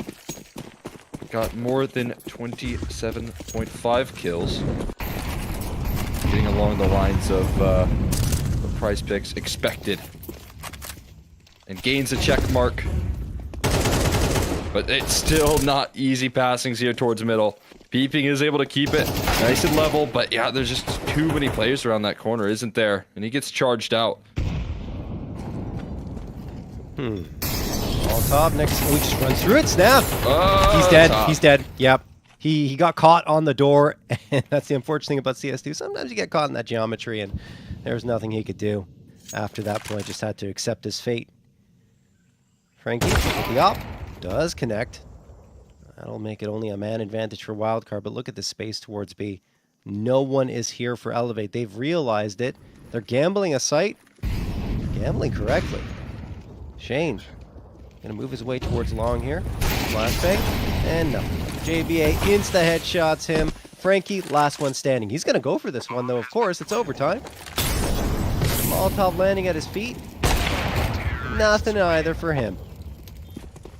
Not quite denied right there on the inbound of that retake attempt. You understand the small hesitation there from Wildcard. They know Shane's still on the server. Could still be over towards that B side of the map, but trying to save that round with a quick transfer into that retake. And just Wildcard really buttoning up in this comeback, not making those mistakes. Elevates life a little more challenging here right now. This mid control's swung in Wildcard's favor more often than not, but Snav looking to change that fact here, as alongside Peeping, who both find a kill apiece. 5v3. Wildcard. Have Stanislaw beyond this smoke. He's just waiting here, but the problem for Wildcard is everyone is isolated and on separate parts of the map. They need to find a way to regroup. And it's not going to be easy because mid control's kind of lost in the smoke, no longer being present for Red Room. Sonic tosses the Molotov into the cubby, and that will help them at least push forward a little bit. Still a minute left on the clock. Sonic's going to toss even more util in. I think JBA's got the best positioning in terms of potentially going towards one of these sites. The problem is, I think it's just about whether Sonic can manage his way towards Donut. I think he's waiting for the smoke and the flash to come through from Stan. There it is. And now they can maneuver to join JBA on what will be a pincer attack into A. Eventually. Yeah, eventually. They're going to start chugging through. There's that shadow advantage for Peeping. Gets the early alarm bells of one player named Main. JBA has a tough fight ahead, but he wins it. This separates Frankie's attention, and he just eats a flashbang as well as Dare on the site, but he's still able to win the fight here. Even despite that fact, Sonic uses that op to full effect, figuring out a way to plant the bomb. He's going to stick it. Snav isn't going to bite, thinking it's a fake here. Reposition's good from Sonic, but he misses the shot on the fadeaway. Trying to reposition and shut down by Shane. Elevate, again, going to tie things up.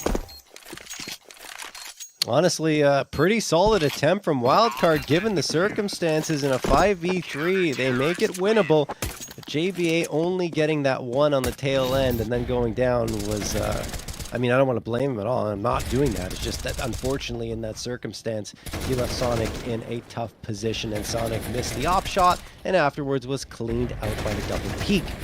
So we're tied up again, 13-13. One of these teams is going to get an edge going to that second half of overtime. The question is, which one? Can it be Elevate, who's looked like they've been in control for a large portion of this map, or Wildcard, who have been on the comeback trail repeatedly? Dare is going to get that check mark. PrizePicks check mark coming through for him. He's surpassed 29.5 kills. Sonic, nice trade.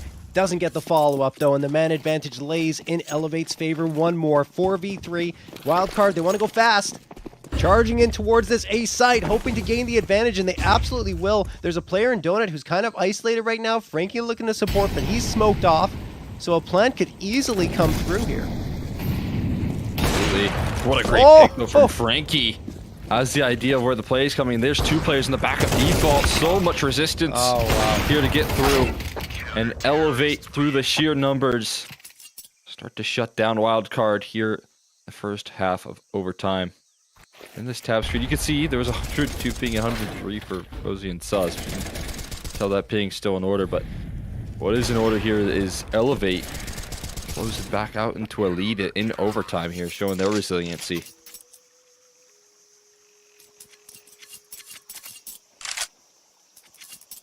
Alrighty.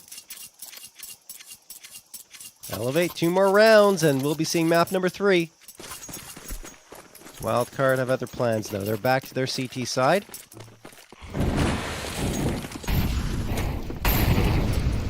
Pushing up. They want that early mid control. They absolutely will have it. Fozy with the op, up close and personal. Okay, let's see how this pans out. Very well. Fozy, opener found onto Dare, peeping. He's not going to take a step further. He was waiting for a push to come through, and it doesn't.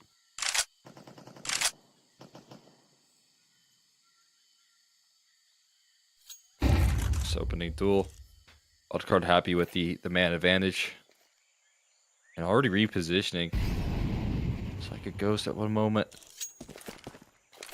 On towards that middle side, finding that fight early, but now already over towards that B side, covering off this long range angle.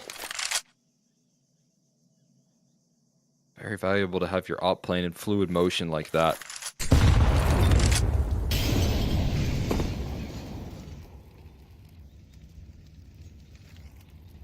49 seconds left on the clock. Elevate gonna have to make a move soon. Leaning towards B. What a shot from Snav. Sus didn't even have a chance to react. Stan waiting in this corner. He's done damage before from it in regulation. A couple of nades come through. They were expecting to be on the other side, so he actually doesn't take that much damage there and can still hold the angle. Posey can perhaps bait them into a fight, but he has to be careful and wary of a push from ramp as well. 23 seconds left. Elevate needs to get a move on. A great connection from Posey. Elevate still haven't gone forward here.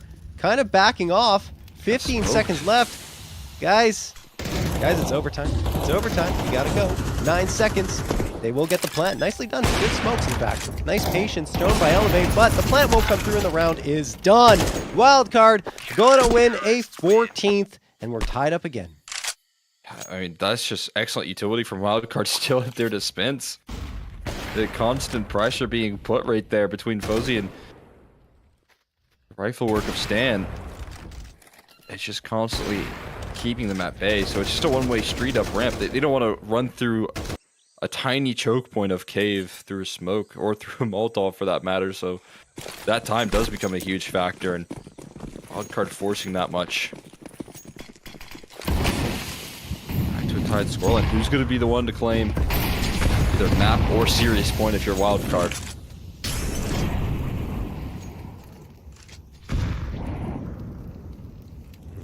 Stan with Susp, both holding this angle towards ramp, and they even have a third player on the B site. Elevate headed here quite a bit on their T side, so it's a good read from Wildcard. Stan and Fozy stacked up together, trying to work off each other once more. Oh yeah, Elevate, they want to get in here. Fozy Important for a shot. Misses it. Stan waiting around the corner, though. He thought about peeking, but is instead just going to hold the line. Snav gets him, but Fozy will find one. Fozy and Susp, they actually work together to get two.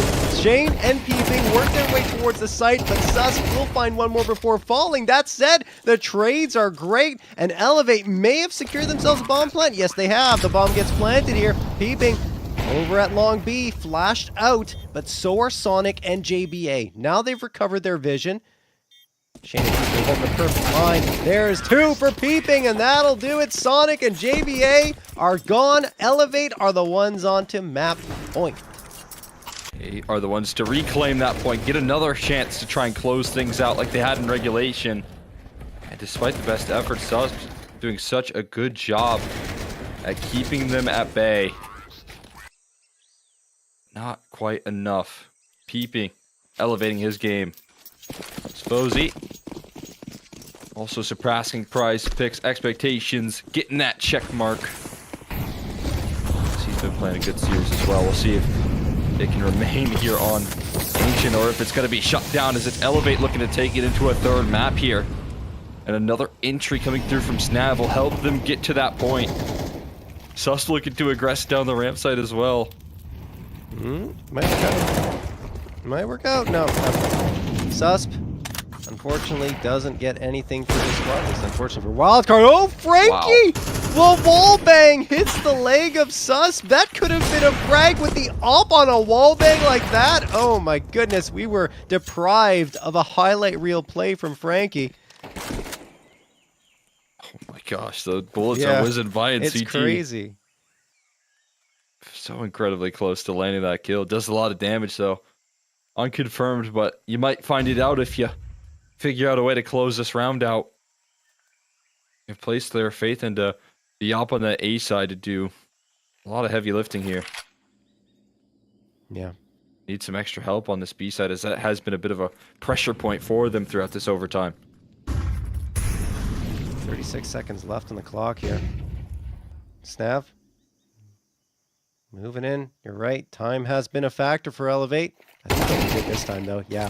Shane going to get the headshot. Stanislaw trying to stand on his head, but he's gone too. JVA spamming through the smoke. He's still alive, and Fozy gets Peeping. Bomb is dropped indeed. 15 seconds left. They're going to try to go for the frags. Fozy deleted. Now they're going to recover the bomb. JBA could win it all by himself here if he sneaks on through and isn't spotted, but he won't. It is going to go to map number 3. Elevate 16, wildcard 14 in overtime, Cole.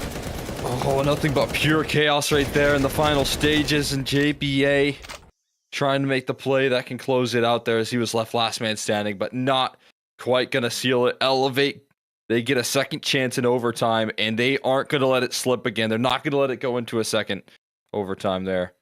An important closer for them, and they get a third map.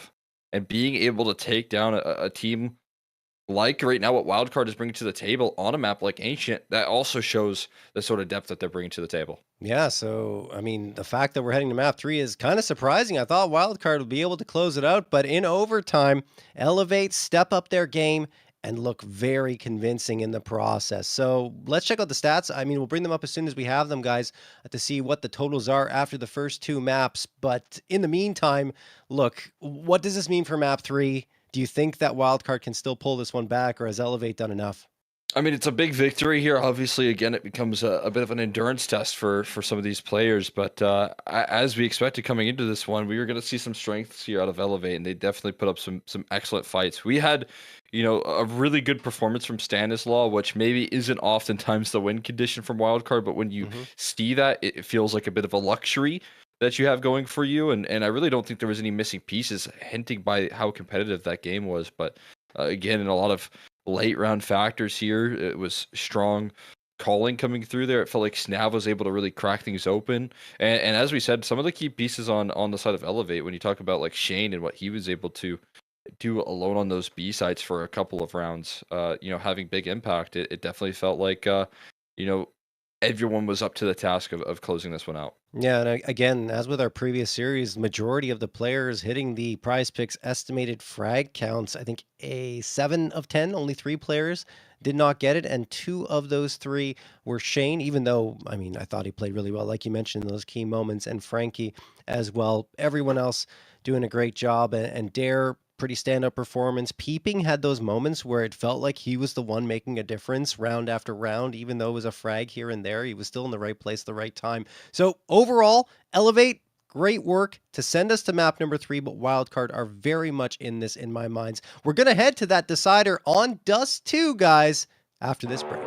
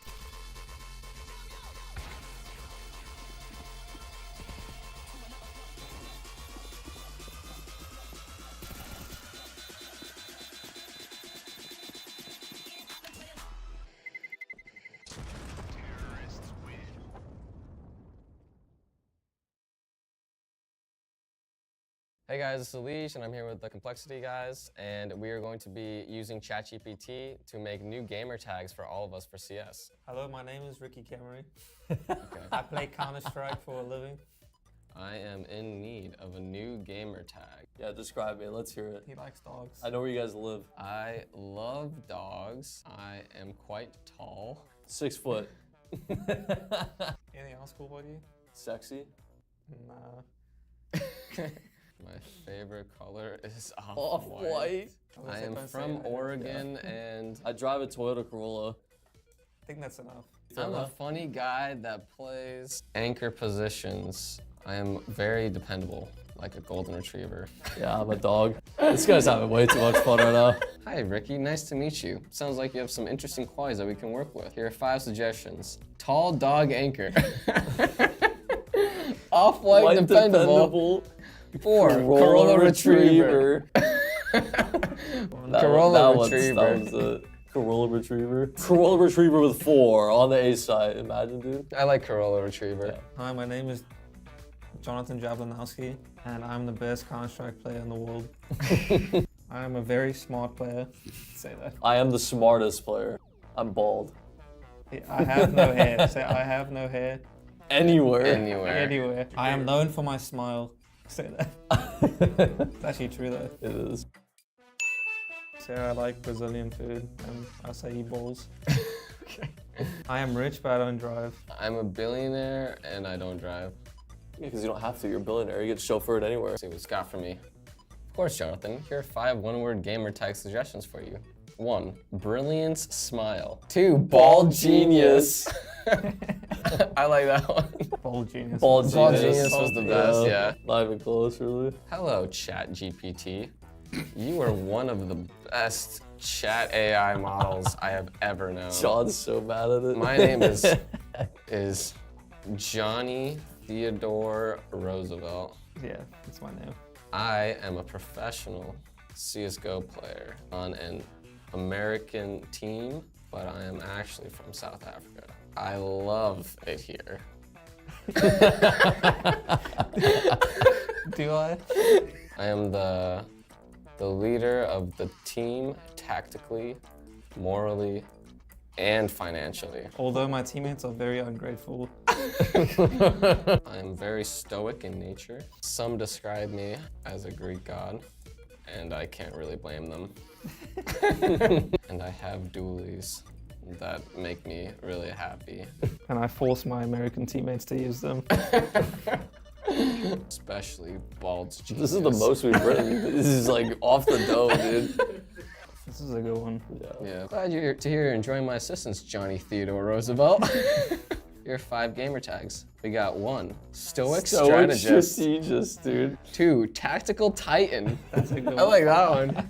These ones suck. I think tactical titans are right there. Tactical titan sounds Tactical good to me. titan. That's what they should call me, bro. I I'm a like that tactical one. titan Yeah. with the That's juggernaut. actually good, man. That is good. Based off the gamer tags you created for me, Corolla Retriever, Ball Genius, Tactical Titan, who would win in a fight? Fight!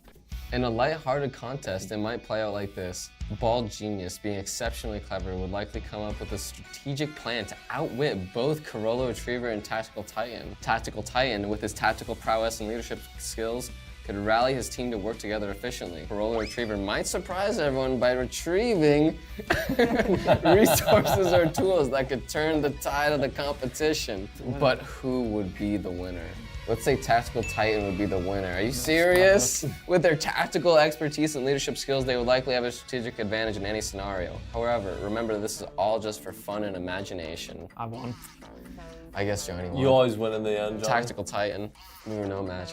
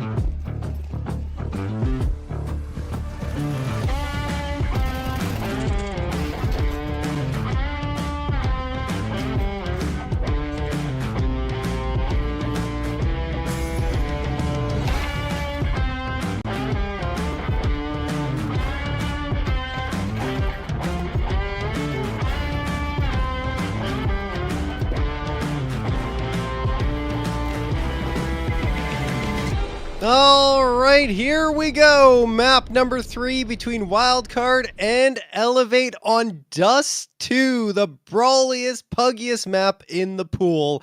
And I mean, both of these teams don't necessarily play it that much, right? But I mean, 7 times for Wildcard over the last 3 months, 4-3 record, so kind of up and down, which is what you expect from Dust 2 for the most part. It's hard to find that that consistent rhythm on the map. And over on Elevate, they've played it 4 times, 3-1, had 3 wins in a row before Boss defeated them in ECL Season 48. Yeah, I mean, it's going to make for a very exciting decider here because I do think we've seen a lot of individual takeover in both maps so far. So if that trend is going to continue here, that should make for a very fun decider here to see if, JBA can get back up tip-top shape. If we continue to see, Dare working very well with some big multi-kills. Honestly, again, alongside that, Frankie could be starting to tear things up. I know that he's going to be very eager to, start to perform with the AWP as well. So, looking at who's going to be the one to really step up here on Dust 2 is going to be exciting. Yeah, no question. And I think on the other side for Wildcard is we're going to head right into the game here. JBA, who slowed down quite a bit on map number 2, will certainly be the one to keep an eye on for the Wildcard side. Still had his moments, of course, but not necessarily as impactful as he was on that first map, just kind of taking control of Inferno. As you see, Wildcard just charging down. It's actually the knife that we're going to be watching here. Thought we were getting the pistol here, but here's that typical knife dance that we get. And who knows who will be victorious. Does it really matter? Not really. It's Dust 2. So it will be Elevate. Actually get a TK on the end of it. Why not? And they're going to choose CT. See, I thought you were supposed to knife out long here on Dust 2. I thought that was the move. Yeah. I've actually seen some especially in South America when the map just got reintroduced again. That one team went towards long and one team went towards middle on the knife round, and that was pretty funny because they were questioning where to go. But yeah, I think it was always used to be long. But either way, it works, I guess. Whatever's the fastest way to go on through it. Saw a lot of dual brightest being dropped. Yeah, you got 2 raid boss setups here for Peeping and Dare, both of them using those dualies. Dare used it effectively last time around here. We'll see if he can replicate it with a little switch setup there. No, it's actually Shane to knock down the first piece. That allows Dare to turn the corner with a little conviction there. Flashbang to chase down those kills. It is a beautiful setup. Snav with the utility work there. And Dare with the conversions. He tries to take care of Sus, but he's hiding in that corner. So a little thorn in the side here of Elevate before they can convert the round. We'll see how much more pain he can inflict. A reload successful, and another player spotted. Not dropping off the perch there is Snav, and he falls. A potential 1v5 in the mix here for Sus. He could do everything in saving this round, and it's up to 2 players here to stop him. Peeping and Frankie, they're very isolated though. They got to be careful to unify, and that they are. Frankie eventually turning the corner and finally using that man advantage in their favor just when they needed to. Yeah, great effort from Susp, right? Managing to get 3 frags, fading away for one of them towards mid, and then walking on to A to find a plant. So, I mean, honestly, pretty good. Frankie adding BM. I mean, I don't know why, but sure, why not? Because Wildcard actually a little more successful in finding that bomb plant, which will make things more interesting for their buy-up here into the second round. And you're going to see it. If they invest, they do. An AK, a scout, 3 deagles, though. They choose to heavily invest in util, but Fozy will immediately drop a body through mid. Does to that map where you can get frags in the first 5 seconds of the round, thanks to that double door. Snav going to be spamming through the smoke to see if anyone from Wildcard is heading that direction. But Wildcard have 4 players in those upper tunnels. 1 player, that's still Fozy with the scout, hanging around at dark. JBA, Sonic, and Susp moving their way in towards mid. There's a double two-man setup, I believe, here. Yeah, still Dare and Snav. Snav spotted out. Leave it up to Dare, who gets nothing. What a peek from JBA. Also has the wherewithal to fire off another shot, but Sus cleans out Snav. Speaking of clean, this round for Wildcard, Peeping manages to make it a little bit tough by finding the frag onto Sus, but needs to do so much more, and he's completely surrounded. You can't imagine this is going to work out for him. He gets one more, but that will be it. Frankie, the last one standing, and they've got guns galore on Wildcard. Yeah, it's just way too clean, as you said in the initial stages, and as hard as Peeping might try to fight for that one, the damage was already inflicted, and Wildcard were playing that too careful to get out of control. Frankie just on the other side of the map, scratching his head.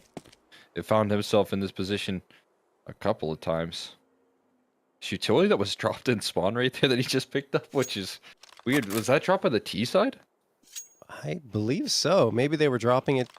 I don't know. It's strange. Yeah. It has to have been, Maybe right? plans quickly changed when they found that opening duel, right? You could imagine. I think so.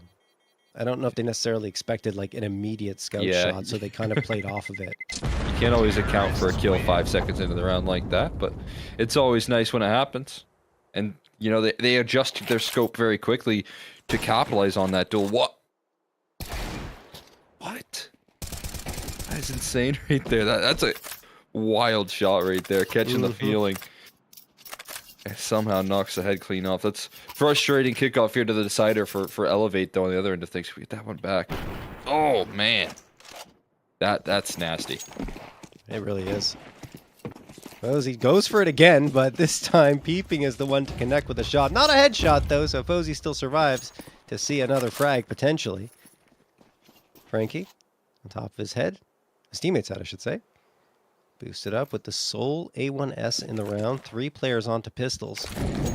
It is the Force Spy coming through from Elevate. Wildcard being given this long control for free.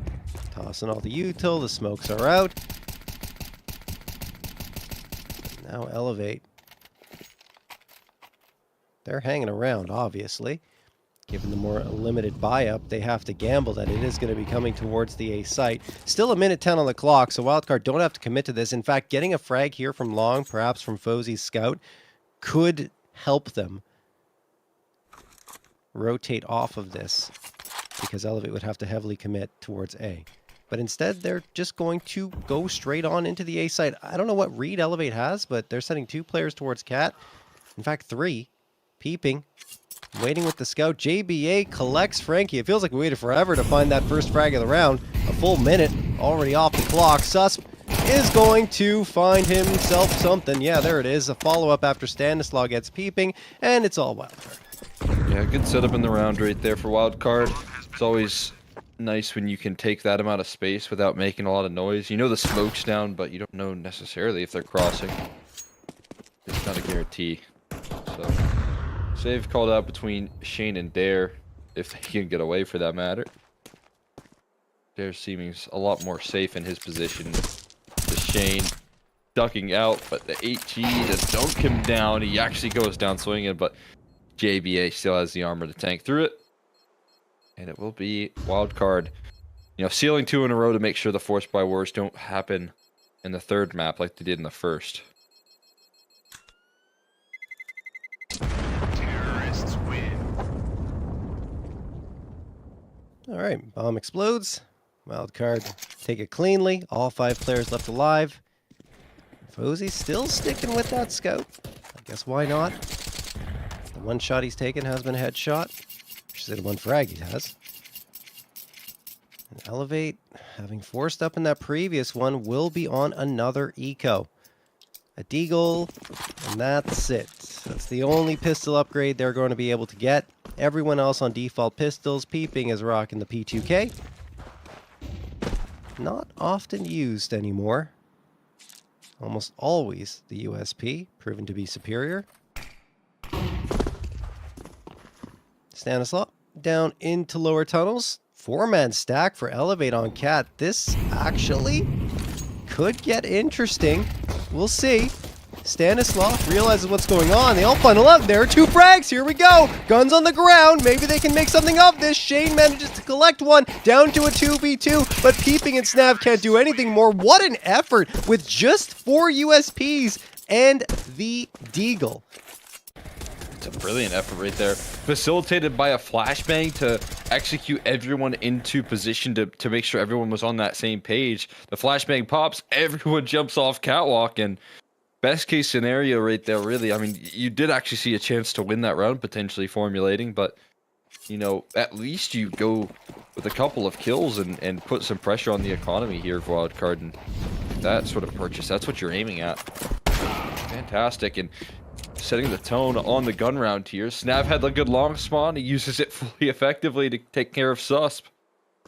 And Shane on his shoulders is a B play coming soon on a B bomb site near you.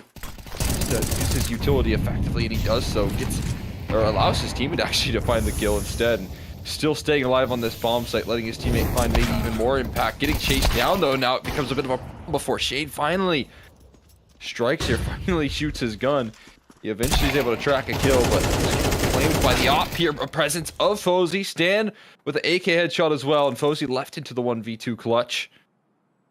One player separated from the other, and bomb out of his grasp here. That's going to make this one all the more challenging. There's just smoke on Dare as well, and whenever he can get that down, that feels like it just becomes near impossible. There's plenty of time here for Fozy to work with.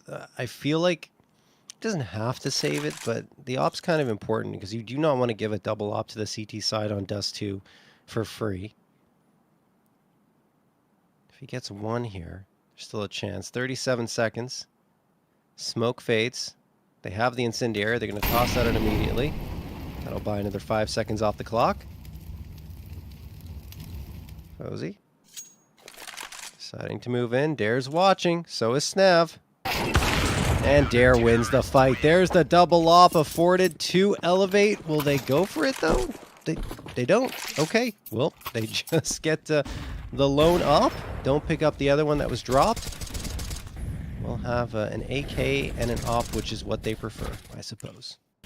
Yeah, I mean, not the end of the world, but I'm with you, right? You have Frankie, who's obviously been using that op here regularly, and then you could also use Dare on that gun as well. You have 2 very strong and competent operators ready to play at your disposal on a map like Dust 2. A little surprised like you are, but Elevate not feeling the need to bring that out just yet.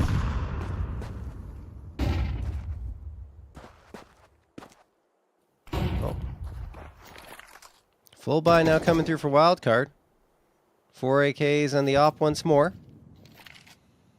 Fozy wants to be a little more effective here this time. Holding the angle from Cat to double doors. Flashbang comes through. Looks away from it a little late. And he's just ensuring that his teammates can get up Cat without having to be harassed from double doors.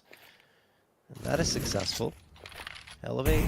We still have 3 players leaning towards the A site. 1 at car, and that's Frankie with the AWP. So that's going to have to be isolated with a flashbang or a smoke or something. If Wildcard are going to have a hope of getting out towards the A site without immediately losing a player. There is said smoke. They're trying to attract attention. Yeah, they're kind of fading off Cat right now. Elevate, not really moving a muscle either because there's not been any confirmed contact, right? 0 budge off of that. A quick transition through middle. But still, I mean, the lurk off of the B side has ran its way through long, so it does feel like this end goal is still going to be up catwalk. It's just Stan trying to actually sell this fake towards middle, and there is some contact being taken. Still 0 budging from Elevate. They commit. They plant their feet, and there are some serious challenges ahead here. Shane playing inside the pit, looking for distraction as the long play takes place, and multiple members looking to field it. And not a lot of time left, like you said, but the kill's finally starting to come through here. Snap left into the open. 9 seconds left now. They got to figure out a way to plant the bomb, and Snap's still alive and still finding impact. Another one out of Snav with 4 in the round. The last line of defense stands as tall as can be.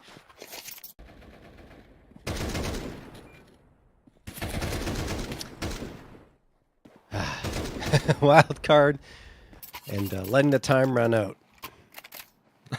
That's just seems to happen more often than you'd like for that squad. It's remnants of you know, the previous season's wild card, I think, and they're trying to get over that hump where they execute a little more rapidly and don't lose track of the clock and end up in situations like that, because one thing goes wrong and you're done, and that's exactly what happens there for wild card.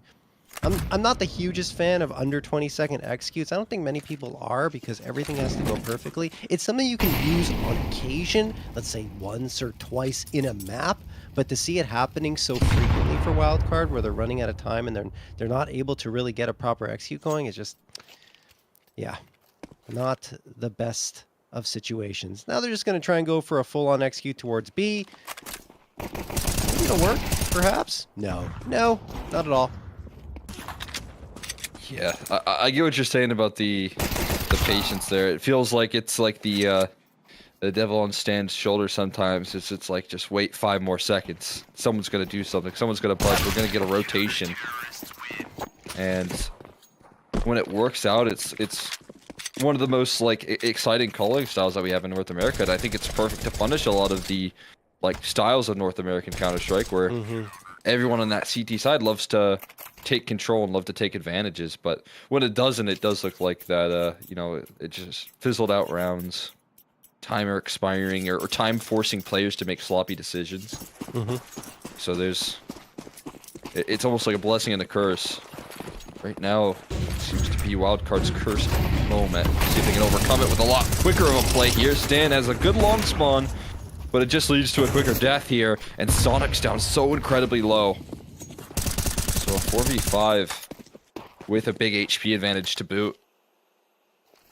And they give that long control. They're willing to concede it, but what Elevate are doing so well is taking space elsewhere. They reclaim Cat, and as long as you have one of the two, especially with a man advantage, you're going to be sitting pretty on Elevate. Yeah, and Wildcard, I mean, they waited behind the smokes. Things didn't really work out for them very well on that initial take towards long, so they readjust. 3 players, now at top mid. And I mean, Elevate haven't really been challenged too much, I would say, particularly into mid. A mid to B smoke may be a good idea for Wildcard and then charging forward. Because, yeah, the A site defense has been fairly solid. It's more in B where Wildcard have found more ability to open up the space. And right now, they're just letting the clock run down.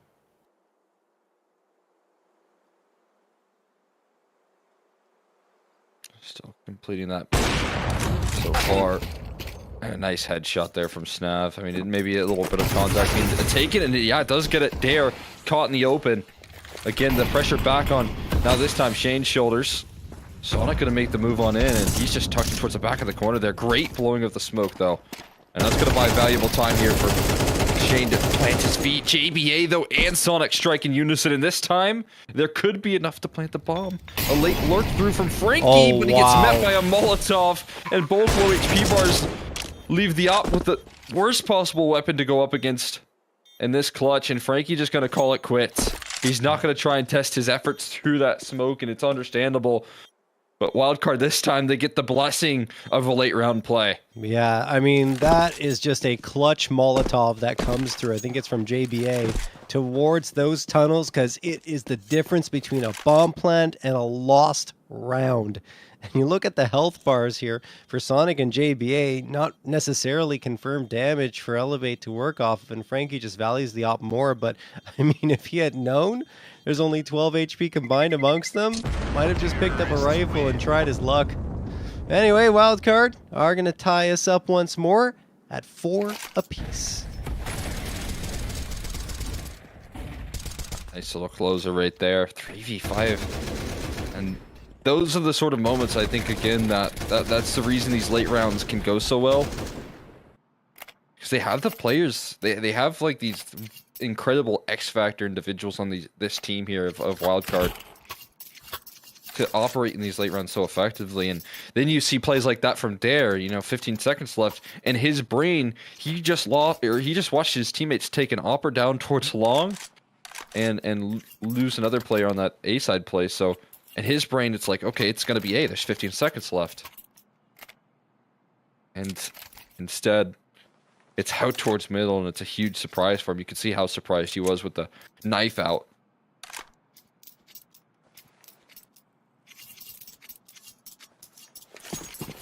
Yeah, I think Wildcard could have probably executed a little sooner. It does work out for them, but they lost their Opper in the process. Whereas if they had executed, maybe their Opper survives. Maybe someone's looking away from the A site and they're able to make even more chaos occur. Anyway, they won the round, so that's the important part for Wildcard.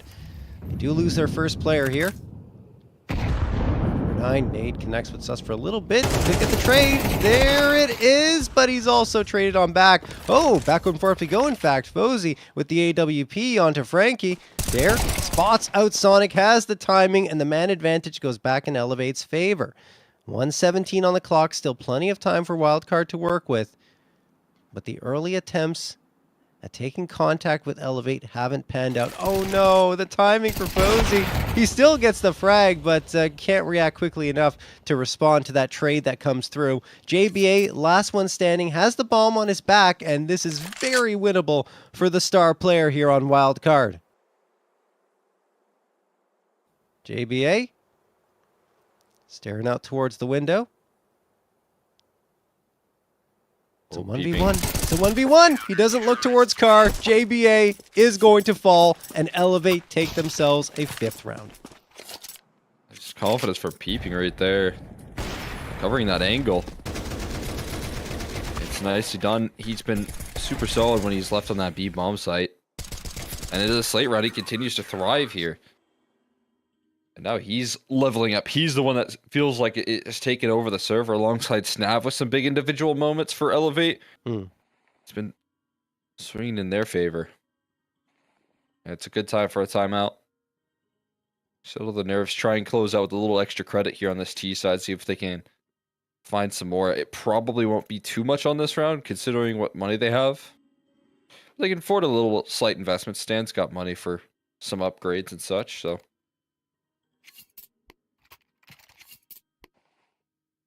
see what damage they can do. I imagine the timeout more so leaning towards that next gun round that's coming up, though, after this one.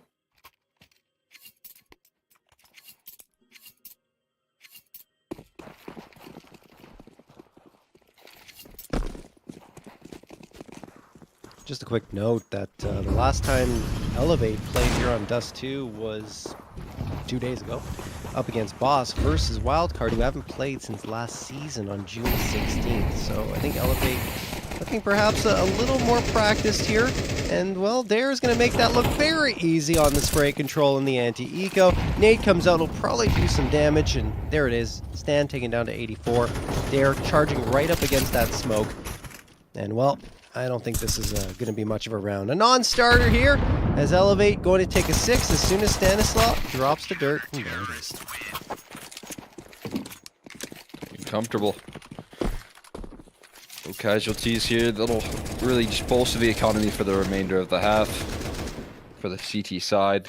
Versus Wildcard, who now find themselves in a position where this gun round kind of becomes incredibly important. At least being able to do some damage and maybe plant a bomb. Otherwise, they'll be left with a tough situation for the remainder of the half. See Fozy. Waiting for some aggression up middle.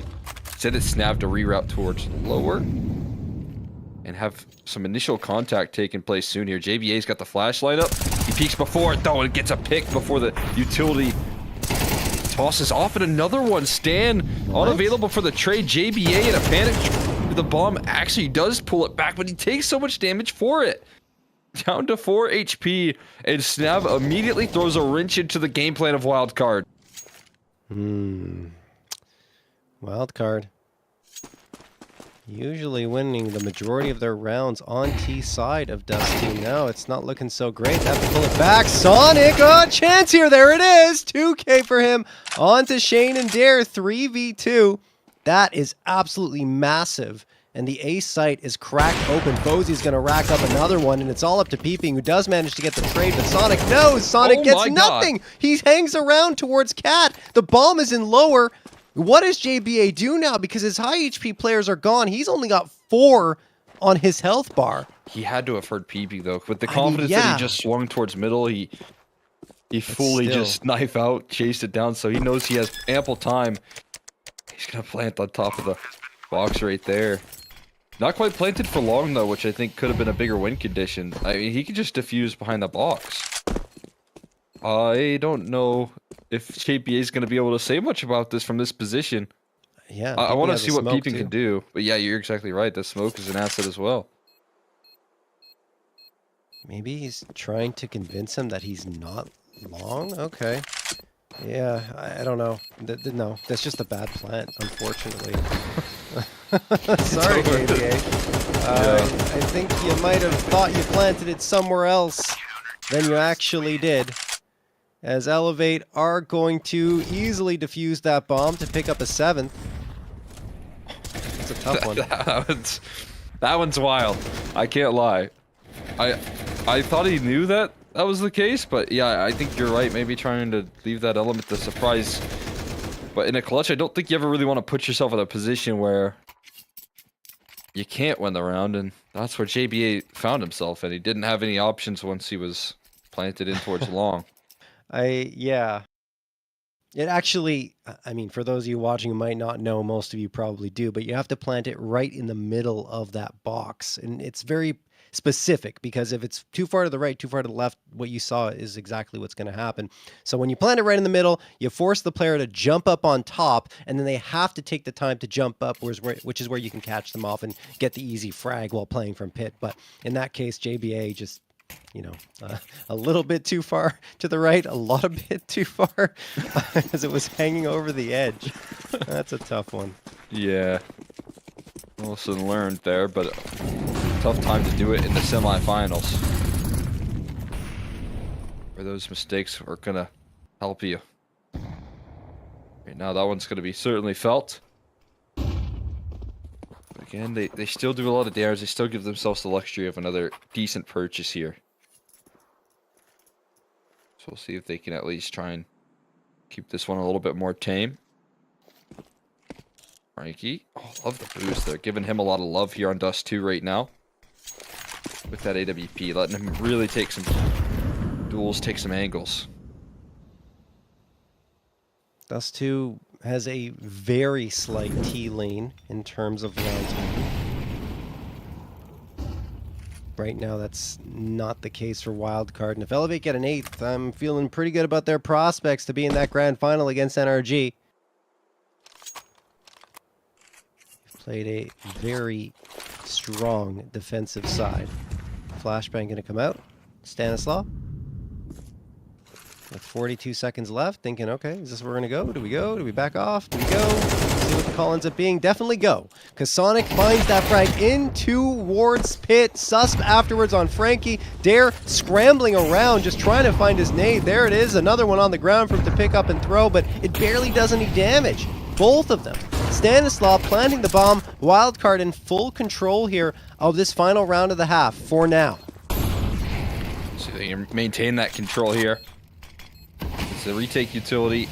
Not going to be able to do too much. As they're met by another cross smoke that's going to have to be forced to run through. Ah, same team. Same team there, Fuzzy. It shouldn't be too much of a problem. Fortunately, not shot, just a scout tag on his teammate. And yeah, it should be kept nice and safe. Another scout tag actually landed on the enemy this time. And a little bit of a hiccup there in the post, but it's a lot cleaner. In a 4v1 finish, Shane gets shut out. And Wildcard gather a 5th here, so they keep it a little bit more level, but still an impressive, resilient CT side defense from Elevate. Yeah, definitely. I think Wildcard finally had an answer there, which is great news for them. And the biggest problem for Elevate, even though they still have 3 players alive, they're all coming from CT, which is really probably the worst place you can have all 3 players coming from if you consider Long and Cat as the other option, just because you have to climb all the way up that ramp and then get back towards A. All the while, you have the high ground to worry about from Elevate or any T side.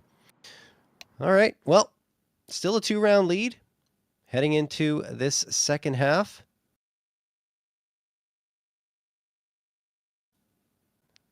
Having a look at that setup for Shane. There's a lot going on in his background. Looks like a storage room almost, but he's got is that a snowboard just hanging out there? Seems like it. Damn. And a frog. A frog. Just chilling there. Seems like a pretty chill frog, I can't There's lie. a lot going on here. Like lots of different things Yeah, the little mountain of boxes there. It looks like a lot of toys. I mean, if he ever gets bored in some of these timeouts, can just go ahead and hop on over to one of those boxes. Seems like there was some pretty cool trucks. A lot to do in that room. But only one goal. That room as well. Look at this. Have cheeky from spawn smoke that lands straight in towards doors. And they're going to be fast on this play in towards the B site. I absolutely love it. The quick rush catches Fozy off guard, and JVA runs out of ammo. Only so much he can do, especially with Sonic getting cut off on the inbound. It's going to be a post plant. We know how those B side retakes can be so challenging. Yeah. Elevator just like, don't worry, guys. Don't worry. Just rush B. That's the play. It worked out. Susp and Stanislaw, like you said, a very tough ask for them to try and retake, especially on pistol. And I mean, Stan gets a lot of information, knows where 3 players are, but his teammate's dead. Susp taking a bullet right to the head, and Dare finishes off Stanislaw. 8-5 for Elevate, who get the perfect start to the second half after looking great in the first one. That's a fantastic start right there. Snav, I mean, whether it's everyone knowing that smoke in preparation for that pistol, if they call the pistol around, being able to get that smoke, but it is a fantastic start. And we've got for the third map, Peeping, surpassing 12 kills there, as you can see, and gaining a check mark, brought to you by PrizePicks, as he has been an absolute stud this series so far, and remains so in this decider here. It's been fantastic to watch him level up. It's been just crucial in key moments here for the squad.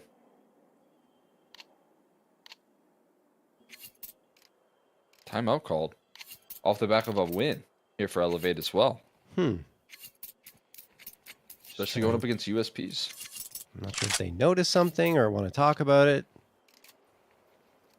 Yeah, it's weird. You're right. Just USPs on the other side. Wildcard have been forcing up on second rounds more often than not, so maybe Elevate are worried about that. We'll see. It's going to be a long stack here. Only one piece of util purchased by Wildcard is a flashbang. I don't know. Probably a non-starter in this attempt. And it is. Frankie, 3. Peeping and Snav finish off the rest, and it's 9-5 for Elevate.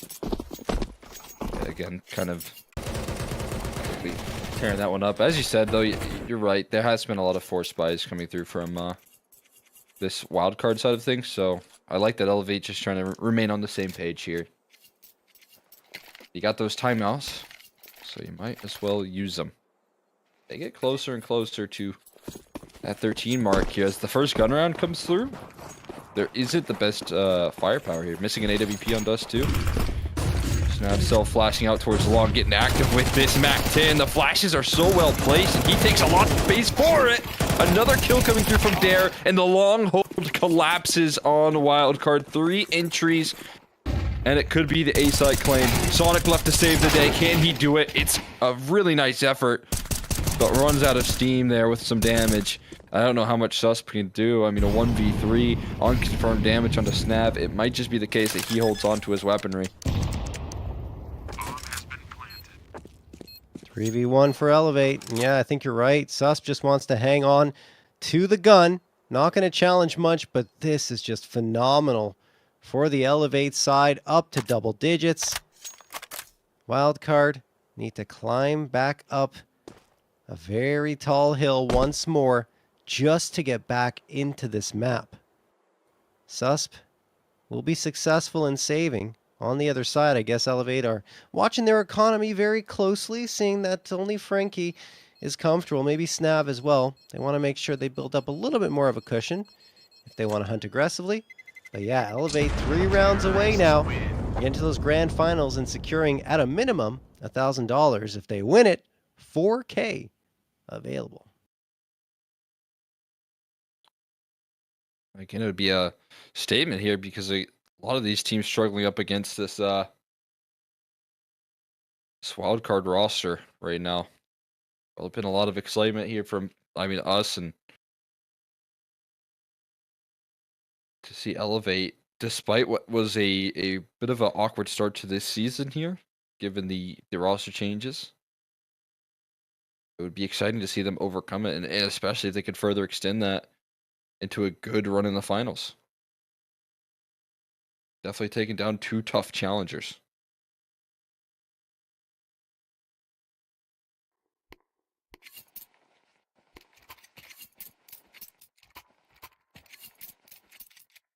Wildcard, they've shown some resiliency here in terms of some comebacks in the past, right? And definitely keeping Ancient close when they were down and out for a little while. So no stranger to having to pull things back.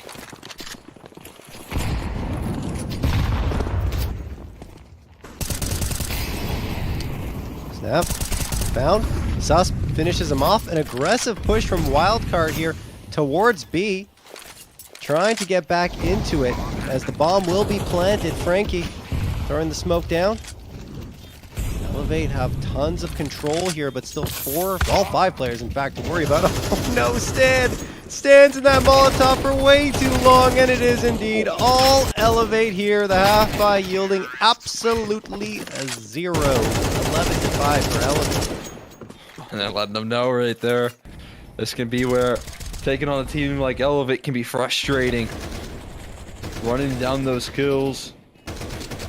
Having so much success and being just difficult to deal with here. It feels like on this T side, they've got a whole lot of energy, especially at the start of this half. They've come into it with some confidence, excelling in the opening stages, and it's been fast as well, the way that these rounds have played out. Every single time Elevate have played around, it's been off-spawn calls. And it's conditioning Wildcard to think the worst out of every round here. This time, a bit of a slower pace, but they're just going to fly out towards middle. It's still going to be a bit quick, isn't it? Stands ready to meet him. Yeah, got the opener. Wildcard needed that. Great Molotov thrown for Elevate. They essentially force a smoke to be thrown for CT, so that gives them some comfort. And Shane catches Sonic getting a little bit overzealous, peeking towards those double doors. Smoke pop coming through. Snap, visibility, flashbang from his teammate. He doesn't care. He's just trying to help his teammates out. Fozy, in the meantime, does get the frag onto Dare. Fozy looking for a follow-up, but he won't connect with it. Shane, headshot. Fozy, gone. A site should be able to be taken, and yeah, that plant is going to be put down to dirt for Cat. They've got some smokes to be recycled as well. That one's an interesting one. It's going to land on the stairs. But basically, the entrance of this retake is either going to have to wait the smoke out or try and run past it. Both of them going to be difficult to justify here. And they're going to have to wait it out here. Time going to tick away. It's past half-ticked at this point here. Problems start to arise, and the smoke fades away, but it's too little too late. Peeping with 2 quick headshots. Elevate with 7 shots at making it to the grand final. Wow, this is a lot more one-sided than I thought it would be. Wildcard, you know, they've been pretty solid on Dust 2. They've had a lot more reps than Elevate have. But in the end, at least right now, it looks like Elevate are on their way to this grand final. And we'll see if they can perhaps secure it. 2 MP9s, 2 A1Ss, and the FAMAS on the Wildcard side. One more round lost, though, and they are done here in the PrizePicks NA Revival Series.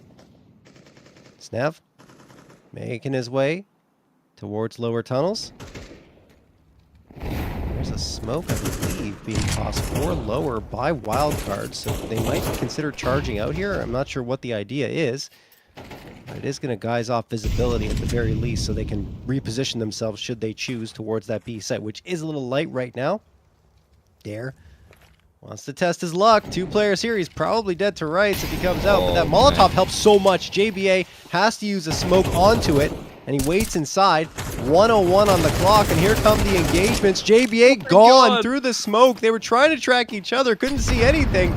But Dare is the one to win the day, and he manages to retreat as well. I'm not even sure Sonic's necessarily aware of the fact that he's gotten away, but it seems like it since he's staring towards double doors. No, yeah, he thought perhaps he was still in that smoke. Now he flicks up and drops Snav to make it a 4v4, but Elevate still have a lot of space gained. And Sonic, I mean, you'd think he'd want to re-peek this, right? No, he's going to back off.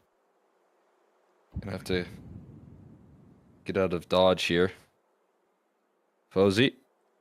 Gonna be next step back here to try and maintain the success on this A site. There's not a lot of time left, but that Molotov gonna force him to dance here. Finds a quick pick. And still staying alive, still being a problem, but a blind headshot from Frankie offers up some relief. 11 seconds left. Time to plant the digits on in, but now just the planter left standing. Shane in the 1v3. He gets 2 though quickly, and a chance to close it. Denied by Sus. Oh, wow. And Wildcard going to be able to play on for a little while longer, shutting down Shane in the 1v3. Wow. What a close outcome there, with Susp clutching it out. 11 frags to his name. It hasn't been the best for him, but at least Wildcard keep hope alive for themselves, although it was exceptionally costly. So their buy-up is not really going to improve that much. It'll probably be even maybe worse than what they had in this round. But still, they have hope, a chance. They need a clean round victory to really get that run going back towards potentially an overtime. But you're going to see here, Dare has gotten the check mark for map 3, above the 13.5 kill mark. And a very important piece, JBA flashed out and dead. Not really much that Fozzy could do, but Stanislaw gets a 2K onto Shane and Peeping as they try to come out and reinforce this long A position. Now it's down to Snav and Frankie, who have a peek. Don't really necessarily want to commit just yet. In fact, Frankie is going to stick around over in pit. They realize the bomb isn't in their hands. And this round, still plenty of time left on it. Could very much lean Elevate's way if Stanislaw is not careful with the way he plays car. He's the only one at A.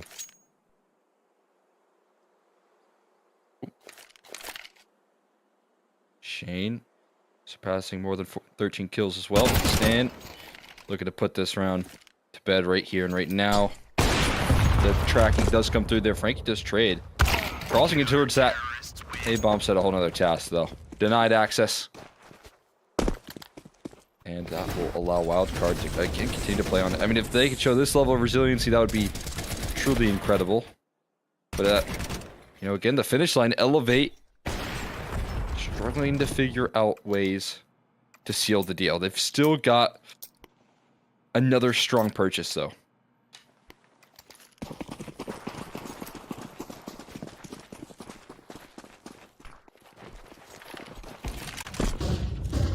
Shane going for the quick peek with the AWP. Positioning favored him, so it was given in his direction. Probably going to drop it for Frankie now. There we go. Up the guns, and Frankie's dead. He peeks around that corner. Fozzy wins the day. JBA manages to collect one as well, but Fozzy's starting to wake up here. 3-piece on for the quad. Fozzy can't do it because the nade finishes him off, but he did so much work. Peeping at 21 HP, jumps around to his doom. 8th for Wildcard, and all of a sudden, the possibility of overtime becomes a much more realistic prospect. It's kind of looming. That's for sure, man. Fozzy waking up in a big way right there in a round like that as well. And Wildcard hanging in there. 4 rounds isn't the, you know, the worst deficit to claw back from. The issue is they've got to remain flawless here. This round, a bit easier than rounds in the past. They don't have to go up against the full firepower here of Elevate, but they still got to be weary of Shane and his AK that he's wielding right now. Be a problem factor. He's got a fierce half-buy going in. Can't take this lightly. Meanwhile, Snav surpassing expectations as well. Gathering himself a check mark, brought to you by PrizePicks, and again, continuing a great series for himself here. But Sonic gets the early info. Utility already out. That's a brilliant HE combined with a Molotov, combined with the distraction, and the kills flood through for Sup and Sonic. They shut down that B play with ease, and that's a very fast way to get 9. And not to mention, another great thing for Wildcard is they build up a nice little bit of economy in their back pockets to potentially buy up again here. They don't have to buy rifles, but it gives them all of that util. It's fantastic. So that's the way you got to be winning these rounds, to continue giving yourself a chance at win after win to string these last 3 together. Susp, crossing over, going towards that B site. He's got company, but he's going to double back for a moment to check out what's happening. In fact, that's Sonic checking out what's happening towards mid. Peeping, gives an audio cue away. Another check mark. They're all coming through on this map. Sonic going to get above that 15.5 kill mark. Snap. Rolling lower. Stanislaw waiting with Fozy towards Cat. Stan's going to peek out. Fozy's going to have to strike if Stan goes down. It's probably the idea. Oh, Stan in his hands. Bad time for that, but he still manages to get two. And Fozy gets the opener to give Stan that space to rock and roll. Snav and Peeping, last two standing. Peeping does manage to get the headshot on Stan. Fozy drops off, throws the incendiary forward. I think a plant may come through. You still have JBA at long, which Peeping is going to try and clear. He's really exposed, though. Eventually going to plant that bomb. There's sus check mark as well. Everyone's getting check marks thanks to the performance and the amount of rounds we're playing here. And looks like Peeping is sneaking his way behind the smoke, trying to use to his advantage as much as possible. Eventually he's going to get spotted out, and it's from long. JBA, killing blow, wild card, up to 10. 2 rounds off now, man. Really making it themselves believe, you can imagine. All of a sudden thinking that they can get their head back in this game. With a couple more rounds to boot. JBA to seal it as well. And such a strong defense offered by Stanislaw and Fozy on that catwalk. I was with you. I thought that little timing was going to cost Wildcard everything. But Fozy lands the op shot as he needed to. And Stan with the utility, it becomes all that more effective with the disruption. Pressure continues to apply onto Elevate. Wildcard doing such a good job of hanging in these games.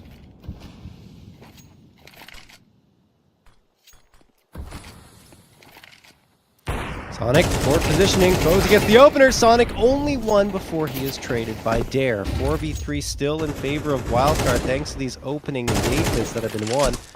Lots of noise being made by Elevate, so no secret as to the direction they're headed. And Wildcard, knowing that, tossing Incendiary out for Cat. Elevate don't have much util left, speaking of which. Just a couple of smokes and a flash. Renki gonna get dropped most of that util to support Shane and Dare as they move on forward. Fozy watching right along the edge of the smoke. If he connects here on that one frag and gets away, it's a 4v2 and an increasing likelihood that Wildcard will be able to get this 11th. Fozy waits. And Elevate just want to explode outwards all at once. They only have that one flash. There it goes. Fozy has to look away. Hits the shot, though, and gets away. Well done from him. Wildcard that much closer to an 11th, but they will yield a bomb plant here, and it's still a chance for Elevate. It secures at least another gun round here. If Elevate let this one slip. Fozy reaching the check mark. PrizePicks, but still not round over yet. Dare looking to make it so, but Fozy adds another kill, continuing to show approval. Shane, though, capitalizes on the low HP, still on the site, but overwhelmed. 2 chase him down. Wildcard 1 round off of overtime. They just won't give up here on Dust 2. Wow. This is... it's wild. I mean, to put it simply. Oh, man. 24th round of play. Didn't think we were going to see it. It was 12-6, right? In favor of Elevate. Yeah, Maybe even 12-5, right? Yeah, 12-5, you're right. 7 rounds. 7 rounds to close this out.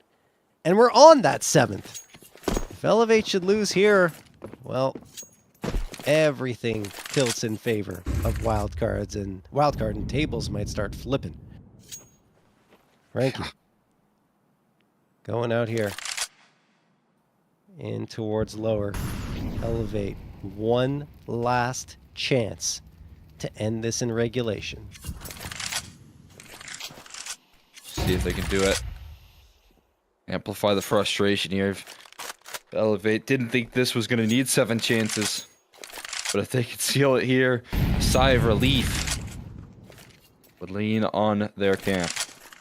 knowing that they at least locked in that grand finals position. If not, man, worrying signs to come in overtime with wildcard heading into it with all the momentum in the world. Fozy could be the first contact here once again with that op in a position that can be tricky to flash off as well. What's the utility that they use to turn the corner? They're just going to run boost past it. It works out well enough, I guess. Not necessarily the most flawless execution on it, but it'll do. Past the initial scope of Fozy's op right now.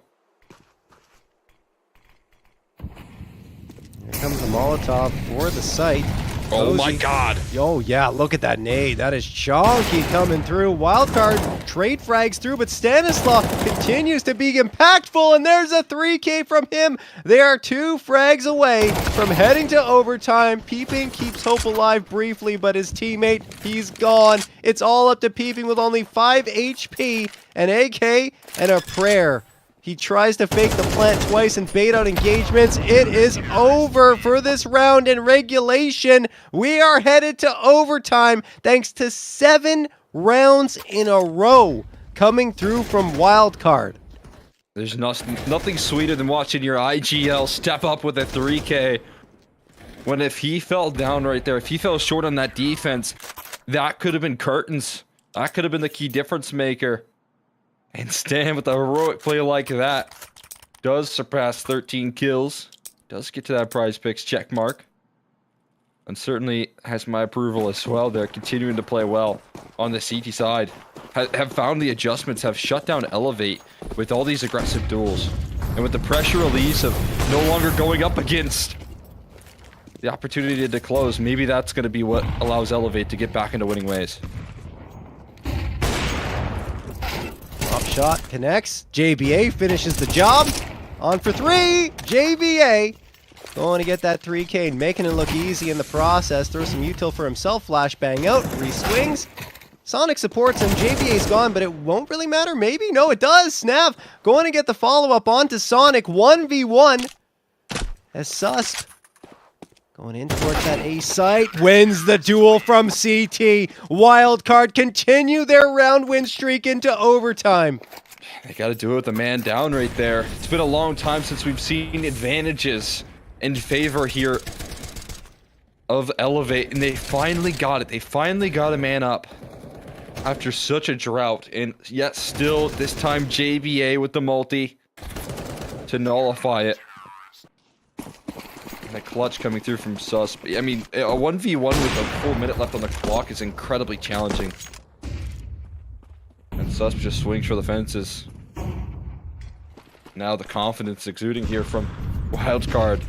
Knowing that they're in the advantage, they're in the driver's seat. Fozy looks to drive this one on home. An opening duel. Manufactured Sonic doubles down with the A4 spray as well from Long. Is unbelievable, but Wildcard just can't find a way to lose. What? Sonic's just spraying through the smoke and gets 2. I mean, maybe he had some visibility, but still. Frankie does slip past on Cat. They're going to clear it, though, because they don't have full confidence that no one got up there. Cozy hits the flick on Snap, and Snap had the advantage peeking into him with his back turned. Frankie, last one standing, 5v1. Frankie hits a beautiful headshot onto Sonic. Incendiary is going to fly right behind him. 50 seconds left, has to try and recover the bomb. Ooh, just by a hair. Misses finding a second one, and eventually it's going to be all over for him. 14-12 as JVA hits the PrizePicks check mark. Everyone appears to be getting it. I don't know if there are many left that have it, but that's not even important. Honestly, what is Wildcard coming out with how many in a row is it now? It was 5, now we're up to 14, 9 in a row. Unreal stuff. Yeah, I think Elevate just might not be able to shut this down here. The Stampede. Full confidence in every move that they're making right now, and they've got the shots to back it up. Hitting a high right now is Wildcard in flow state in the comeback. And one more to give themselves a shot, a series point, a position in which I did not think they were going to get away with. Elevate had such success at the start of this T side, but this time struggling to replicate. It's an interesting jiggle from Sus. We'll do the trick. Gets to hold on to his Molotov and toss it eventually when he's taking that contact.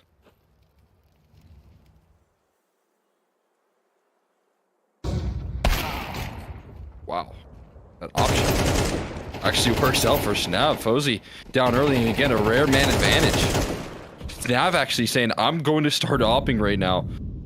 I've got to hop on the sticks, and that might be a move to at least shut down the momentum here if he can keep it up. Maybe. 46 seconds left on the clock, though. Smoke from it to B. This is the right play if they go towards B. At least they attract the attention of Sonic and force him back out to watch these double doors. At the A site, actually, a little bit vulnerable here because the long player JBA is pushed up all the way towards long doors.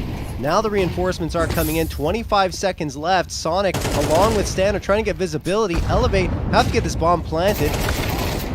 We'll find another couple of frags indeed. Sonic striking back for one, but I don't think that's going to be enough. He's going to need a lot more very quickly. JBA as well. JBA won't get it neither. Will Sonic finally... The round win streak is ended at 9. Elevate pick up the last round in the first overtime. First half of the first overtime to make it 14-13. Yeah, I mean, is that shutdown going to mean a lot here from Elevate? It has to mean something, right? It's a little disruption, keeping Wildcard at bay from Series Point. I know there's got to be a mental block going on here in the side of CTs now. See if they can keep flowing. And again, you know, now peeping wielding the op here. That good long spawn takes a shot, pops it off. No connection though. Flash is too good here from Wildcard to allow for those openings. And it just seems like the op getting tossed around to try and figure out any way to win rounds, which I don't mind from Elevate at a point in time like this.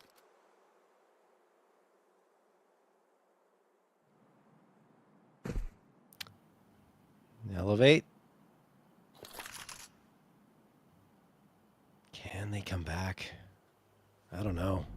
I mean, sure, like you said, that one round gives them a little bit of hope, a little bit of chance, but we'll see. Shane, oh, holds the angle, misses the shots. He's getting overloaded, has to throw a smoke. Sonic in the meantime, headshot stare. I don't think he can do anything, can Shane? He doesn't. Snav manages to get one back, but the Molotov pushes himself and his teammate back. JBA swings around on the other side to get peeping, but Snav will eventually flick himself and make it only a man advance for Wildcard, but the bomb is ticking away. Frankie realizes this is desperate situation, and he will get a frag on Stanislaw to make it a 2v2, but they still have to regain this space. Fozy, watching window. Smoke is still up. They try to smoke tons, but Fozy can just walk ahead of that. And now, I don't even know if they're going to have time to defuse, even if they find these frags. They're just taking too long. Fozy, shot onto Snap, and the follow-up on Frankie. Fozy doing it all here on the post plan to make it 15-13 for Wildcard. They have 2 map and series points. I can't believe that they're able to actually claim this as well. Fighting so hard throughout regulation to point, and now the reality finally sets in that they could close it off, and they've got 2 chances. Frankie also gathering more than 14 kills, getting the PrizePicks check mark. But in a certain sense, it could feel too little too late. They're caught by the flash. JBA turns the corner with fury. This is a team on a mission to make it to the finals. And it looks like they just might get there, a 4v5 at least, to look to seal it. Molotov lands at the feet of Peeping. Oh, that's huge. Yeah, forces him off the angle. Wildcard still haven't committed to either bomb site. They're all spread out right now. You're just hoping to get another pick or something to indicate what direction they should go in. Oh, there it is. Fozy on Peeping through the smoke, and Stanislaw finds Snav. This one is probably done unless Shane is able... Well, nope, Shane will do nothing. Fozy gets the op frag on for the last, but Frankie is able to at least keep himself alive for a little bit longer. Needs way more than that to keep overtime going, especially considering how hard it is to crack through this B bomb site on a retake with more than one up. Not to mention one player in a 1v4 Molotov comes out. Frankie is completely locked out. What can he possibly do? It seems like the answer is nothing. Unfortunate for him. And Elevate, they blow a 12-5 lead, and Wildcard then win 11 of the next 12 rounds to close it out in overtime. Unbelievable stuff. Yeah, absolutely. Truly incredible comeback right there. As a cherry on top, when I finally thought that the campaign here of Wildcard was going to be shut down, when I finally thought they had faced a task too tall, the resiliency here, the ability to dig deep, and again, to add to this here, this is 2 players playing in Sweden right now on 100 ping, but also, Fozy in that third map top fragging at like 2 a.m. in Sweden, just firing on all cylinders. This wildcard roster is going to be one to be incredibly excited about, and as I had mentioned, back on Ancient even, when they were formulating a comeback there, it makes for what I think is going to be the most exciting grand finals of 2 teams in red hot form off the back of this player break. Absolutely. And let's check out those stats for map number 3. They're going to come on your screen very shortly, guys, and talk more about who were the pop-off performers and who actually hit those expected frag marks. You're going to see here Sonic and Fozy were ridiculous for Wildcard. I mean, every single player getting the green check mark here for Wildcard, and it was an unbelievable performance from the whole squad. They didn't need to rely on JBA even. It was just everyone popping off here, Cole. Yeah, I mean, just some massive key moments right there. And like you said, everyone having big moments to seal things, especially if you talk about Stan and some of the activation that he got. I mean, to get in towards overtime, had a big multi-kill on the A site where he was, the last guy on the site proper. And if he fell without getting much impact, it would have been, potentially Elevate being our next grand finalists, and just hung in there so well alongside the ability to keep the mindset right. And that's going to be one they can be very proud about. On the other side of things here, I mean, again, with the amount of rounds that we played, getting those overtimes here, I believe, everyone hitting or gathering themselves on towards the expectations by PrizePicks. But, it has to feel a little bit rough on their side of things, just watching that game slip from their grasp. I mean, especially with the strong calling we saw out of the gates here from Elevate.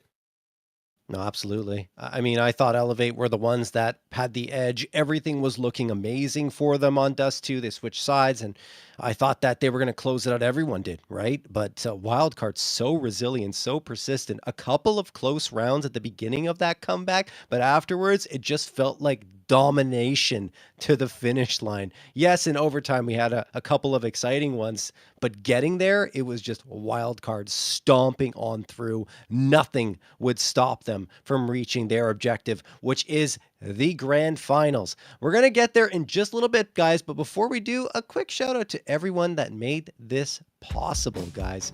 The NA Revival Series is sponsored by PrizePicks. The best North American Counter-Strike players are competing right now, and you can win real money while watching them play. Join PrizePicks to get in on the action. It is super easy to get started. All you have to do is select at least 2 stat projections and pick more or less to build your lineup.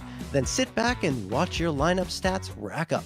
For a limited time, if you click the link on the panel below or use code REVIVAL when making an account, they will match your first deposit up to $100. That means if you deposit $100, you get an additional $100 to play with. Type !REVIVAL into chat to learn more.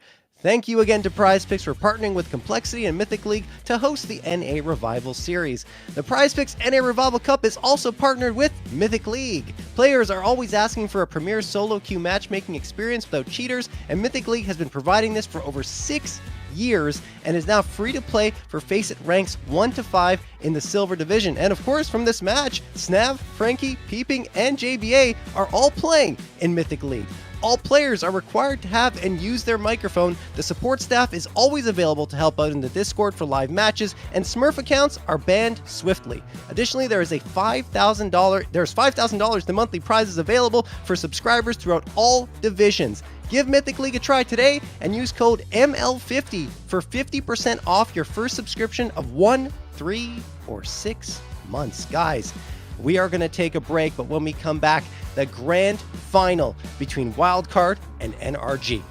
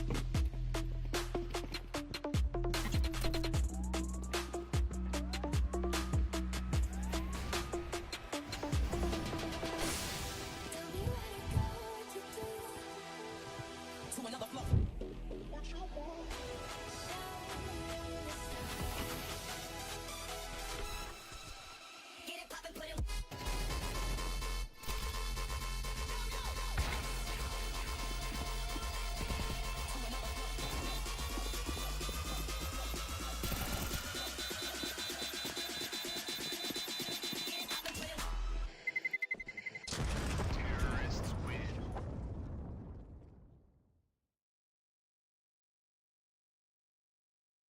You're either the most or one of the most traveled esports teams in the world. I think we travel the most, and it's not even close.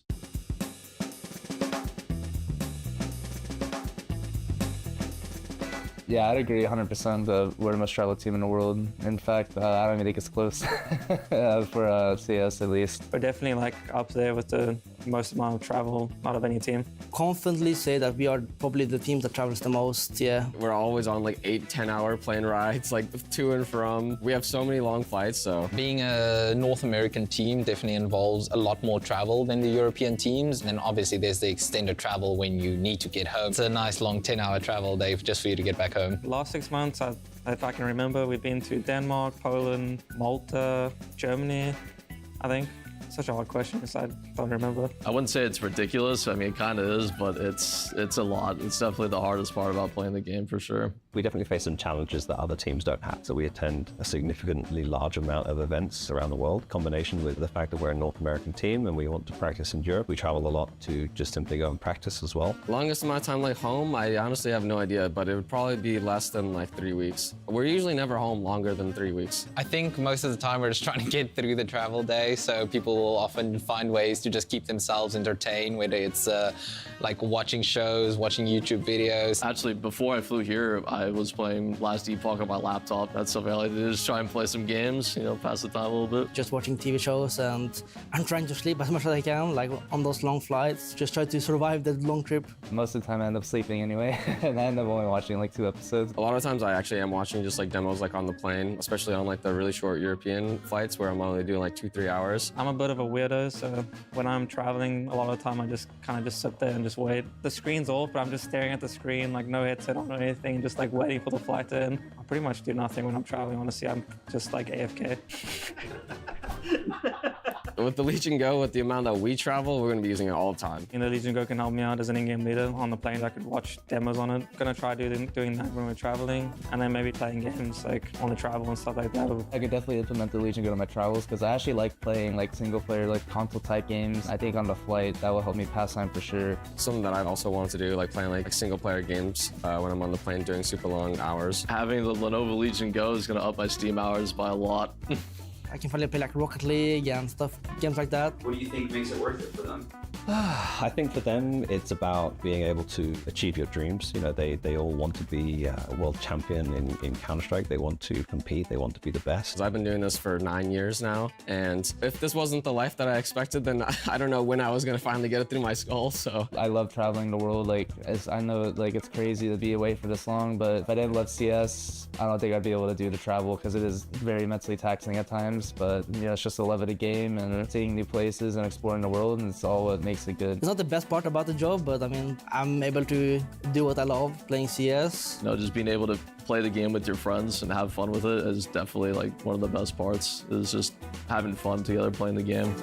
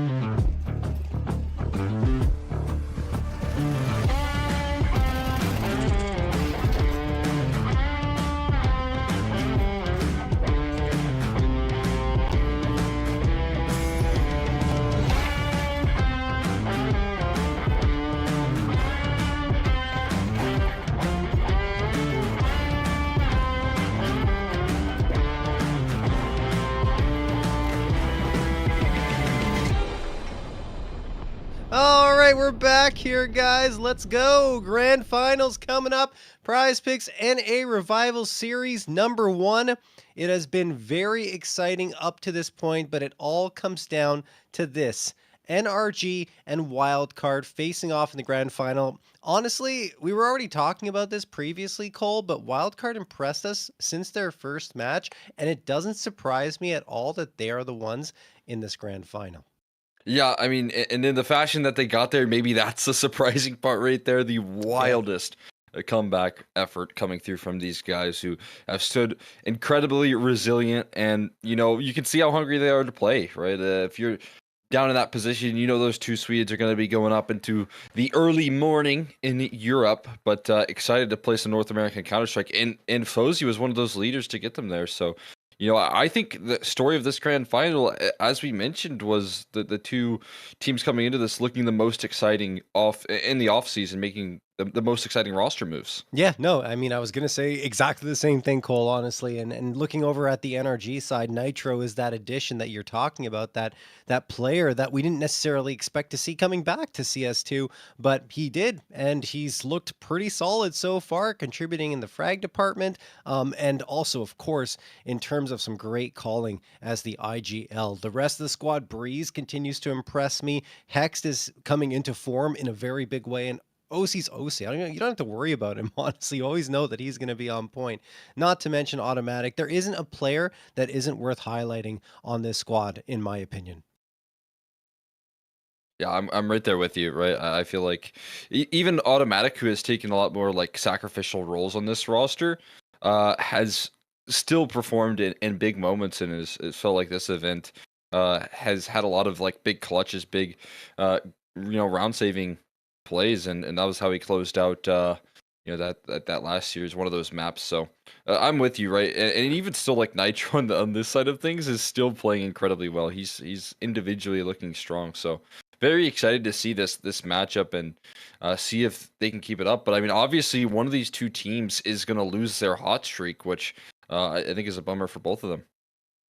Indeed. But I mean, Well, in on all honesty, I think it's exciting whoever wins. I think that it's going to be a very good matchup. And with all that being said, why don't we check out the Prize Picks analyst segment here and see what's going on in terms of the expected frags for both of these teams. Starting with your pick, Cole. Who do we start with?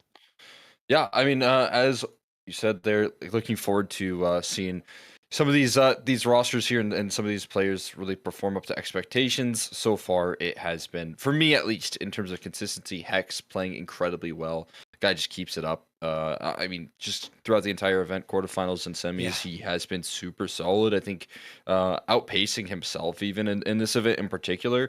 Braze alongside him, though. I mean, both of these players have really leveled up their game in this event. So this duo right here, obviously doing really well in this tournament, alongside OCU, can keep up that consistency. Yeah, I'm with you absolutely in that regard. Once more, I think Breeze remains my player to keep an eye on. I know you mentioned Hext, I agree, but Breeze, he is going to surprise a lot of people moving forward. And I think whoever hasn't been watching NRG, once they do watch them, they'll say, oh crap, Breeze has come back in such a significant way. And this guy's fragging out again, which I mean is great for him. I personally thought he was in the twilight of his career back in the AG days. I think a lot of people did. And then he just explodes onto this NRG roster. So Breeze, he's my guy to keep an eye on. Moving on to the other side, let's talk about Wildcard. And I think we've already talked about in the previous series, but JBA is that guy to watch.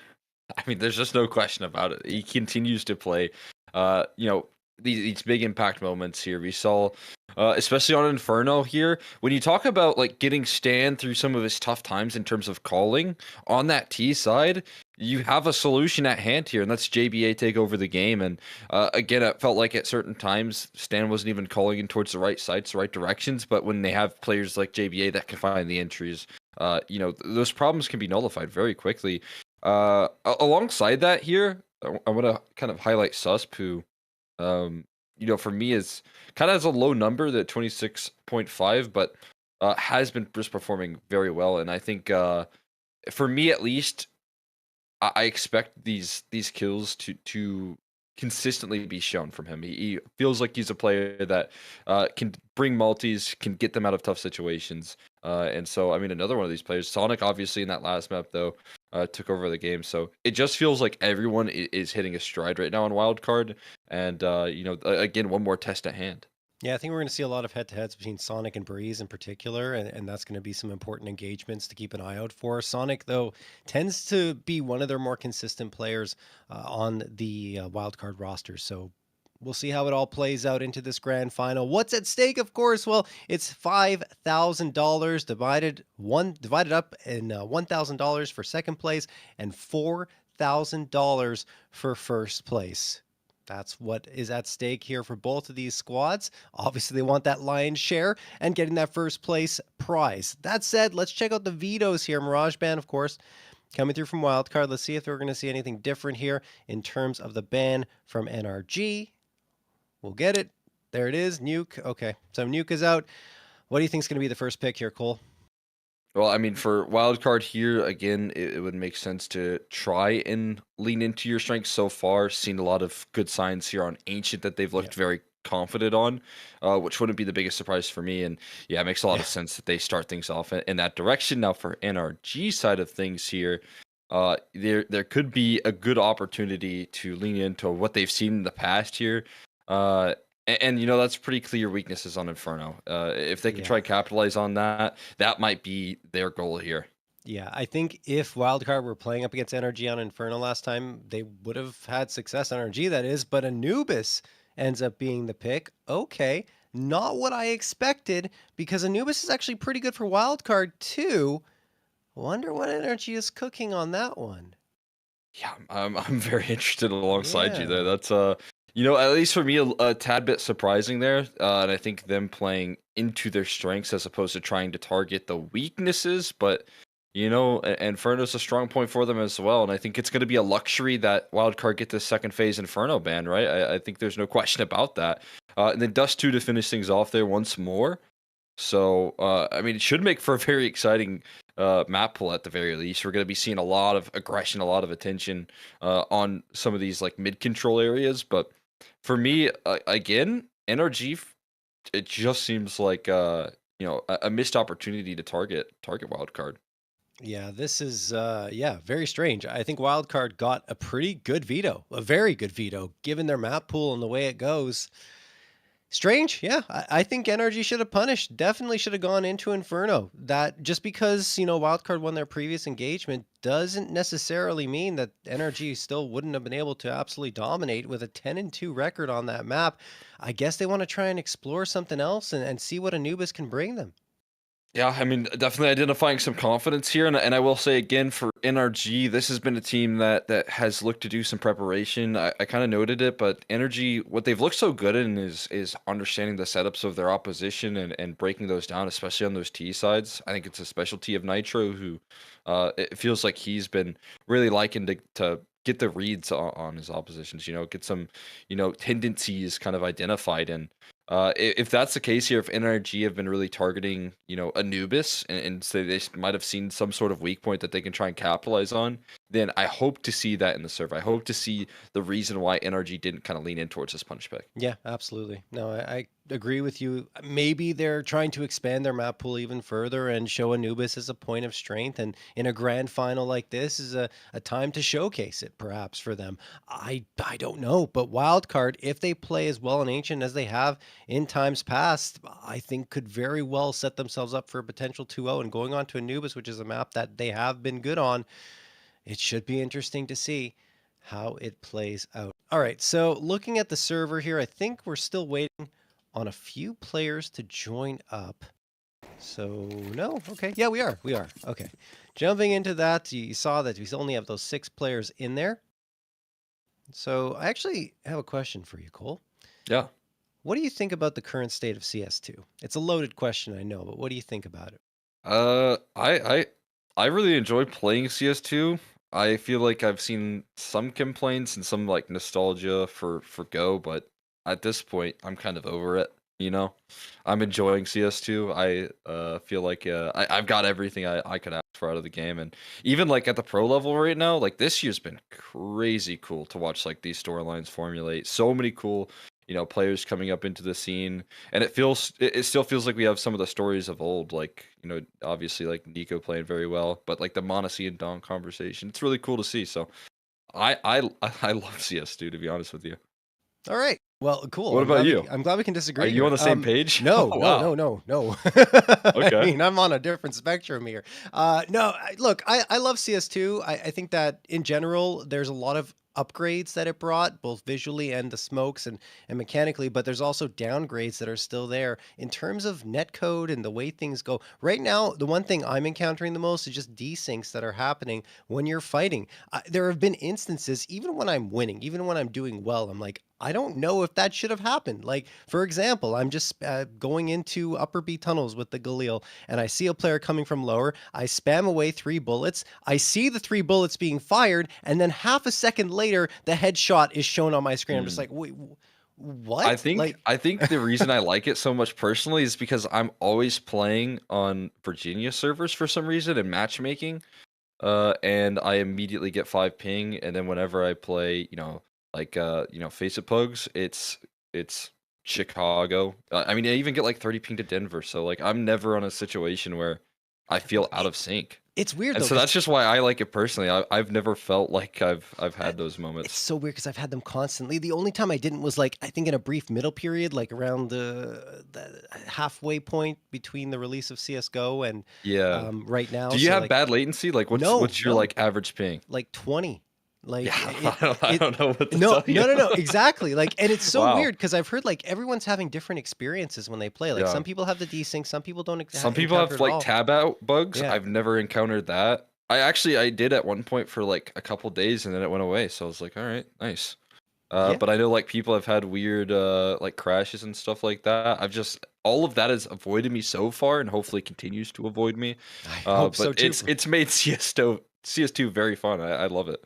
Yeah, no, well, I mean, we'll get there eventually with CS2. I just think there are some problems. The one thing that still comes up, even in pro play, is geometry and getting the jump Yeah, up we've onto seen certain that a objects, lot. right? Yeah, like we should be able to consistently jump up on an object, and even when you're doing everything right, you're not able to get where you need to be, whether it be jumping onto a box or jumping onto your teammate's head. I've seen players struggle when they shouldn't be, right? When they're having issues when everything is being done as it should be.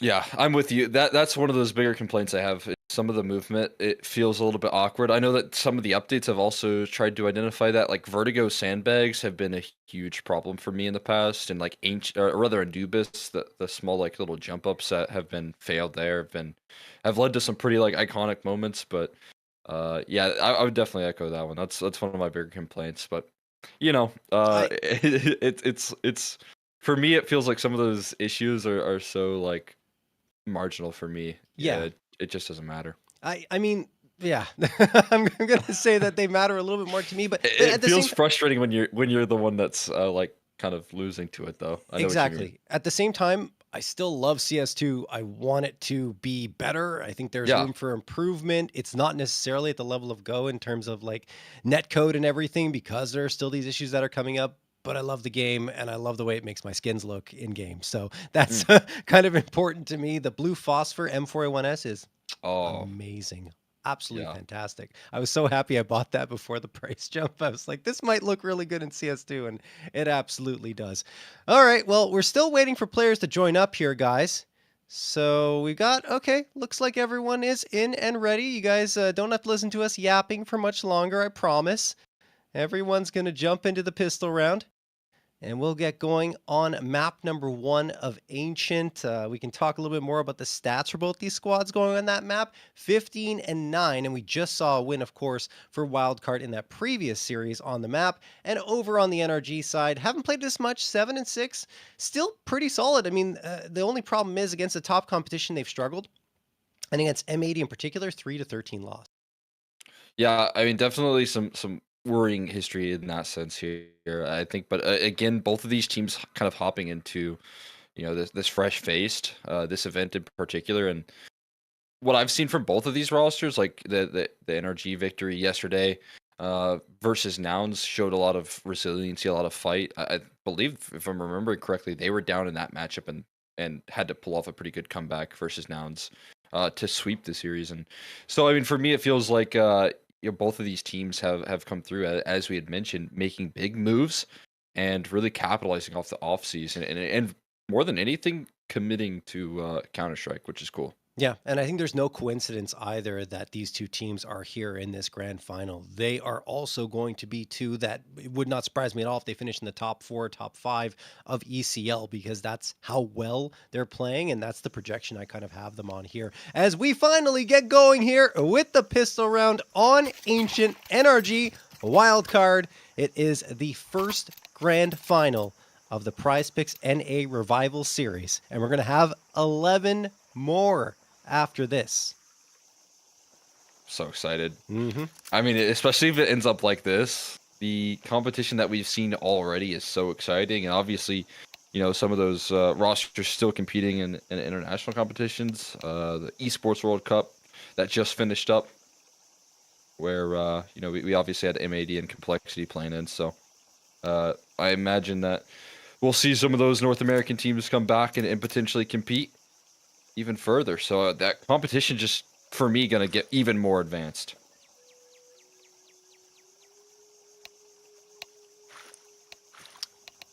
As we got another pause. Sorry, guys. False alarm. Okay, there we go. There we go.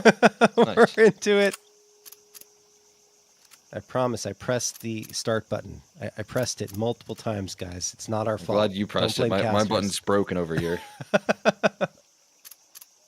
Someone came prepared, fortunately. We'll see who's more prepared in the final. Yeah, I don't know. I think mine was broken too, though. I pressed it like 7 times and, finally worked. But, You know what they say, 7 times the charm. I'm not sure if that's how they say it. Here we go, though. We are getting started here. First round underway. Sonic going down towards mid. The rest of his team going to join him here. I guess didn't really talk about it, but what do you think is going to happen here? Are we going to get another really close series? That's my prediction, but perhaps some one-sided maps will come through? I don't know. Automatic. Thinking with the veto right now, it could be that case here, but Again, anything could happen in the server with how good some of these players have been playing throughout this event. Is Breeze one of them, and Breeze starts it off with a quick 2-piece. Counter flash is coming through, keeping their distance, and it won't be looking to go in the favor of Wildcard. No, it'll be shut down. Breeze with a quick 3K, fighting for both angles, shutting off Donut and A main, and giving an NRG a comfortable pistol. NRG off to a good start, even though, you know, this is Wildcard's map pick, by the way, guys, just reminding you again. And this is a map that they performed on quite well. Let's look at their last 4 times on it. They did lose to Elevate, actually, 14-16 in overtime. Won against the Party Astronauts, 13-5, and before that defeated Take Flight and Limitless. Over on the NRG side, the last time they played it was against Nouns. Actually today. You just saw that one too. Also going to overtime. So 2 ancient overtimes already play with identical score lines. Now these teams obviously want to avoid that situation. Hex, Breeze, and then both of them again combining for 4 here on the anti-eco, Cole. Yeah, pretty straightforward right there. No trouble getting past the Glock. Sonic gonna get a little flashbang sent his way. OC challenging, hunting those sweet ecos. And he'll get on the board because of it. So 2-0 for Energy to start before the rifles and the resistance from Wildcard appears.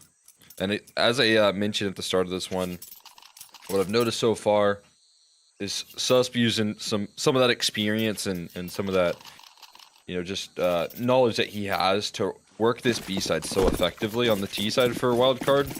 It feels like they can trust him to be alone and still fight for map control, which isn't always the case, isn't always a luxury that teams have.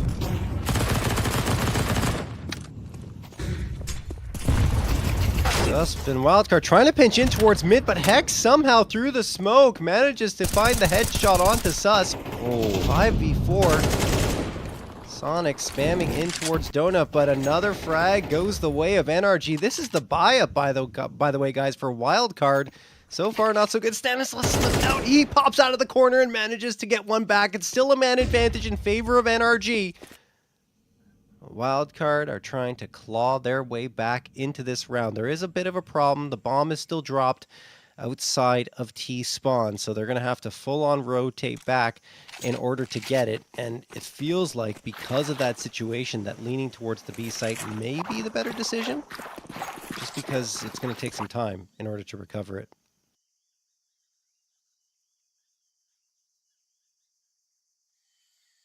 I gotta transfer on over. The good news is on this defense, some utility and some presence here. OC doesn't have a smoke though. That was actually a flashbang. It is the smoke that comes through from Hex, and that's just such a good deterrent right now.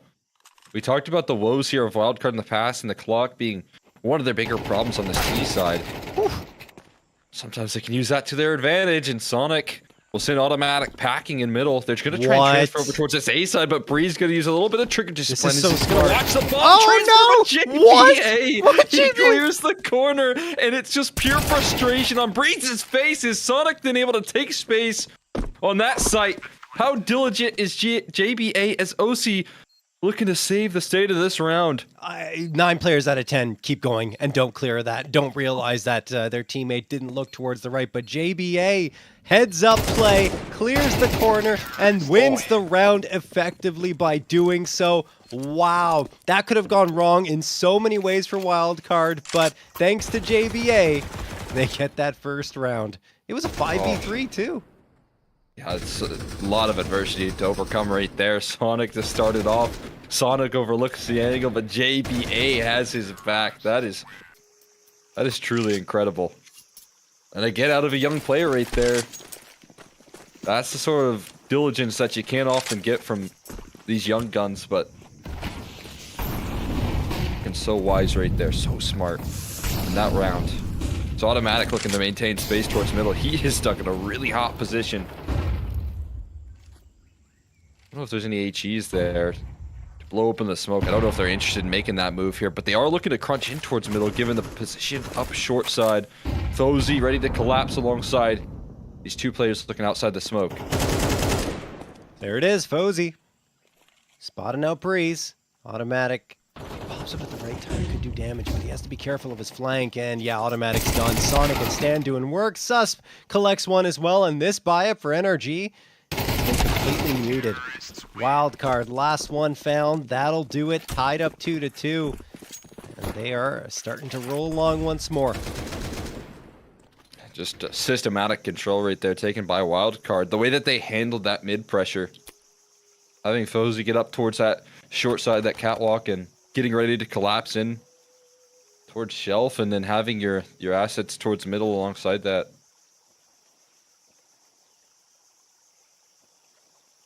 It's going to be a fun fight to watch for the remainder of the half here, or at least the remainder of this game. Is again the battle of these two tenured IGLs here coming through. Stan and Nitro. It was strange to playing up against each other over the last, what has it been, like 8 or 9 years? It's been not a always while. IGLs, I guess, but definitely playing against each other for forever. Mm-hmm. It has been quite some time. Looks like we had a brief disconnect come through. OC having some connection problems, but he's back. Not too bad of a delay, guys. And we go on. 5th round of play. NRG and Wildcard all knotted up, but Wildcard, I mean, they've had 2 very convincing round victories in a row. NRG not going to be able to afford much of anything. Nitro buys up 5-7, but everyone else on default pistols for NRG. Nade sails out. Pops open the smoke, but not really any information to be gained since NRG are just hanging back on each bomb site. 2 for A, 3 for B, and I say hanging back, but Nitro's pushed up all the way to the top of A main. They got some advanced positioning with the 5-7 as well. He's the one player with the best firepower to hold the entirety of that A side. The rest of the USPs elsewhere. Sometimes there can be strength in numbers, but sometimes the USP is just not enough to fight up against it, even despite the stacks. We'll see what the case is here. Stan looking to take some charge, farm up some cash flow with that Mac 10. A nice $600 if it wasn't for Sus just sniping him through the wall to find the entries, taking all the kills. Eventually let Stan have one, but nicely handled on the anti-eco. Just a pretty sharp USB shot from Hex to do some extra damage. Nitro with his 5-7 berries and cherries. Just gonna stick around for some exits. I feel like this is a high value skin, you know what I mean? It's an efficient skin. Unless it's expensive, but I feel like it's not that expensive. It's I think it's 120. Wow, okay, that was more Yeah. than I thought. Jeez. So when I was, oh wait, no, no kit. Shouldn't be creating any chaos. Could find an exit, but as I was saying, I looked through my camera roll on a plane one time, flight, and I went so far down it was 2016, where I was deleting pictures, and in 2016 my M9 bayonet Boreal Forest. Do you want to guess how much it costs? The M9 bayonet Boreal Yeah. Forest. When it cost 2016. in 2016? I don't know, Yeah. like $70. That was exactly right. How much do you think Yeah. it costs nowadays? 250. It's like $700 now. What? I've never. What? Why? I think it's 10x'd. I have not Since, checked its price recently. I That is crazy, dude. Yeah, It's just a it's Boreal actually Forest. 616 for the field tested Boreal Forest on the Steam marketplace. It's absolutely insane. The stonks on the All skins.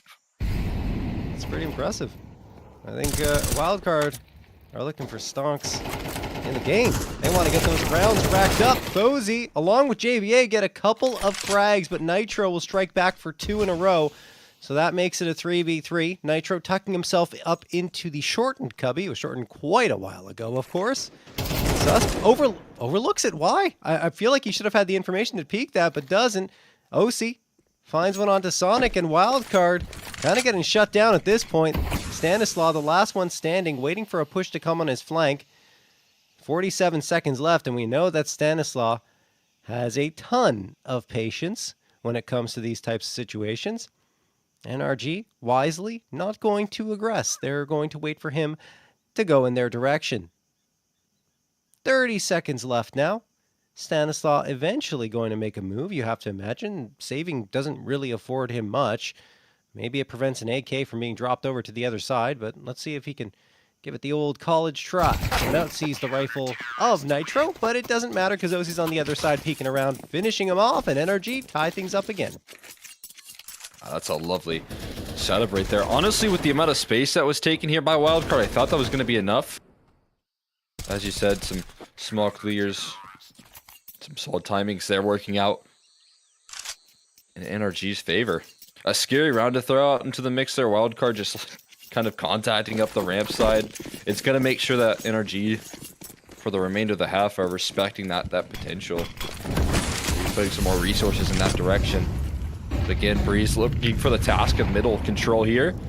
And up to the fights. The confidence shown from him right now as he looks to take these duels, but swinging out wide. Sonic's been just as sharp in this side of the map and starts to win out on these fights. As Hex goes swinging wide and Fozy instantly trades. So the great positioning of Wildcard, keeping them a man up. Jeez. That is some aggression being punished by Wildcard onto NRG, who continued to try and take the fights both towards mid and at a Jaguar, but each player disposed of handily. Sonic watching Donut, spots the player jiggling around, managed to get past that angle, so he's probably just going to push forward, and that forces OC to go back towards the site because he doesn't have really anyone to help him out at this point. He's calling for automatic to rotate over, and that is indeed a good decision. OC has to hold the fort for now. JVA boosted up towards Tree, and JVA won't get anything. OC drops 2. Finally traded out by Fozy, who also got automatic before that. Nitro, last one standing. 1v2 clutch required of him to get NRG a 4th round. But Fozy's watching the angle, waiting for the peak to come through, and hits the shot, even though it looks like it was past him. Fozy has 120 ping, so it works. Yeah, I love watching him off right there. Yeah. That's those sort of wild connections. It'll do the trick. This Fozy, again on the T side here, able to elevate. I think a lot of high impact. He was a big influence in that comeback versus Elevate, and his op definitely felt into the server with some good trades there. And again, I feel like trading is pretty difficult to do when you're on high ping. You wouldn't blame him for missing some of these shots, but it just isn't. Well, at least what Fozy is seeing is what he's getting here in CS2. I don't know Maybe about not so much everyone else. Nitro. Yeah, exactly. Poor guy. Yeah, indeed. OC and Breeze stacked up here towards the A site. Breeze just playing anti-flash right next to A main. Or no, excuse me, he's right up into it. And he manages to get one, not the second though. The jumping Mac 10 headshot onto Breeze. A 4v3 in favor of Wildcard should be an easy round for them to take, given that there's very little bought up in this one for NRG. You never know what might materialize. Fozy continues to rock and roll with the AWP, and it's up to Hex and Automatic. I think this one is a non-starter. It is. I'm not going to get much of anything. Nicely done right there. I was thinking there might have been a gap for Automatic to deny a bomb plan for a second and just kind of frustrate Wildcard in the late round, but that's not the case. You got all their bases covered. Not too many casualties taken. And heading into this next gun round, you actually have a Mac 10 still in play for Stanislaw, and I'm noticing on the other side of things here for NRG, there is 0 head Kevlar. So keep an eye on Stan. If you can get in their face, up close and personal, yeah, that could be a bit of a promise. Oh, those HEs, Wait, two what? of them dunking down on Automatic and Breeze as they take early map control. But Fozy's still aware of the aggression right there. Automatic trying to play around the smoke, but Fozy just continues to fire away with this AWP. Breeze continuing to fight and will eventually back off. I agree with you though. Fozy's doing so much. He's got 11 frags now.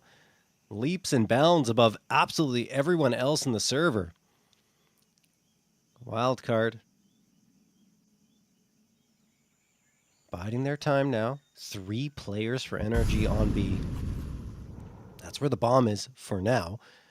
But it feels like there's a lean towards A, and that would be the correct call. 2 push down towards ramp. Fozy is gone. Deleted there, and a man advantage gain for NRG. But because 2 players are seen, they're going to full on send it to A. They overlook back of Donut, though. Breeze connects for only 1, but it is enough because it delays the wildcard squad enough for NRG to restore some manpower on this A side, Cole. Yeah, but JBA positioned back in towards Donut, and again, we've seen how powerful this position could be. Now, the good news is there's a Molotov and a smoke, and Stanislaw was not allowed to evacuate either. So JBA inches his way forward, looking for an active duel before the post gets too far, and Nitro won't allow it. Gonna complete the kill right there, and NRG successful on the retake. Alrighty, so back and forth we continue to go as NRG come within striking distance of Wildcard's lead once more. That's just, you know, a good opener from Nitro. I thought Fozy had pulled it back, but that aggression, double stack, or double peek down ramp, and afterwards overlooking the back of Donut where Wildcard were the difference makers in that round.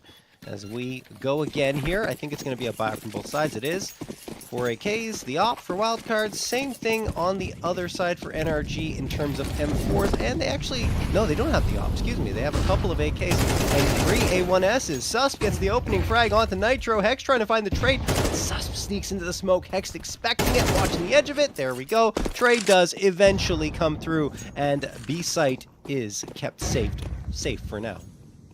Yeah, but in a bit of a panic rotation here, it does leave some vulnerabilities.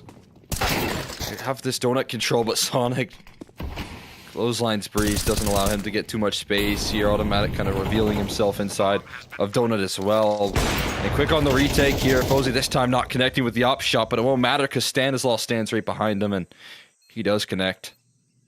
OC and Automatic kind of huddled around this A side, on the outside looking in, trying to crack through, but having some difficulties in the shots, and Fozy going to ensure that this round is secured. Wildcard going to gather themselves a 6th round here. This T side looking strong.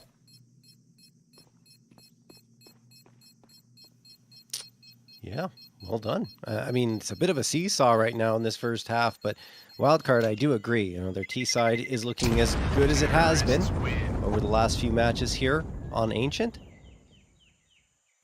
Automatic saves the M4. And we go on checking things out again. I mean, that's just a great entry from Susp, and afterwards the bodies just keep falling in favor of Wildcard, as they've now ensured at least that a tie is the most that NRG could bring this back to in the first half. Yeah, I mean, it's really hard to operate right there if you're NRG, feeling the pressure towards that B side. And as I said, you don't really have to give Susp a lot on that B side for him to find impact. Has a little lurk smoke to get up, but outside of that, he's tasked with selling the distraction. He did a great job. Has been in the past here. A bit of a win condition for Wildcard's T side here on Ancient, but Fozy's still clear win condition right now. An entry this time. Rolling on through instead of just trading his teammates. Finds the rifle as well. The regression is nice. It might net them another rifle to pick up, but having to kind of sacrifice control. Now, that is bomb. So this one actually gets a whole lot more interesting. Wait a second. There has to be some serious heroics. It won't come through from OC just yet, but maybe Hex can save the day. The bomb still not picked up, but it also is smoked off right now, hoping for some spam, but he's somehow just splitting the goalpost. I almost think it was harder to miss those 2 players right there, but unfortunately for Hex, not able to do much more in denial. Yeah. And they've got him boxed in. And OC got bodied by the Molotov. It just hit him right in the shoulder. I mean, that's tough. Kind of jostled him around a little bit and made life even more difficult. Hexed. Yeah, he's just staying here. I think he's dead to rights. There's just no chance that they're not going to chase him down. Yeah. Yeah, here they come. Hex gets next. Sus expecting it. There we have it. 7-4 in favor of Wildcard. One last buy round available for NRG in this first half. One last round at that. for them to try and keep things close with a 7-5 half. But Wildcard, they want to pull away. They want that 4-round lead going on to the defensive side. I'm sure they want it. Eager to get there. He had looking consistent on this T side as well. Getting dealt a tough hand with that pistol round loss, but a lot of gun round success. Another great HE putting Breeze down low. It's been a theme here. You know what else has been a theme? Fozy op openings, but not quite able to find it. Goes down to 1 HP, and it was just a little shrapnel that needed to land right there for that kill to be converted. And it does connect onto Fozy eventually. Oh, OC. Speaking of connecting, he finds one onto Susp. 5v3 in favor of NRG. JBA, Sonic, and Stan still up. JBA having one of his slower maps throughout this NA Revival series, sponsored by PrizePicks. And JBA actually, as I'm talking about him, connects for a headshot, but is immediately traded out by Breeze. Sonic throws the flashbang, 57 seconds left, wants the space and gets it. Donut belongs to him, but only for a moment as Hex closes the gap on the other side. Stanislaw, last one standing, 47 seconds left on the clock, and the bomb is so far away from him. He's going to have to fight his way through either B or A. There's one frag. They're giving it to him. I don't know why. 37 seconds. In the end, it doesn't matter. Hex finds his third of the round, and indeed, NRG cut the lead to only 2 as we head to the second half. A little bit scared. I was with you. Looked like Stan might have got more than he could operate with, and especially without that bomb and the knowledge of NRG, the map kind of opens up to him. Able to avoid that. Hex will just seal it with the headshot. NRG get 5 here. Close that distance a little bit more. That's a relief there for them. Gathering that 5th round, making sure that things don't get too far out of control here. A little pre-half ritual there for Hex. He warms himself up for the second half. Going to be needed some strong performance from him.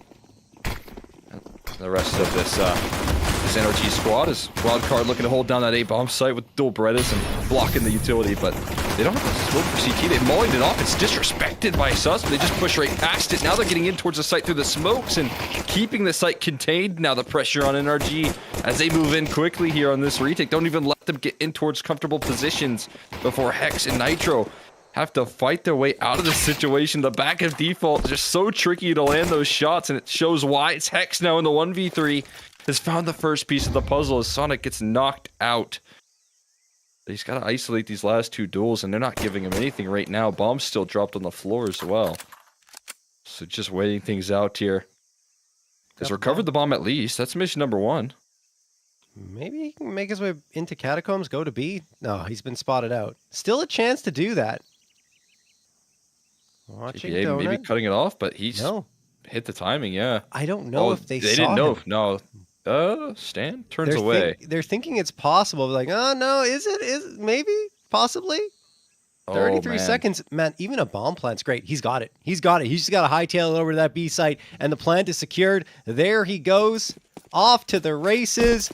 Wow. He has just snuck away from what felt like an impossible situation at times to get this bomb plant. Now JBA and Stan have to go right on towards B. They absolutely know it's there. That's the one luxury.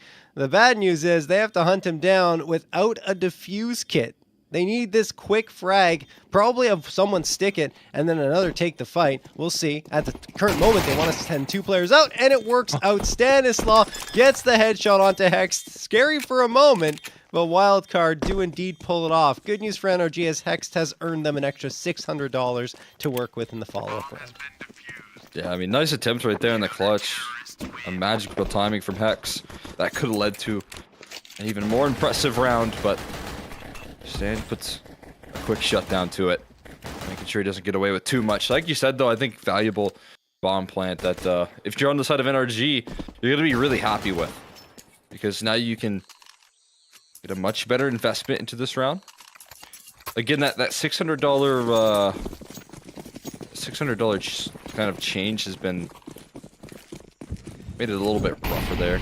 But, I mean, AK in the hands of Breeze. given over to him by Nitro. So some firepower here, and a man that we know can activate big time. Automatic gonna get a chance here around the smoke. Sonic just caught in no man's land, and Breeze will capitalize with the gun that was entrusted to him.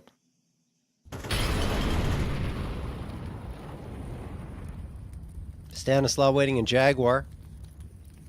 Seeing if anyone's going to try and contact him here. Hext will do so, but Stan backs away. The time is actually perfect for him to slip away and not be forced into a fight with Hext.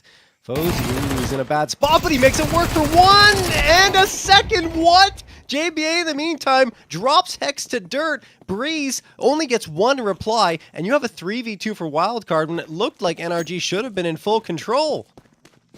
Yeah, what a quick turnaround right there. A re-aggression coming towards mid, and doesn't need the AWP to have impact. He can wield the MP9 as well.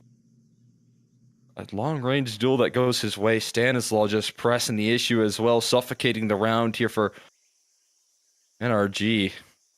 Cleared out the A side. He's about to go and clear middle as well. You can see an extra rotate joining forces on this B side. JBA now involved, and soon Stan's going to be involved as well if he gets on top of the boxes. He might even be able to beat him to the punch. There's the information at least confirmed with a double up on the site proper as well. JBA in a position to strike and catch him off guard, and that he will do.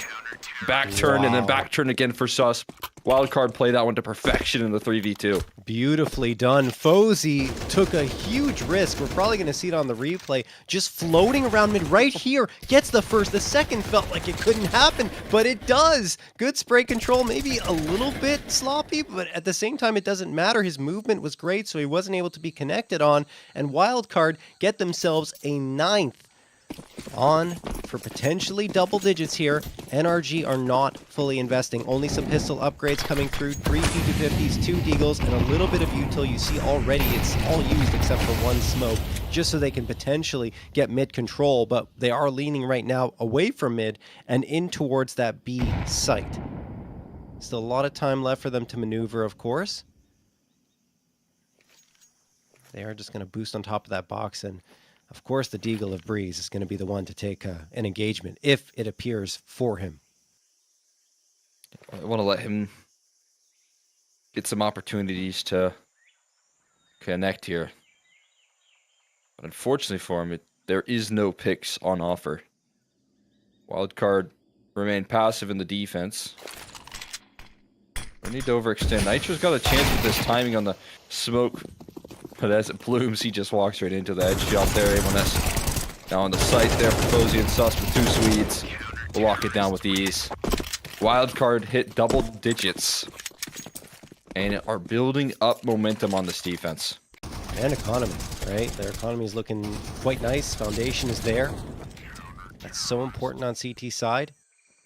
We expected Wildcard to be strong here. I think NRG still got a bit left in the tank to come back into this one and make it a little closer, because if it ends up this one-sided to finish things off, I'll be a little worried for NRG going on a surprise pick of Anubis against the Wildcard squad that actually enjoys being on that map as well. And we're not there yet. Still a ways to go. Hext and Nitro gonna get naded down to 68 and 77 HP respectively. Oh, and another nade in. Hext, not that bad. It could have been worse, I think. But Fozy's going to get the opener. Automatic the trade. Stanislaw, who's going a bit too far, needs to be careful here. Tagged down to 66 and eventually says, okay, I'm going to back off here. Took a few steps forward too far. Yeah, I'm not going to press my luck here. Yeah. Too much. I just really like these off angles in Cave. I mean, you can remember all these ancient games. Stan being tucked into these cubbies here. Trying to get that element of surprise. Always playing these bait and switch setups. Look at this read from Wildcard saying, hey, let's get the rest of the roster involved on this B-side defense. It is a 4v4, and they have got a 3-man lean on this B-side with one watching middle and JBA. But that smoke, even if it doesn't necessarily mean A-side play, is at least keeping JBA away from this side of the map. Forced to show the A-side a little respect. But there's 35 seconds left. A smoke tossed in towards the top of ramp. Stan, so effective here in Cave. Multiple times that we've seen him do this, and there it is, almost a 2K again. OC barely surviving. Sonic around the corner. He's going to be ahead of the smoke. He can pop around and do even more damage. He goes towards ramp and actually eliminated immediately. Susp hiding in the cubby. He's got JBA supporting in the crossfire. JBA gets naded down to half health. Energy doing a lot of things right here. It's down to Suspense. Suspense will do it. He gets both. Automatic and Nitro are gone. Didn't even see the first one come through. But it's 11-5 for Wildcard. Oh, he just tucked into that corner for so long.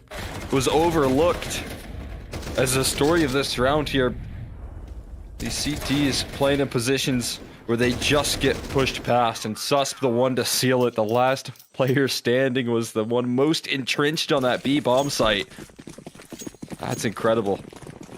And Stan, his impact on this map, it just feels like he's so confident, so strong, and again, puts himself in a position where he needs to thrive, and he just does. His best performances have been on H right now since we watched him. You're right, he really does love this map. So, Stanislaw leads the charge here with, or almost, I would say, 14. Fozy is the one who's at the top of the scoreboard. Oh. Stan, oh, he had the lineup, but he didn't know it. It was just the tail end of his magazine. Man, imagine he spams it again at that moment. But it doesn't happen. 3 players leaning to B once more. NRG. In the meantime, have 3 going into mid. Maybe they can catch Wildcard in transition should they go to the A site and catch them trying to come from B to reinforce A if they decide to execute there. But NRG in the meantime says, no, you know what? B site feels really comfortable.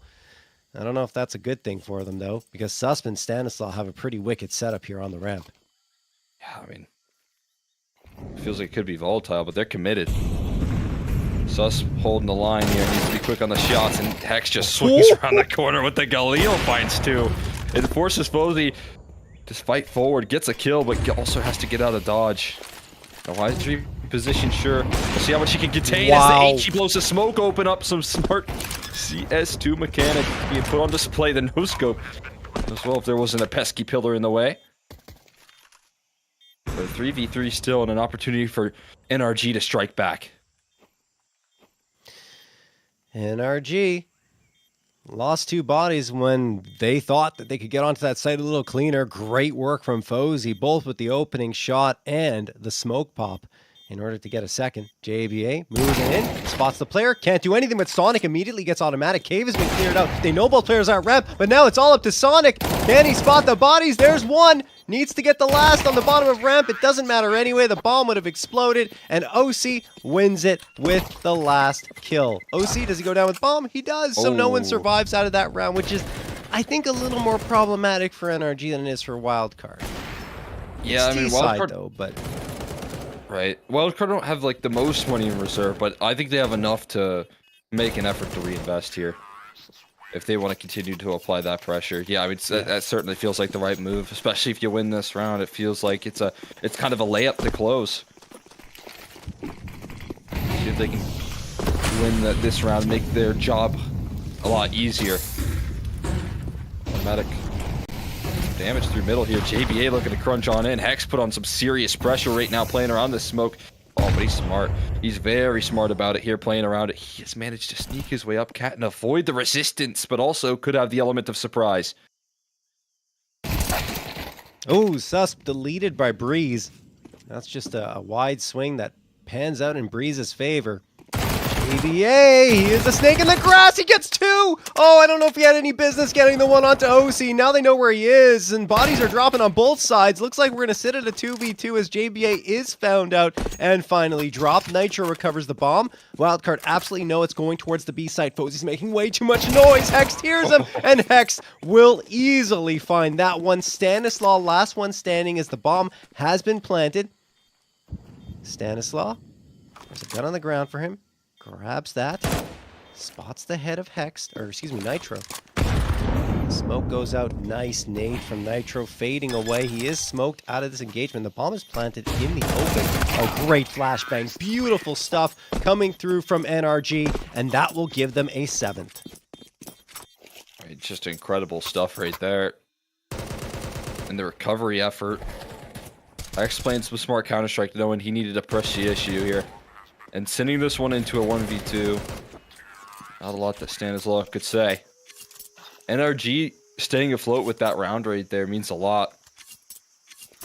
Said it at the start of it. That was one of those swing rounds that could just put this game in Wildcard's favor.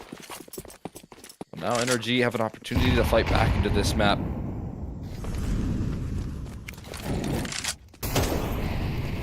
Next, Molotov thrown into Jaguar. You're absolutely right. I mean, this has now become a lot closer. Assuming NRG convert this. There is Stanislav being cheeky with a Zeus. What angle is he holding? Oh, cave. Okay, yeah, not bad. If someone walks there, that could be a pretty easy frag. He loves to play this position. It's where he finds the majority of his frags on the CT side of Ancient. He puts himself in what I think are like some of the most uncomfortable fights in all of Counter-Strike. These very close range, like very fast swinging angles that you have to prepare yourself for, and it's almost like he thrives in that. Like that's his comfort zone, which again I think is like, for me, I think for a lot of players would be one of the least comfortable positions to play. Headshot for Cozy. I agree. It's not the easiest spot to play from, but he just looks comfortable in a lot of cases. As Stanislaw comes around, Nitro spots him. There's just not enough. Yep. Sonic is the last one, and this round is done and dusted. 8th picked up for NRG after this bomb explodes, or Sonic dies, whichever comes first, then it'll be Sonic dying. That comes first. 3-round lead for Wildcard. Still in a pretty good spot, I would say. They need to start converting the rounds quickly before, well, they have a taste of what they delivered to Elevate in that previous series. Yeah, I might get a taste of medicine here. A little less severe when it's only 11, not quite 12, but still the statement of NRG's resiliency here on this T side definitely felt. Sonic has got the jump, not quite. It's alright, he'll just keep his attention tucked in towards middle. Meanwhile, Nitro swinging for the fences towards middle. They want this control. They're fighting for this ground, and they will win it here. Automatic. Really unleashing on this T side. Had a very slow start, but stepping up in this comeback effort here. He's going to make that move. Is he going to push the smoke? No, he's not. No, he backs off. Susp is going to also connect onto Breest, even at the numbers. Automatic walking into Fozy's a crosshair, and Fozy wins the duel. Stanislaw in the meantime on to B, gets completely flashed after finding one. OC is trying to get this bomb planted. Doesn't really have to rush it. Another molly. Great incendiary thrown. Nitro does manage to finish off Fozy. OC wants to know it's safe, but great smoke pop from Nitro, who gets himself another one. He's up to 15, and Nitro's fragging ability appears to be on display more than I expected. I already talked about this before, but he's looking quite strong, having not really played CS2 for the past few months, coming back and looking like he hasn't missed a moment. No, not missing a beat right now. I mean, again, I highlighted his stats. He was farming ECL. Obviously, it was the lesser competition that he was farming, but he's coming to this event and still been able to keep up the calling and individual performance in some of these maps. He's doing it right now. And again, in this comeback, JBA has to make the long rotation on end. He doesn't have a kit to play with. He doesn't have a smoke, and he knows he doesn't have a chance in that retake. He's going to call it a day. NRG get another one here. This time it was, a man down situation as well. They were losing some of these trades. They were losing some control on that B side as well in the execute, and they're able to keep it contained with OC and Nitro. Yeah, and I think Nitro did a great job in terms of using those mechanics of CS2 to his advantage, blowing the smoke away and spotting out his second frag. He's the reason why they even had that man advantage going to the post plant. Then they readjust and go to the opposite site afterwards. Free plant, JBA has nothing to do but save. So NRG's round win streak continues here. They are on to 9, lead cut to 2. Wildcard, yeah, they're going to be on an eco. They can't justify forcing up into this one. Calling a timeout to talk things over. but I feel like it'll just be upgraded pistols and the A1S in JBA's hands, which means that unless they go towards JBA and he's able to pop off, which I'm not saying is out of the realm of possibility, if anyone can do it, it's him.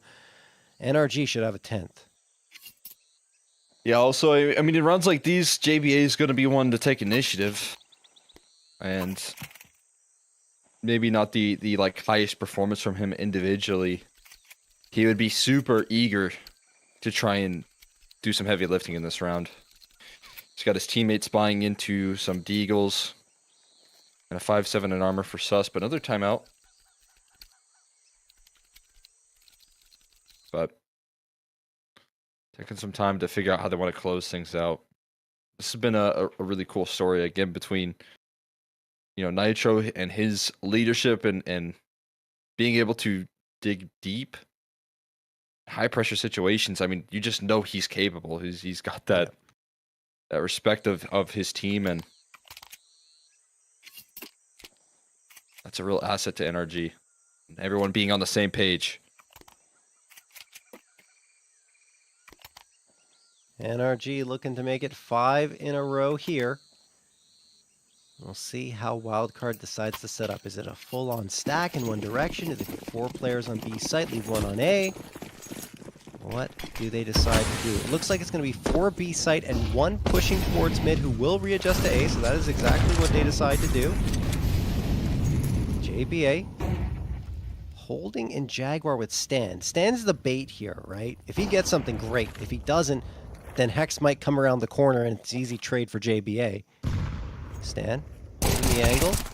There's Stan gone, and they activate, but JBA can't get anything. Oh, goodness. Hex with the read, the 2K, and now all that's left is pistols, but they are both on this B site. Should NRG choose to go there? Great flashbang thrown. Fozy looks away from it. Nate comes out, and then it's just bullets going through the domes of Fozy and Susp. Sonic, last one standing. NRG looks like they have the 10th. Sonic at least making it a little painful with a nice Wandy coming through. A beautiful shot right there. Fortunately, dead to rights. Backed in there by Automatic and Hex. Just cracking things open piece by piece. I mean, again, you know that JBA wants to do some lifting with that A1S that he has the hero rifle, but Hex just fires through the wall. He doesn't get a target to even look at for the most part. You saw his opposition for milliseconds before getting shut out.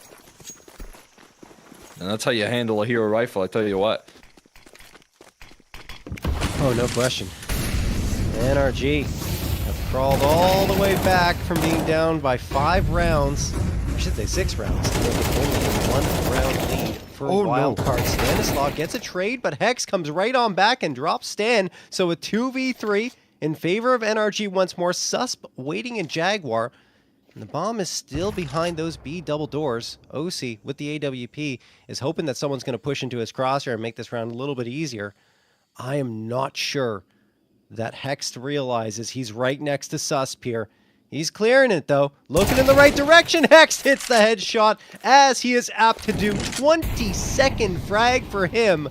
He has been a huge reason why NRG have been able to get back into this series.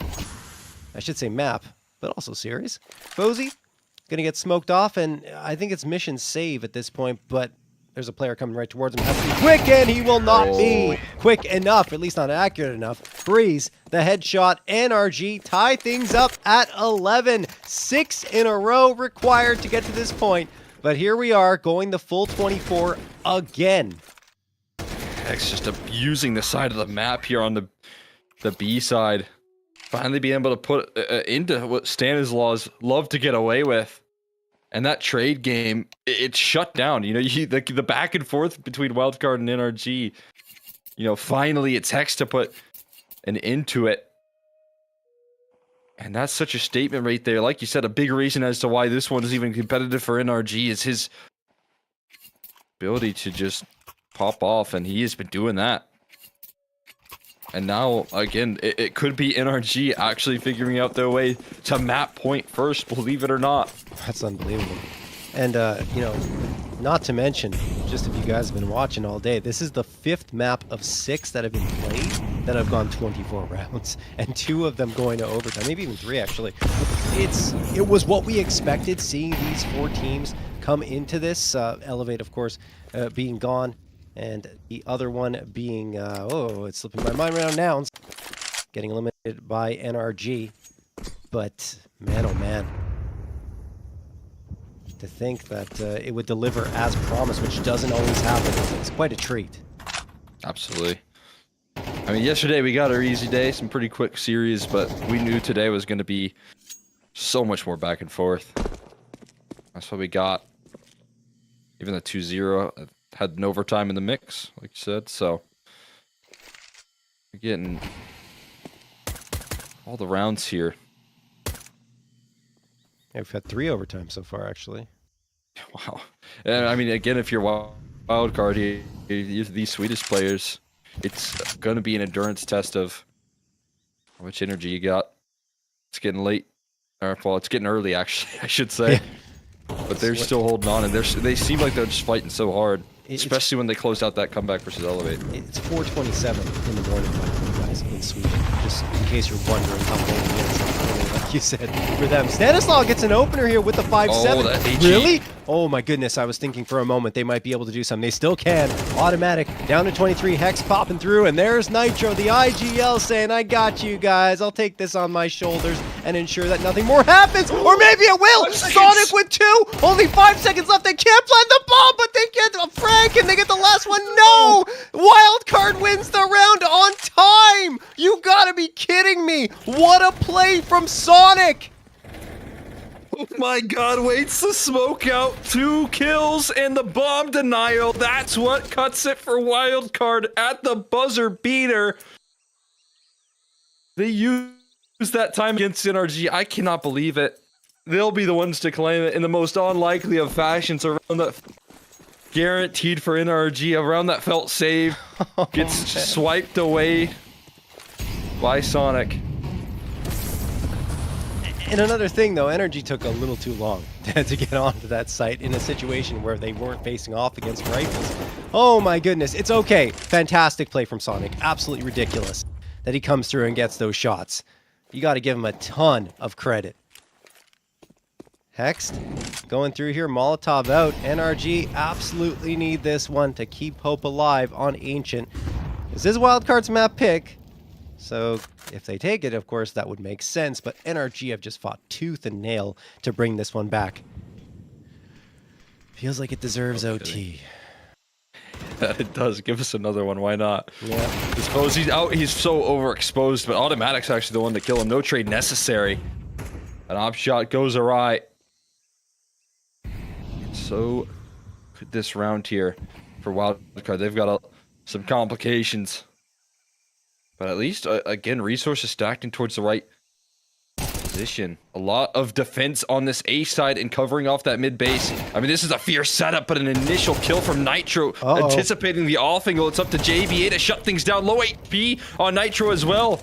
He'll fall. OC's up, struggling to make it out of main, hoping that he can connect onto JBA, but he's too quick in the escape. And Hex now going to be the one that has to recover it, and he just might. Down to 2 HP, but still kicking up. Dusting the server, and dusting Stanislaw as well. 2 JBA HP. now has to try and save this round, and he has no luck. Hex, it's once again him that takes us into overtime. They're not ready to quit just yet. 2 HP, I think, for Hex that entire time. What a crazy peak for him to make, given the circumstances. I thought JBA had this locked down, and Wildcard as well. But Hex, right there, that's where he loses all of his health. And then afterwards, I believe he got another one. But anyway, it doesn't matter. NRG are into overtime. As I mentioned, kind of deserved the way this one played out. Energy going to call a timeout because things were quite crazy in that last round. But we are here again, our 4th OT of today. Yeah. Keep him rolling, man. This is absolutely insane. Truly incredible. Hex was not ready to give up on that at all. Just a hero moment. It has been throughout the entire comeback, man. Deserves a little lean back, but it's only going to be a short rest for him. And it's right back into the hot water. This time with the relief, at least, of knowing wildcard. No longer have that opportunity to close, man. That's the most pressure right there. Felt, and he passes the test. Stan just dance away from the flames. This time Nitro actually trying to take charge towards Cave. And he does. He sure will. Knocking out his counterpart. Oh, Breeze gets caught, though. Throwing util. Sonic, a nice peek. Good time for it. Looking around again. He's quite the strong mid player here on Ancient. NRG readjusting. They're going back to that B site that has afforded them a decent amount of success, or at least they're going back to grab the bomb. I don't know if the B site will be their final destination, and there's plenty of time on the clock for them to rotate around at a very slow pace, even at this one, to get back and join up with OC. The A site is the softer one. Fozy, the only one there. I say softer, but Fozy has been ridiculous on the op. 22 frags, leads his team in that stat category. Yeah, I mean, he has been playing absolutely incredible. On the CT side, looking to continue that here, but a big sacrifice on this A side that I don't know if it's going to be reclaimed in time. You can actually see some motion from Sonic over towards this side of the map, but it's going to be a close call between if OC can assemble on that line or not. He's going to be that last player on in. Automatic will find the entry instead and cut off the rotation in from Sonic, so that'll do the trick, and in towards the site they go. It's going to be 10 seconds. It's going to cut it close as a Molotov from Fozy could do it. They're struggling to find a comfortable spot to plant. They're dancing inside of it. It's... They stopped it! Fozy stopped it! Another bomb to now. Fozy has to run away, and he gets out of dodge again to the clock. Wildcard win with his USP to save the Tay. You gotta be joking me! What, Fozy? You're ridiculous! With the USP, denies the bomb plant. Still 3 players standing for NRG. And that's why when you execute with only 20 seconds left, everything has to be perfect. If one thing goes wrong, even at the tail end, you're getting all the frags. That does it and ends it. And oh my goodness, Fozy. Wow. I'm almost speechless at that. 13-12 for wildcard. This has been an insane map so far. Susk getting ready to spam through the smoke. Hex does the same. NRG are kicking themselves right now. I mean, it's just 2 painful rounds here. That's all the wildcard have been able to find in recent history, but like you said, it's just so painful. So frustrating. USP to save it, and it's right back to success stories here in the early stages of rounds. Sure, a rare victory here. Stanislaw able to get one up on Hex. This doesn't linger at all, though. A trade back from Nitro, and he doubles down. And this time there's 58 seconds to comfortably plant the bomb on this B bomb site. I don't think it should be a challenge for them this time around. They've given themselves a window here, but as I say that, window looking to be closed. Sonic with a trade back here, and it's worth a go here. They've got money for the next round, so why wouldn't you give it a try? Of course. Yeah. Nothing to worry about. You can full on buy everything you got in this round again in the follow-up. JBA. Nade sailing in. Breeze waiting behind Pillar. Everyone kind of tucked in for NRG. Not really exposing themselves at all. OC's got a fight in his hands, wins it. That should be enough. JBA, yeah. OC swings around and gets the last as well. 3K for OC in that round. And we're tied up again at 13-13. But to think, I mean, this should actually be 14-12 in favor of NRG. Because that previous round, it's just ridiculous that in a 1v3, the player with the on the CT side gets a USP frag on the bomb planter and denies the bomb plant and wins it. It's just the fact that it happened twice in one game too. Oof. I mean, maybe we shouldn't even be here if you consider the yeah way that wildcard got themselves to 12, right?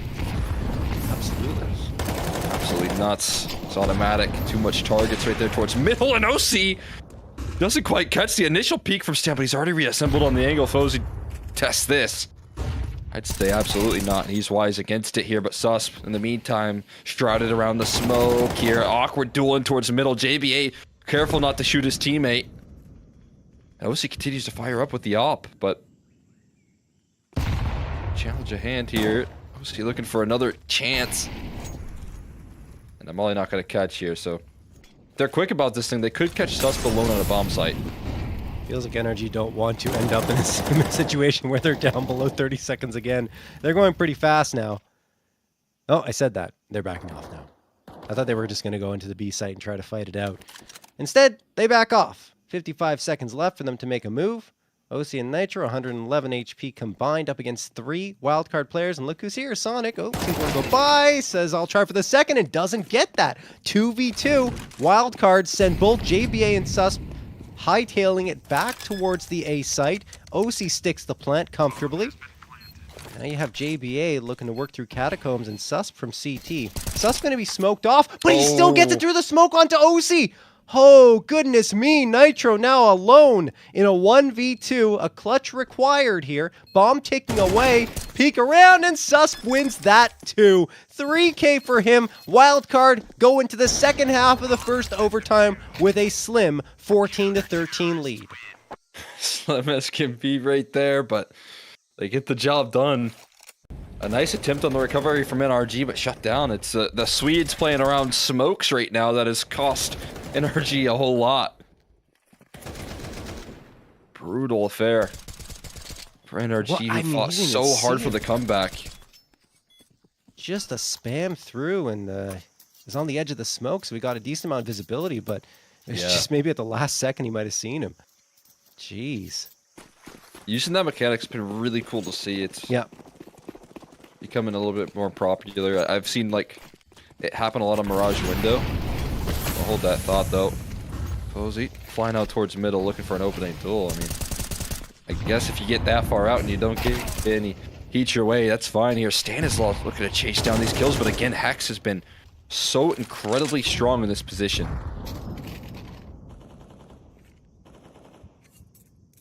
Susp, along with Fozy, leaning towards that B site. Fozy peeks around, drops Nitro, and then goes right back to supporting Susp as he works his way in towards Jaguar. Wants to make sure no one tries to come in from mid, and it doesn't really happen. OC dipping his toes in that Molotov a little too long. He is the only defender at the B site, so he holds his ground as long as he can until he's kind of forced out of position here. NRG, 3 players clearing mid.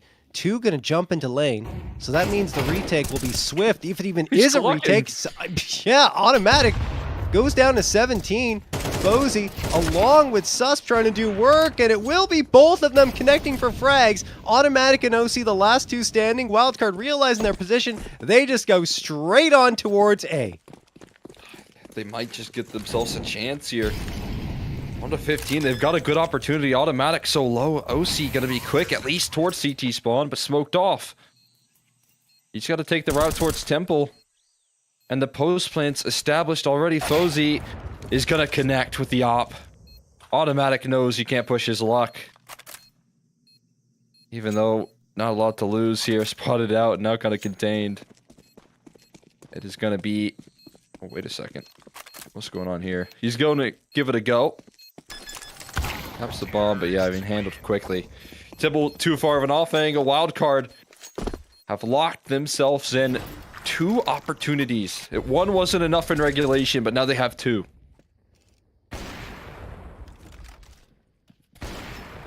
Wildcard. As you mentioned, that one that they got in regulation was crazy, right? Because it was that pistol round where they were just able to deny the bomb plant. That was the first time they did it, and they won off time. Did it again here in overtime. Now, 2 opportunities, like you mentioned, to end this map.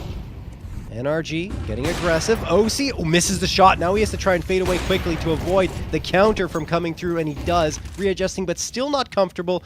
Now will be, as he heads back into Donut. Has a player supporting from CT as well. That's Automatic, who re-smokes A main, and then will retreat a little bit. I think he wanted to maybe go push down mid and join Breeze, and that feels like it'll be the end result.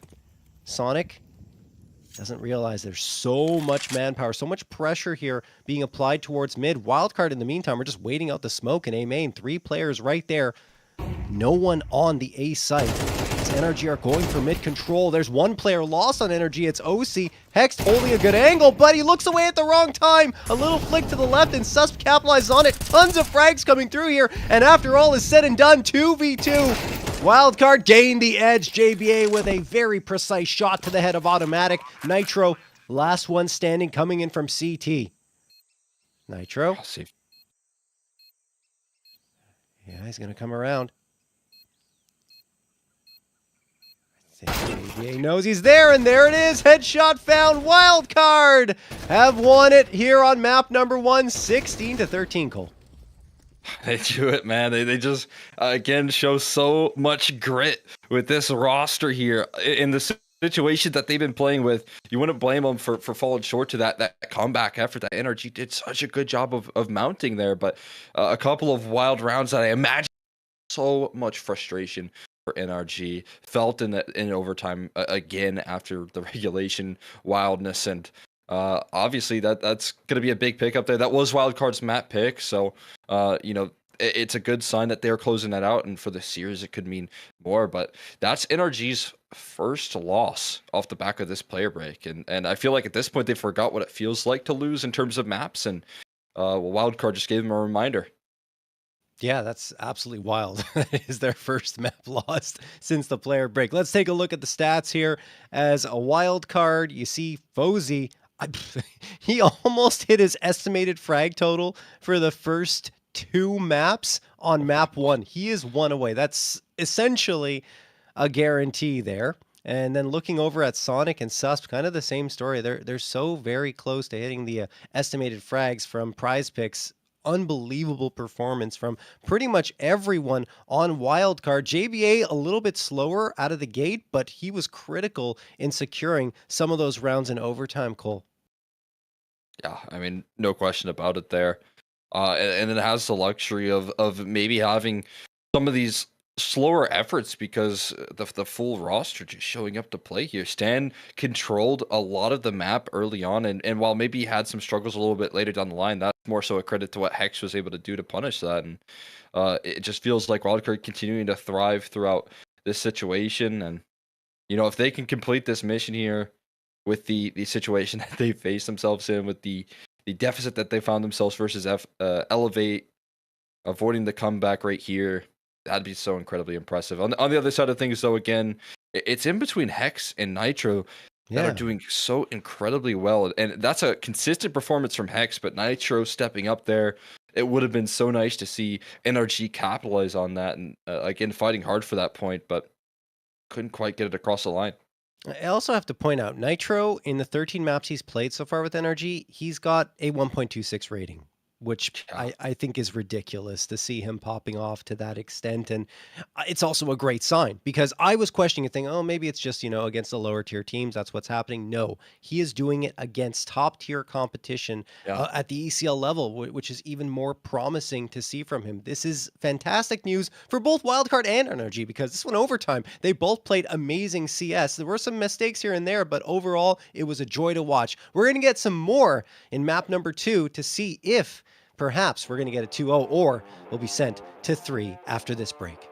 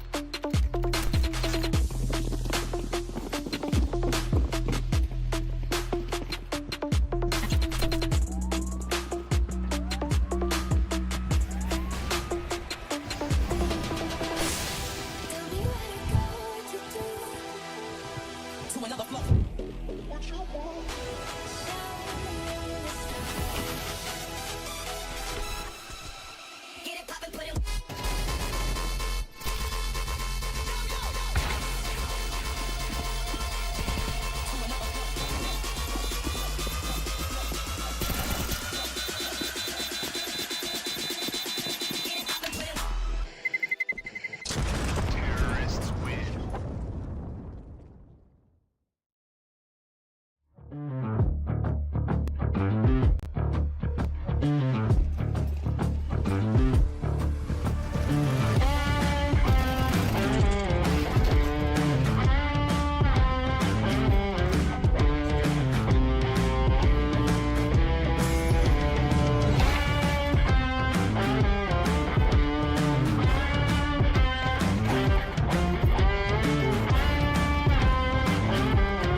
Dagger. You do not sell a bronze. It's mostly Gershon.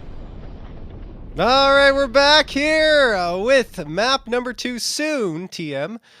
Coming up here between Wildcard and NRG are having a few connection issues, I believe. We're trying to sort out the server here, but it gives us a chance to talk about this next map that's coming up, which was a surprise for both of us, I think, Cole. Yeah, I mean, both you and I talked about it felt like an Inferno was the pretty clear punish pick, at least for NRG, and they avoided that with this map pick of Anubis, which again is a bit of a surprise considering Wildcard, their massive struggles on the T side of that map. They surely did overcome it versus Elevate, who played it as their permaban just to try and risk if Wildcard would actually pick into it or not. And they got punished for that. But again, that's a team that permabans it here versus a roster that has actually a lot of success in the past, who seems to at least look in officials very comfortable on that map. Yeah, so I mean, Wildcard definitely a chance to get a 2-0 here. Much better odds, I feel, than if we were on Inferno, which, yes, they got the win. Up against Elevate, was it earlier? Am I going crazy here? Yeah, it was Elevate where they got the win 13-5, but Elevate, I think you already mentioned it, didn't play the map at all, and it was their first time on the map. It looked like things were a little bit shaky on their side. So anyway, we'll see how things go. Why am I talking about Inferno? I don't know. I'm a little tired, guys. I just was mentioning it as something that NRG should have picked. There we go. Instead of picking Anubis, I got there eventually. My brain was just slowly but surely processing to this point. But anyway, I think Anubis is a Wildcard's opportunity to get this clean victory in the grand final. But the way that first one played out, I kind of feel like we should see a 3-mapper here just to get like the full effect that these two teams are bringing to the table. Yeah, both these teams have just so much to prove, as we saw from the first map, right? If you're NRG, you obviously have this big change here. We thought that Wildco had a lot of consistency, a lot of early round success, and then you bring in Nitro, who I think is just unfortunately for Wildcard, just a very clear upgrade, right? And I think NRG gonna love to have them, but for Wildcard, bringing in these two new Swedish players here and trying to upgrade the firepower here shows that they aren't just happy with the second place finishes. They aren't happy making deep runs. They want to change that into a roster that can compete for first place prizes. And so far, a map up in a grand final, it's already looking like that risk is paying off. Definitely. I couldn't agree more. Honestly, these two pickups, I already mentioned it multiple times, but I wasn't sure how it was going to pan out. It looked like upgrades on paper, and it absolutely is. And they haven't even gotten to North America yet. That's the most impressive part. Yeah. They've been kind of fighting tooth and nail against their ping, but it's working out really, really well, putting themselves in great positions to still have impact, and a lot of it. I mean, we were talking, I think was it Susp who has 27 already? Or Fozy. I can't remember which one. Fozy. There we go. Thank you, Cole. Fozy with 27 already on the AWP was so crazy on Ancient. And I mean, that is really difficult. I mean, it's already hard enough to do with the rifle, but with the AWP at 100 plus ping and still dropping numbers like that, hoo-wee. Crazy stuff. Guys, just got word that we should be going into the server in just a little bit for this second map. Again, it is on Anubis, and it's a chance for Wildcard to inflict ultimate pain on NRG and get that 2-0.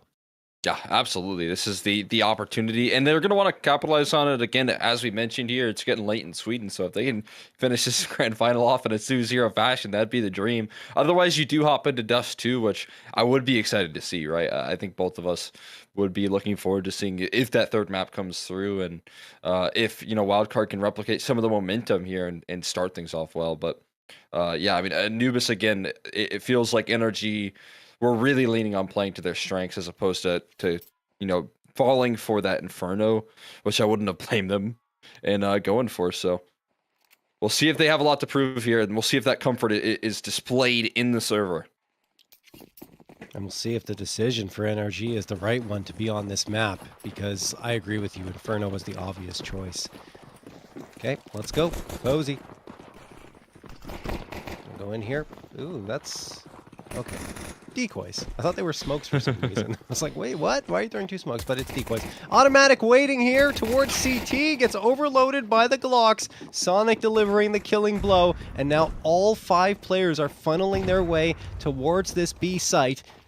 You don't realize that there's still a player potentially going to be coming up here from Khan. Now they do, and Breeze and Hex get 3 combined. How does that even happen? Stanislaw trying to strike back at him, and JBA combined for the rest. What a crazy swing in both instances.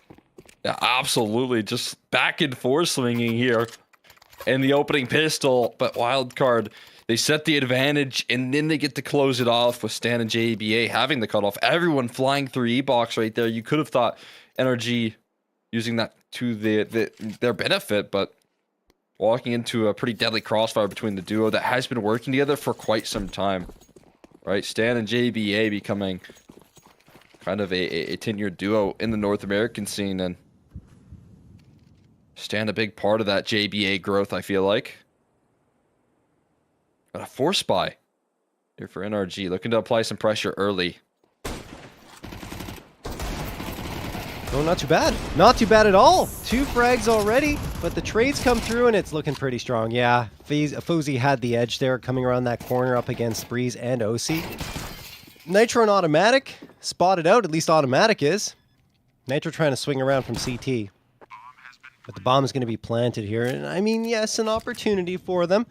A smoke and a flash is available, and you're going to see here, Fozy, we already talked about it. This was a foregone conclusion, but there is that green check mark. That will come through, courtesy of PrizePicks. Nitro, popping around this corner, tapping away. Does manage to get one, not the second. If he gets that second, maybe we're looking at a possibility here, but Automatic says, yeah, I got full armor, and a flashbang, and a 5.7. That is more than enough to justify going for the eco here, or should say for the save, and well, he peeks around the corner and doesn't save it. Yeah, understandable attempt to get out, but then denied. Going for the exit. Would have been nice to have that Galil upgrade as well.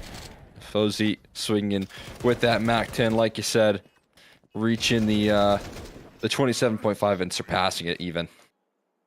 So fantastic work from him throughout this this series. He took control, man. He just was one of those players that won one of those rounds. I think Sonic was the other that got those late crazy ancient defense rounds, or the clock won it for him. Yep, it was Sonic on the other side. That's right. Playing incredibly well, and the Mac 10's just tearing through the pistols. I don't know if Fozy bought anything besides armor, trying to set himself up for that op. Oh, and Stan tossed him his Mac 10 to go hunt and try and farm even more cash. That makes sense. Give it to your opper. Let him try and get some more money in his pocket. Automatic spotted. Oh, what a shot from Audi. But Fozy is going to get the immediate trade here. OC thinking about creeping around. An upgrade would be great for him if he can catch Fozy off guard.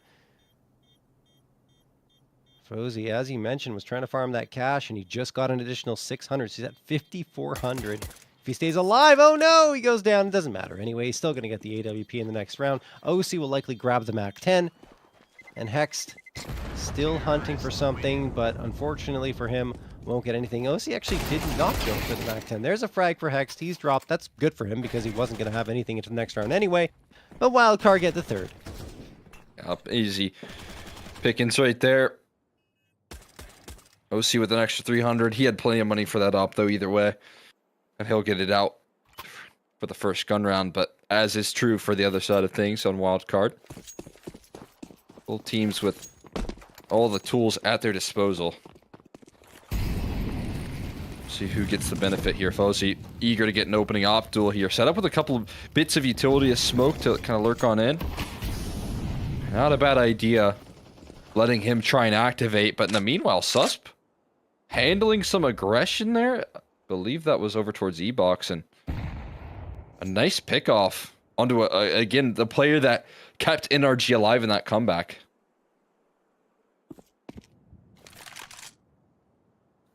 Yeah, Hex was incredible on Ancient. Could have gone either way, honestly, but NRG, those two mistakes, right, where they lost the round due to time on the plans, really were the difference maker for them. JBA, headshot onto OC. 5v3 in favor of Wildcard. And JBA continues to spam on through. This full-on buy for NRG has not yielded much of anything. Now Wildcard, with still a good chunk of time left on the clock, are going to readjust themselves into what should be a favorable spot. Automatic over at Bridge. He's not in position to really counter those 5 players that are charging on forward. And Breeze, well, he is the one that could have an impact, but it wouldn't surprise me if he smoked out. Automatic tries to drop down, and JBA delivers a bullet right to his dome immediately. Breeze gets one and only one, and Nitro, well, he is on a mission to save. 4-0 for Wildcard, and they're making it look quite easy.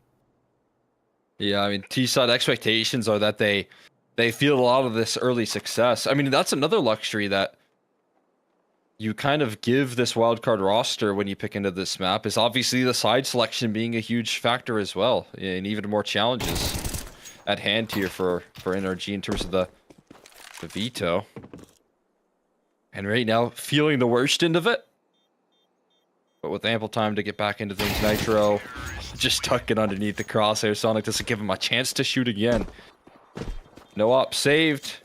And a first gun round that looks super comfortable for Wildcard. I mean, a nice start here from Susp. Flashes are good. The setup for JBA, that duo that I was talking about, that has worked well together throughout, you know, Wildcard's iteration so far, and even before, when they were underneath that Forsaken banner.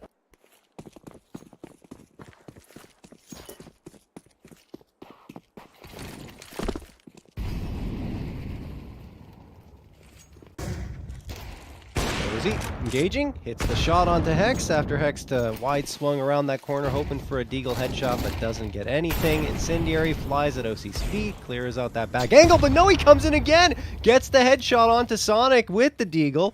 4v4, something for NRG to potentially build off of, and I think they want to see if they can recover that gun.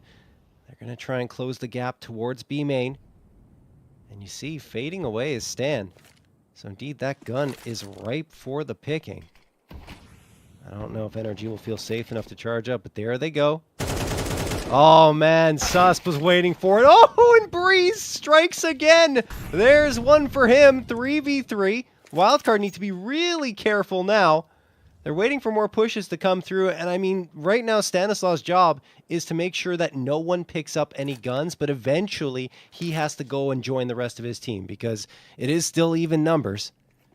And they got to get this plant down. Look at the adjustment from NRG. 2 players going towards A main at a perfect moment. JBA actually backs off here. They've got their util out, man. Yeah. Stan's got his gun out at least, but the 5-7 from Nitro's tearing through them. It's automatic to close it. And NRG finally able to break the goose egg right there. They get around on the board with the pistols. Shots there. OC and Breeze, man, setting the tone, but then Nitro being able to capitalize on this.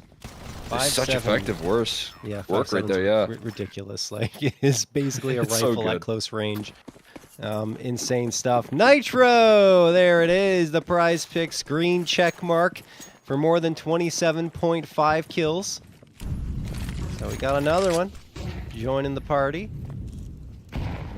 Well, one. It's Fozzy on the other side. Fozzy, speaking of which, hits that shot into Hex. They already got right up close and personal. I don't think Hex was expecting him to be that up front in terms of his peak. Sonic Sprays down Breeze. Beautiful shot. And another one to follow it up. 2K for him. B site completely under the control of Wildcard. And they've recovered quite nicely after losing that one. Yeah, I mean, you just a little bit of an oopsie up against the 5.7s. Those guns, as we said, are pretty good, and then right back into winning ways as they unleash the fury on that B side. Sonic and Fozy doing the entry work in this round. Sonic has been super solid on some of the aggressive rifling. We saw him taking space in middle a lot in winning rounds because of it for Wildcard, and right there, just moving past that utility and taking space towards that B side. So quick from this T side. They weren't prepared for it on the side of NRG. Alrighty, Wildcard starting on T side, choosing to do so, as every team typically does here on this map, because it is a T-sided map. The reason I bring that up is because even if this ends up being a dominant scoreline for Wildcard on their T side, NRG could easily do exactly the same thing once they switch. Still, we're only 6 rounds in, still got another half to go in this half. Well, does NRG call a timeout to discuss things? Because, I mean, yes, they saved a couple of guns. They will have enough money to buy up here because of how well that eco round went, where I think they still had 3 or 4 players left standing, so they got some free upgrades in the previous one, which means this is the actual buy-up that would have been required had they not won that previous one so cleanly. Yeah, it still forged some firepower here, which is nice. Saved rifles alongside it, so they can run another gun round back, but I think what needs to be discussed there is how they avoid that result right there. It was cruising for Wildcard into that B-bomb site. Making sure they are more careful on how they operate around Fosy's AWP, or at least against it.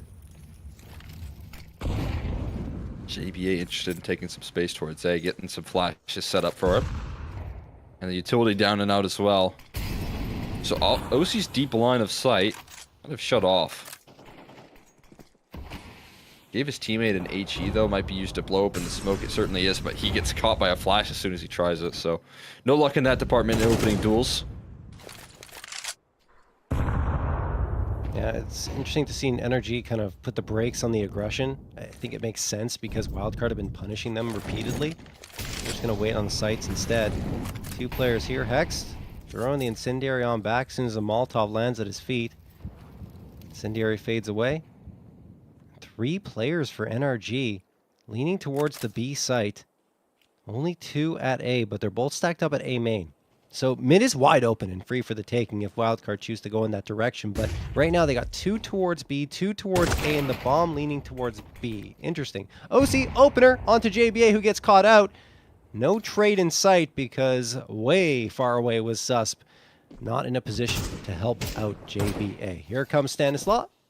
It's going to be a brawl. Hex getting 2 and Breeze 1. All 3 of them disposed of in less than 3 seconds.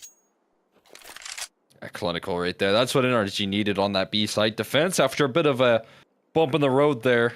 Just around prior, coordinate so well in this one. You could see, I mean, they off the back of that flashbang that was thrown out, all peak in unison. And it just crumbles very fast for Wildcard from that point. That's how you like to see it right there from NRG, and especially after the timeout that was called. Fielding that level of success. It's adaptation in the server on the fly. And well, no surprise there. Hex, more than 30 kills. Getting that PrizePicks check mark right there.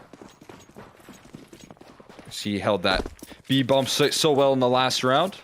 And was incredible on Ancient.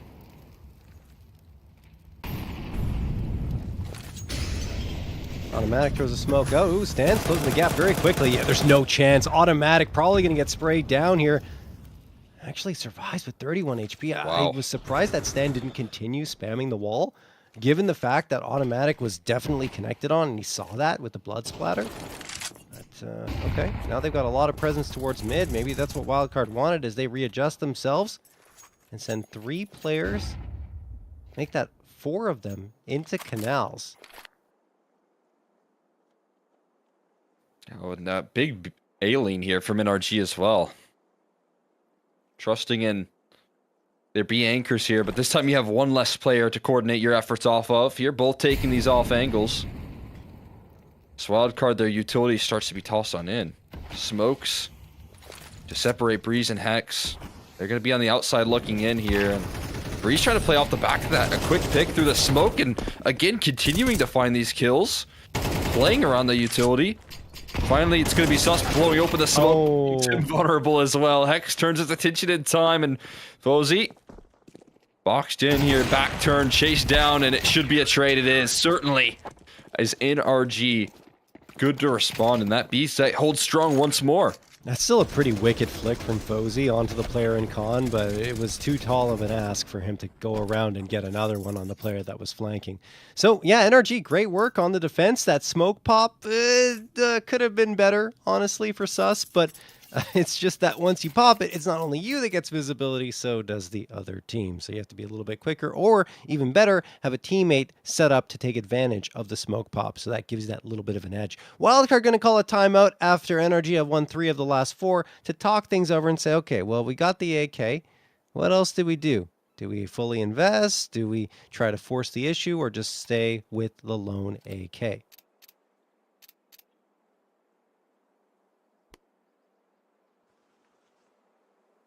Looks like they do want to dip into the little money that they have left, or at least keep Sus trying to apply that economic pressure.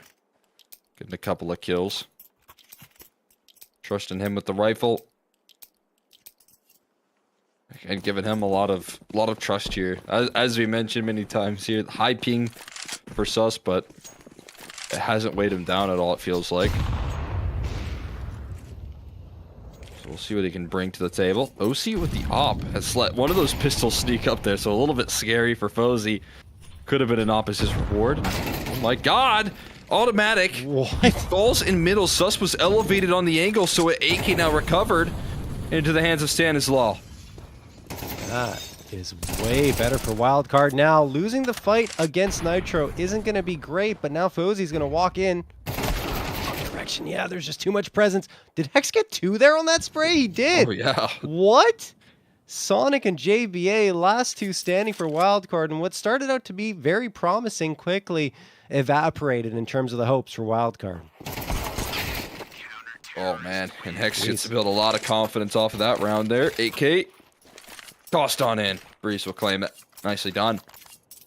NRG climbing the way back into the CT side. Again, as we mentioned before, sometimes even just 4 rounds can be enough on a defense. But there's opportunities for more. RG don't have to stop here. They call that timeout, and they start winning because of it. Off the back of it.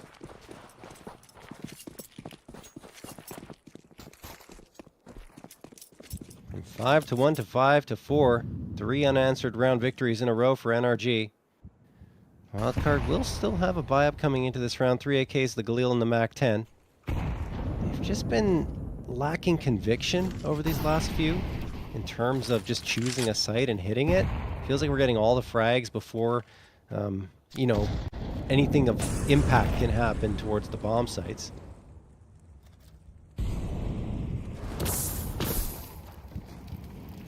Nitro. Playing towards mid. Speaking of mid, this is where most of the fights have been happening for Wildcard. And eager to claim that. And then NRG have also been eager to fill the void whenever they have to concede it. But a smoking towards camera gives me the impression that it's going to be towards B, but no. Not quite guaranteed. Although they do start to inch their way forward through that CT spawn. Hex is prepared and automatic. Gets some contact off the back of that as well. Incredibly successful on the initial defense. Plan A hasn't quite gone their way, so now falling on Plan B, which is trying to get through these defenders on it. That A site. Oh, jumping around that corner. Susp gets the headshot, and then Stan and Susp get 2 more immediately afterwards. That site on A is completely open and free for the taking. Hex and Breeze, last 2 standing. They've got the AKs. They got the money as well to to try and at least see what's going on towards that site. If they get a frag, it's important, and there it is. Breeze will trigger the attempted retake with Stanislaus' head being put on a platter. JBA as well, and Breeze is in a 1v1 up against Susp. Breeze loses it. Susp clutches it out. 10th frag for him, leads the charge on his team and almost both teams in terms of frags. The only one ahead of them is Hexed at 12, but that is just such an important clutch for him to find. Yeah, I mean, again, Breeze doing his best work right there to make that one uncomfortable. 4 frags. It was so perfectly played from Breeze right there to jiggle out those angles, but Susp one-ups him. Just closes it out. And, well, a fitting round to get more than 26.5 kills, as you can see. And now rocking 180 ER has gotten that PrizePicks check mark as well. A lot of these players getting the check mark, as you can see from that long affair on that first map. Sus wants to play off the confidence here that he wields. Look at the buy though on this T side. It's actually so incredibly weak after a win. But trusting in two Swedish players here, Susp, Fozy, and for good reason.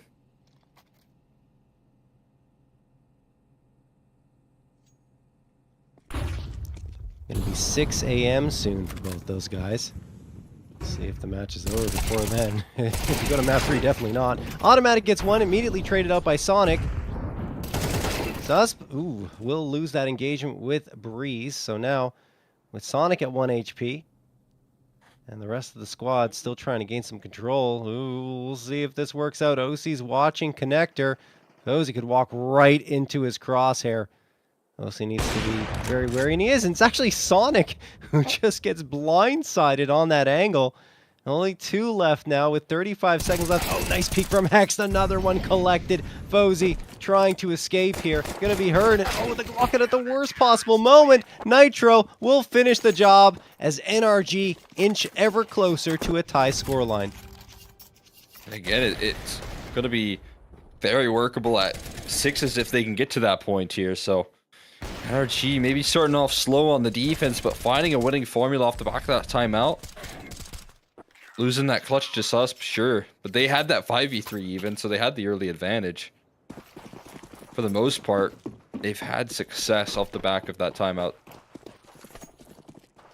Just denied by some star power here on Wildcard. They'll keep it flawless since then. And Dunk It Down Automatic really wants to end this half quickly. Taking no time to dive in and get into the action here. Covering all of Canals, allowing for his A player to push up as well. He's not leaving, man. His back is also turned, but Nitro starting to cover that base. OC alongside him here. He's certainly not alone.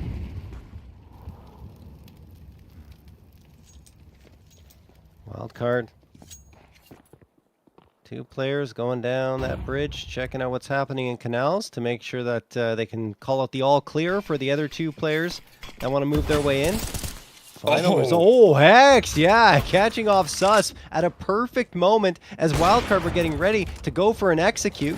OC throws the incendiary forward. A Molotov will keep both players out of that position, but Breeze headshot onto Fozy. Both of the players with the rifles are now gone, so it's just the pistol players left. 2 Tech 9s and the Deagle available. Oh my goodness, and the setup feels like it's just too strong for NRG. Nitro waiting, firing. They're just dead. They're meat to be grinded up as Nitro gets the last 2, and it's tied up at 6 into the second half. A lovely closer right there. Beautiful setup, but also some confidence from NRG right here.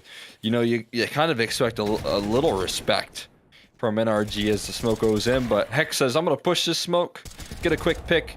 And then the same thing is true for Breeze. After Hex pushes through, Breeze like, I want to give that a go, and it's the same success story. We are tied up at the half here. And that is something NRG can be really happy about. No question. I mean, felt like Wildcard were so in control. But NRG, well, they're hoping to take their first lead here on Anubis. A round victory here would give them that. Lots of util purchased up. right now just creeping their way down mid. So this, I mean, kind of becomes a clock on how quickly they move with this round and this flank coming through from Sonic. Fortunately, they're moving fast enough here to avoid it. Through middle, they'll have an A bomb site to target here, but they're getting cut off in the meantime. Breeze so sharp with these pistol entries, clearing out the A site, tucking and turning here. They still need to figure out a way to pick up the bomb, and Breeze continues to find these entries. A 3K for him on the pistol. And finally, the flank going to arrive onto the scene, but the bomb planted safely, and coverage offered up from Breeze. Hex does peek out off the contact taken. Double up in the back of Cake, but these sus headshots continue to rain out, and Breeze now needs to complete it all. He needs an ace to close out this round, and he's denied. Sus to lock it in with another multi here, and the defuse. Plenty of time to go take off here. And I would say credit to Sonic as well, who finds that first one to open up the space for Sus to come in support and get an immediate second, because if you don't get that player up in heaven, you're in trouble because they can keep raining bullets on down. Well done for them. Shame for Breeze, right? 3K, cleared out all the space, and then at the end of it, he's left alone and cannot do anything in that situation. Still gets the bomb plant, so that gives NRG the ability to buy up into this next round. A wild card. Well, they're doing strong. Sonic is too, and with that important frag, he also gets the PrizePicks green check mark for more than 28 kills along these first two maps. Susp, his teammate, they're going to go out aggressive out of B main. He actually gets the frag. In the meantime, there are frags happening all over the map, and we're sitting at a 3v3. This is a labored engagement outside of B main. Fozy hangs around, and it works out for him. Breeze deleted. Sonic looking through that window towards Bridge. Hext walks into his crosshair, and Hext is gone too. Nitro, the last one standing. So nerve-wracking to take those duels here, but we'll see if Nitro can save this round again. Has come into this NRG team and leveled up his individual performance. And on this force buy, he's going to need something massive. Wildcard just continuing to fight here is just a sign of what could come through from their CT side. And Breeze, there we have it. More than 30.5 kills, getting that green check mark from PrizePicks as well. As they just keep on flooding through.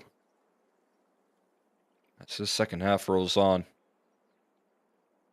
Give over this mid control here, but it's still kind of covered. Sonic has good position. Spotted out now. Nitro is element of surprise no longer with them, and no longer with NRG here in the round. It's an 8th for wildcard, punishing the force buy. Well done. That affords them a very good opportunity to get up to 9 here, because NRG, there's no chance that they're going to force up again here. No bomb plant. Money is very low. Maybe some upgrades, but they'll have to be careful about that as well, because you know you want to hover around that 2K mark. And they will do that for pretty much everyone. I say that, and I just realized there were some late investments that came through, so actually only Breeze is above the 2K mark. Everyone else decided to upgrade their pistols, which I don't necessarily mind, because we've seen how lethal these deagles can be. But should they fall without doing any damage at all, well, won't be that great for the NRG side. All 5 players leaning towards the A site, Cole. A pretty early call to make. This is a very forward setup, though. And now it's finally going to get a peek out from Stan. Low HP around the corner here. Breeze. No luck either. That result that you mentioned here of 0 kills not going to be the case. Is OC finally able to strike with it, but bomb is in front of that smoke, and NRG are behind it.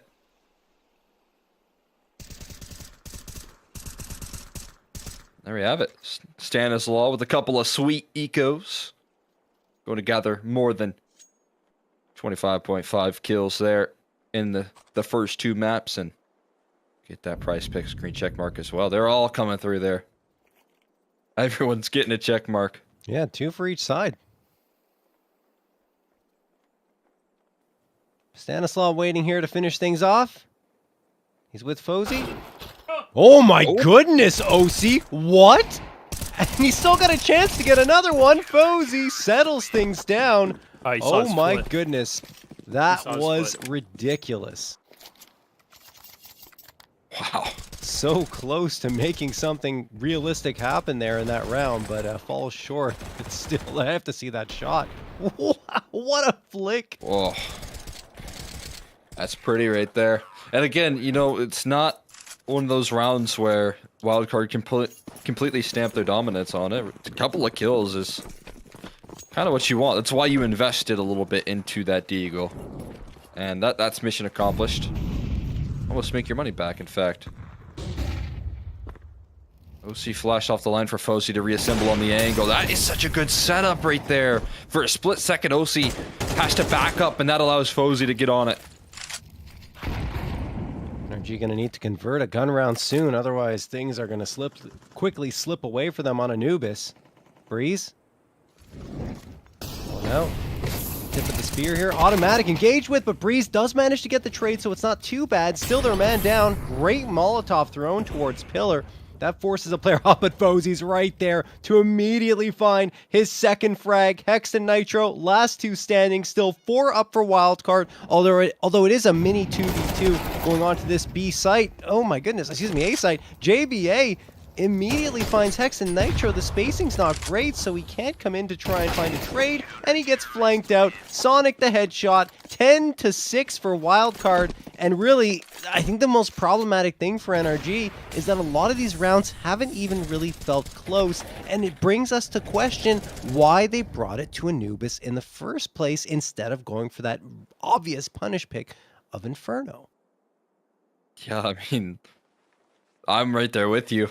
And if it comes into, you know, a big problem here, if NRG are not able to manufacture that success on the T side that they might have wished they made that move that we had mentioned in the veto process here, I would kind of love to figure out why exactly that was the case. Like maybe NRG identifying something they could capitalize here on this map, but it seems like so far that just isn't the case at the moment.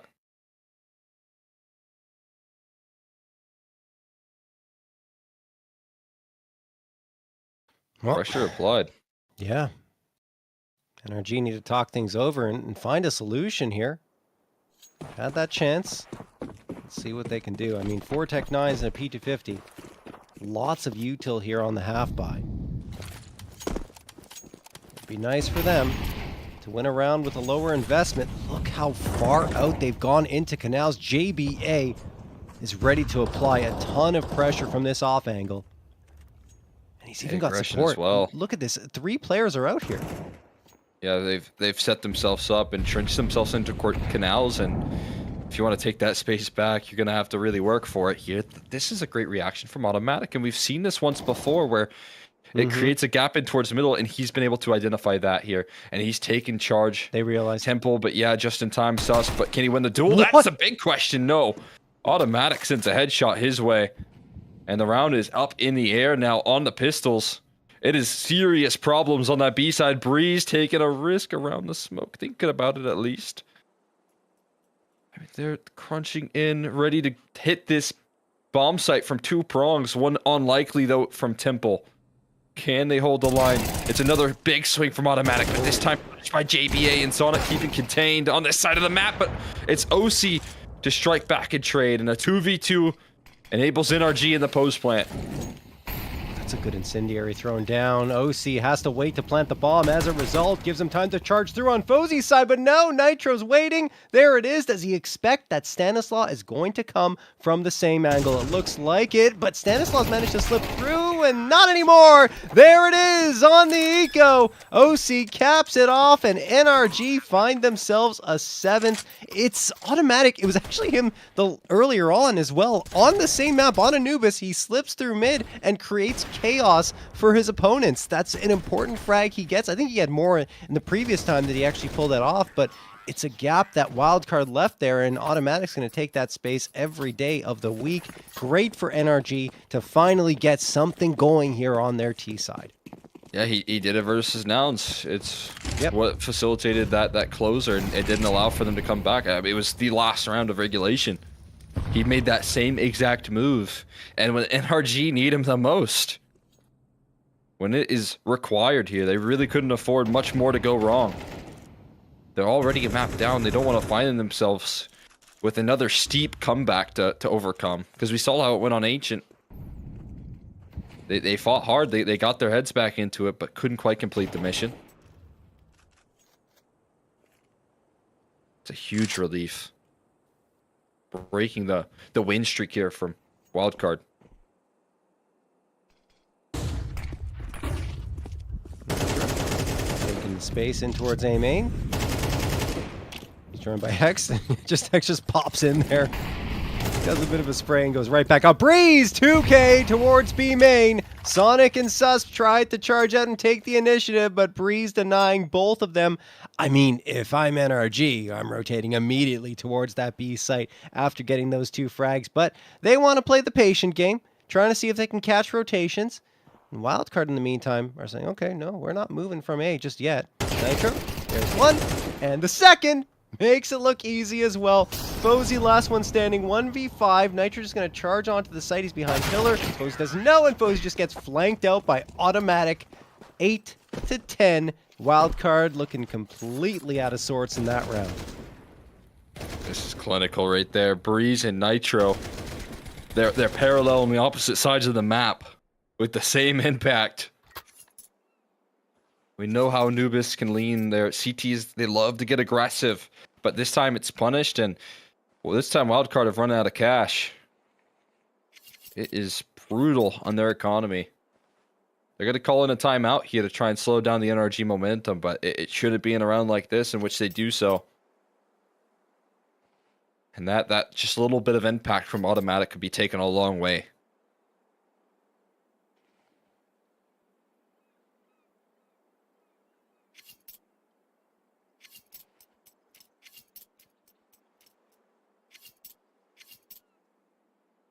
Well, nothing coming into this round for Wildcard. They took the time out to talk things over, probably talking about what's going to happen in the follow-up and maybe a little bit about this one, but we're just either going to see a full-on push down mid or perhaps a stack on one of the sites.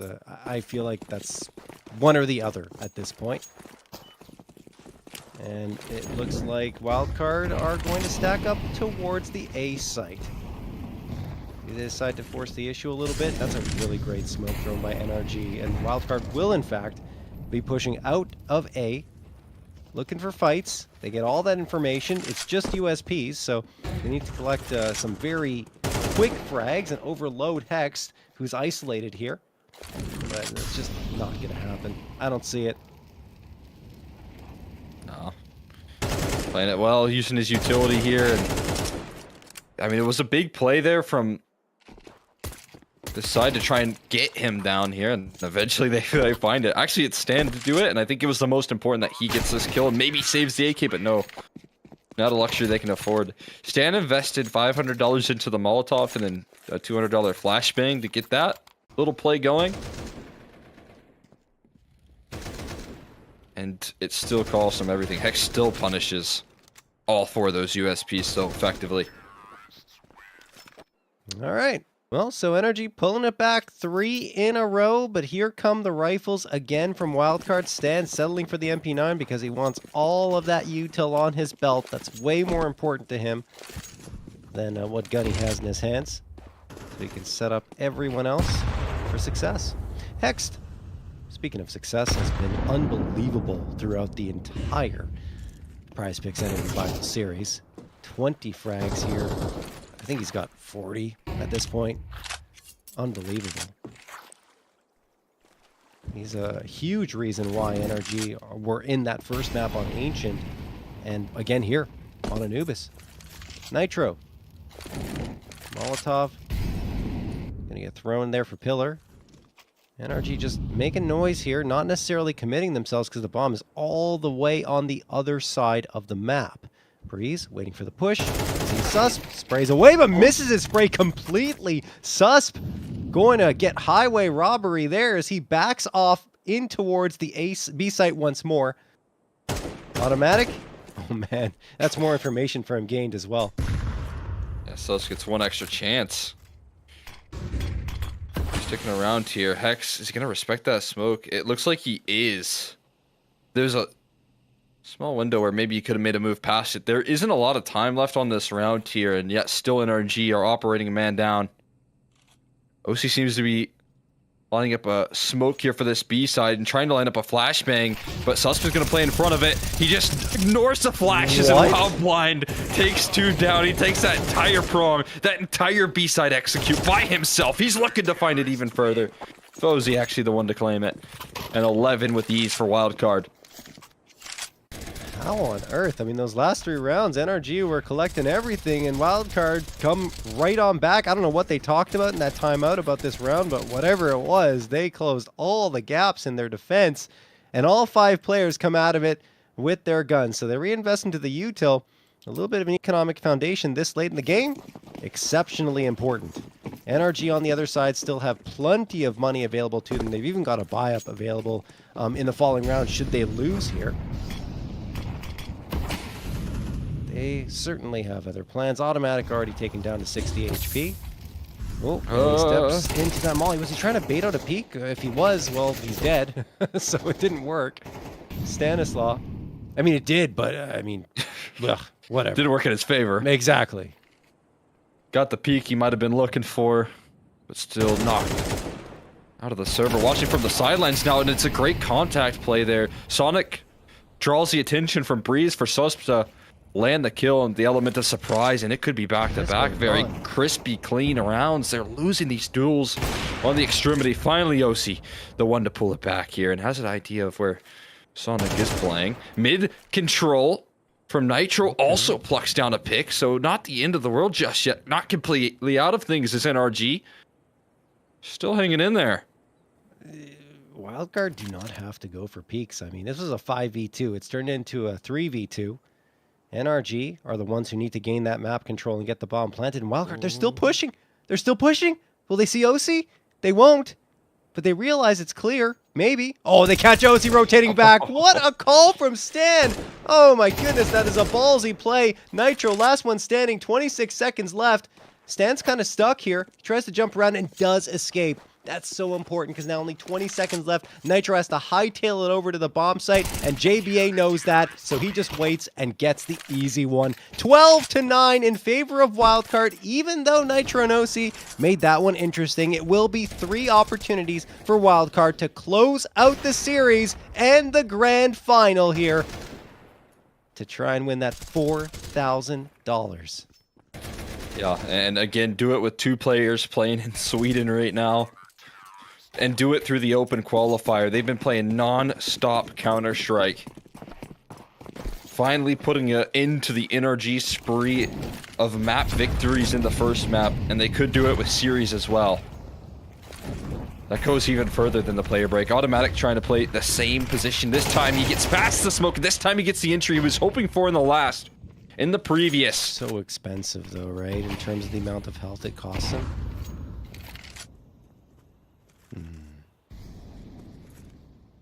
Walking wounded, but still yeah, still working here, and you know, OC not gonna bog down it up just yet. We're not making that move, even though it is possible. Automatic, no stranger.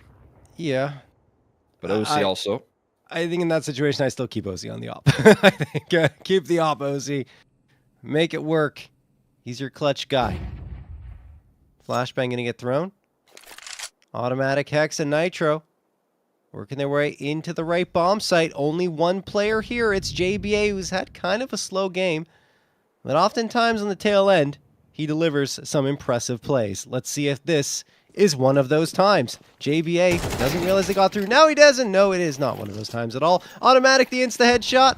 5v3 in favor of NRG. Plenty of time on the clock for them to comfortably plant this bomb. And looking at the money, Wildcard say, nope.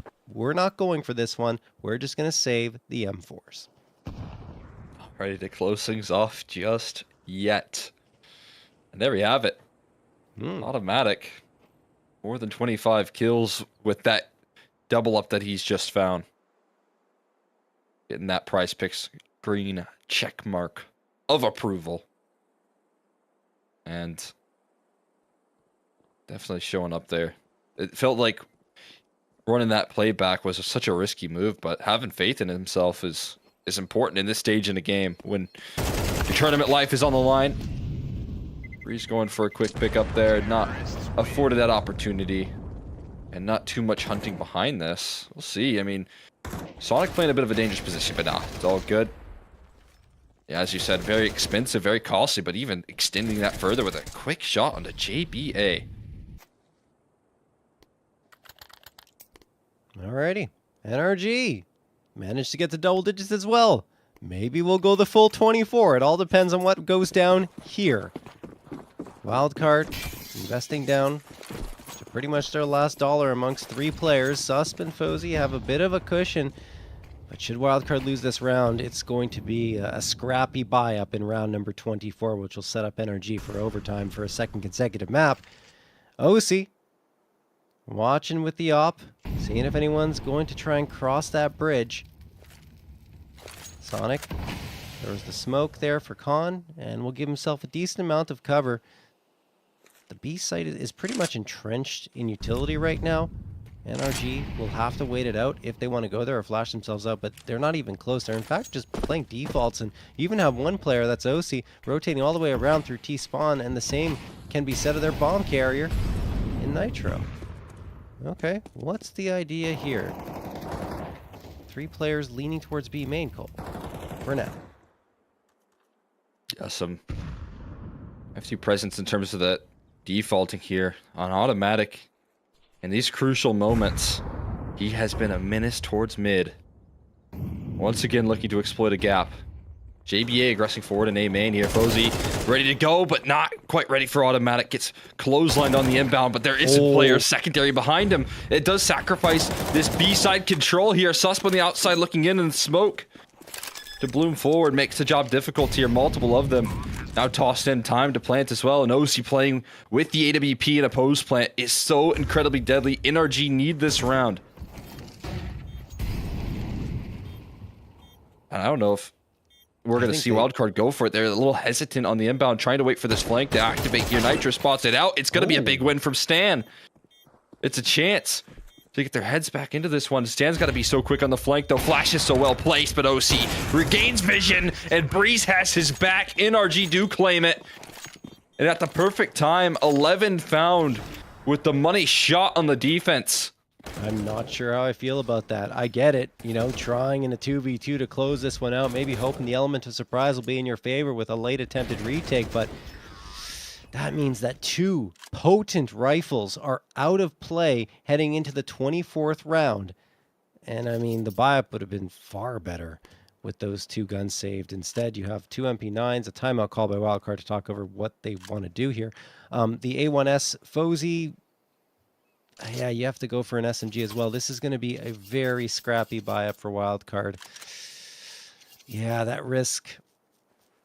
Not sure how I feel about it. They would have looked like geniuses if they pulled it off, but instead, they're stuck with this.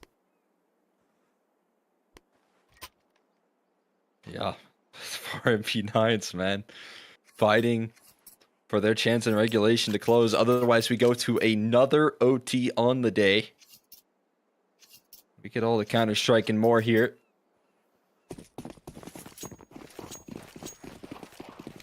So incredibly exciting for NRG.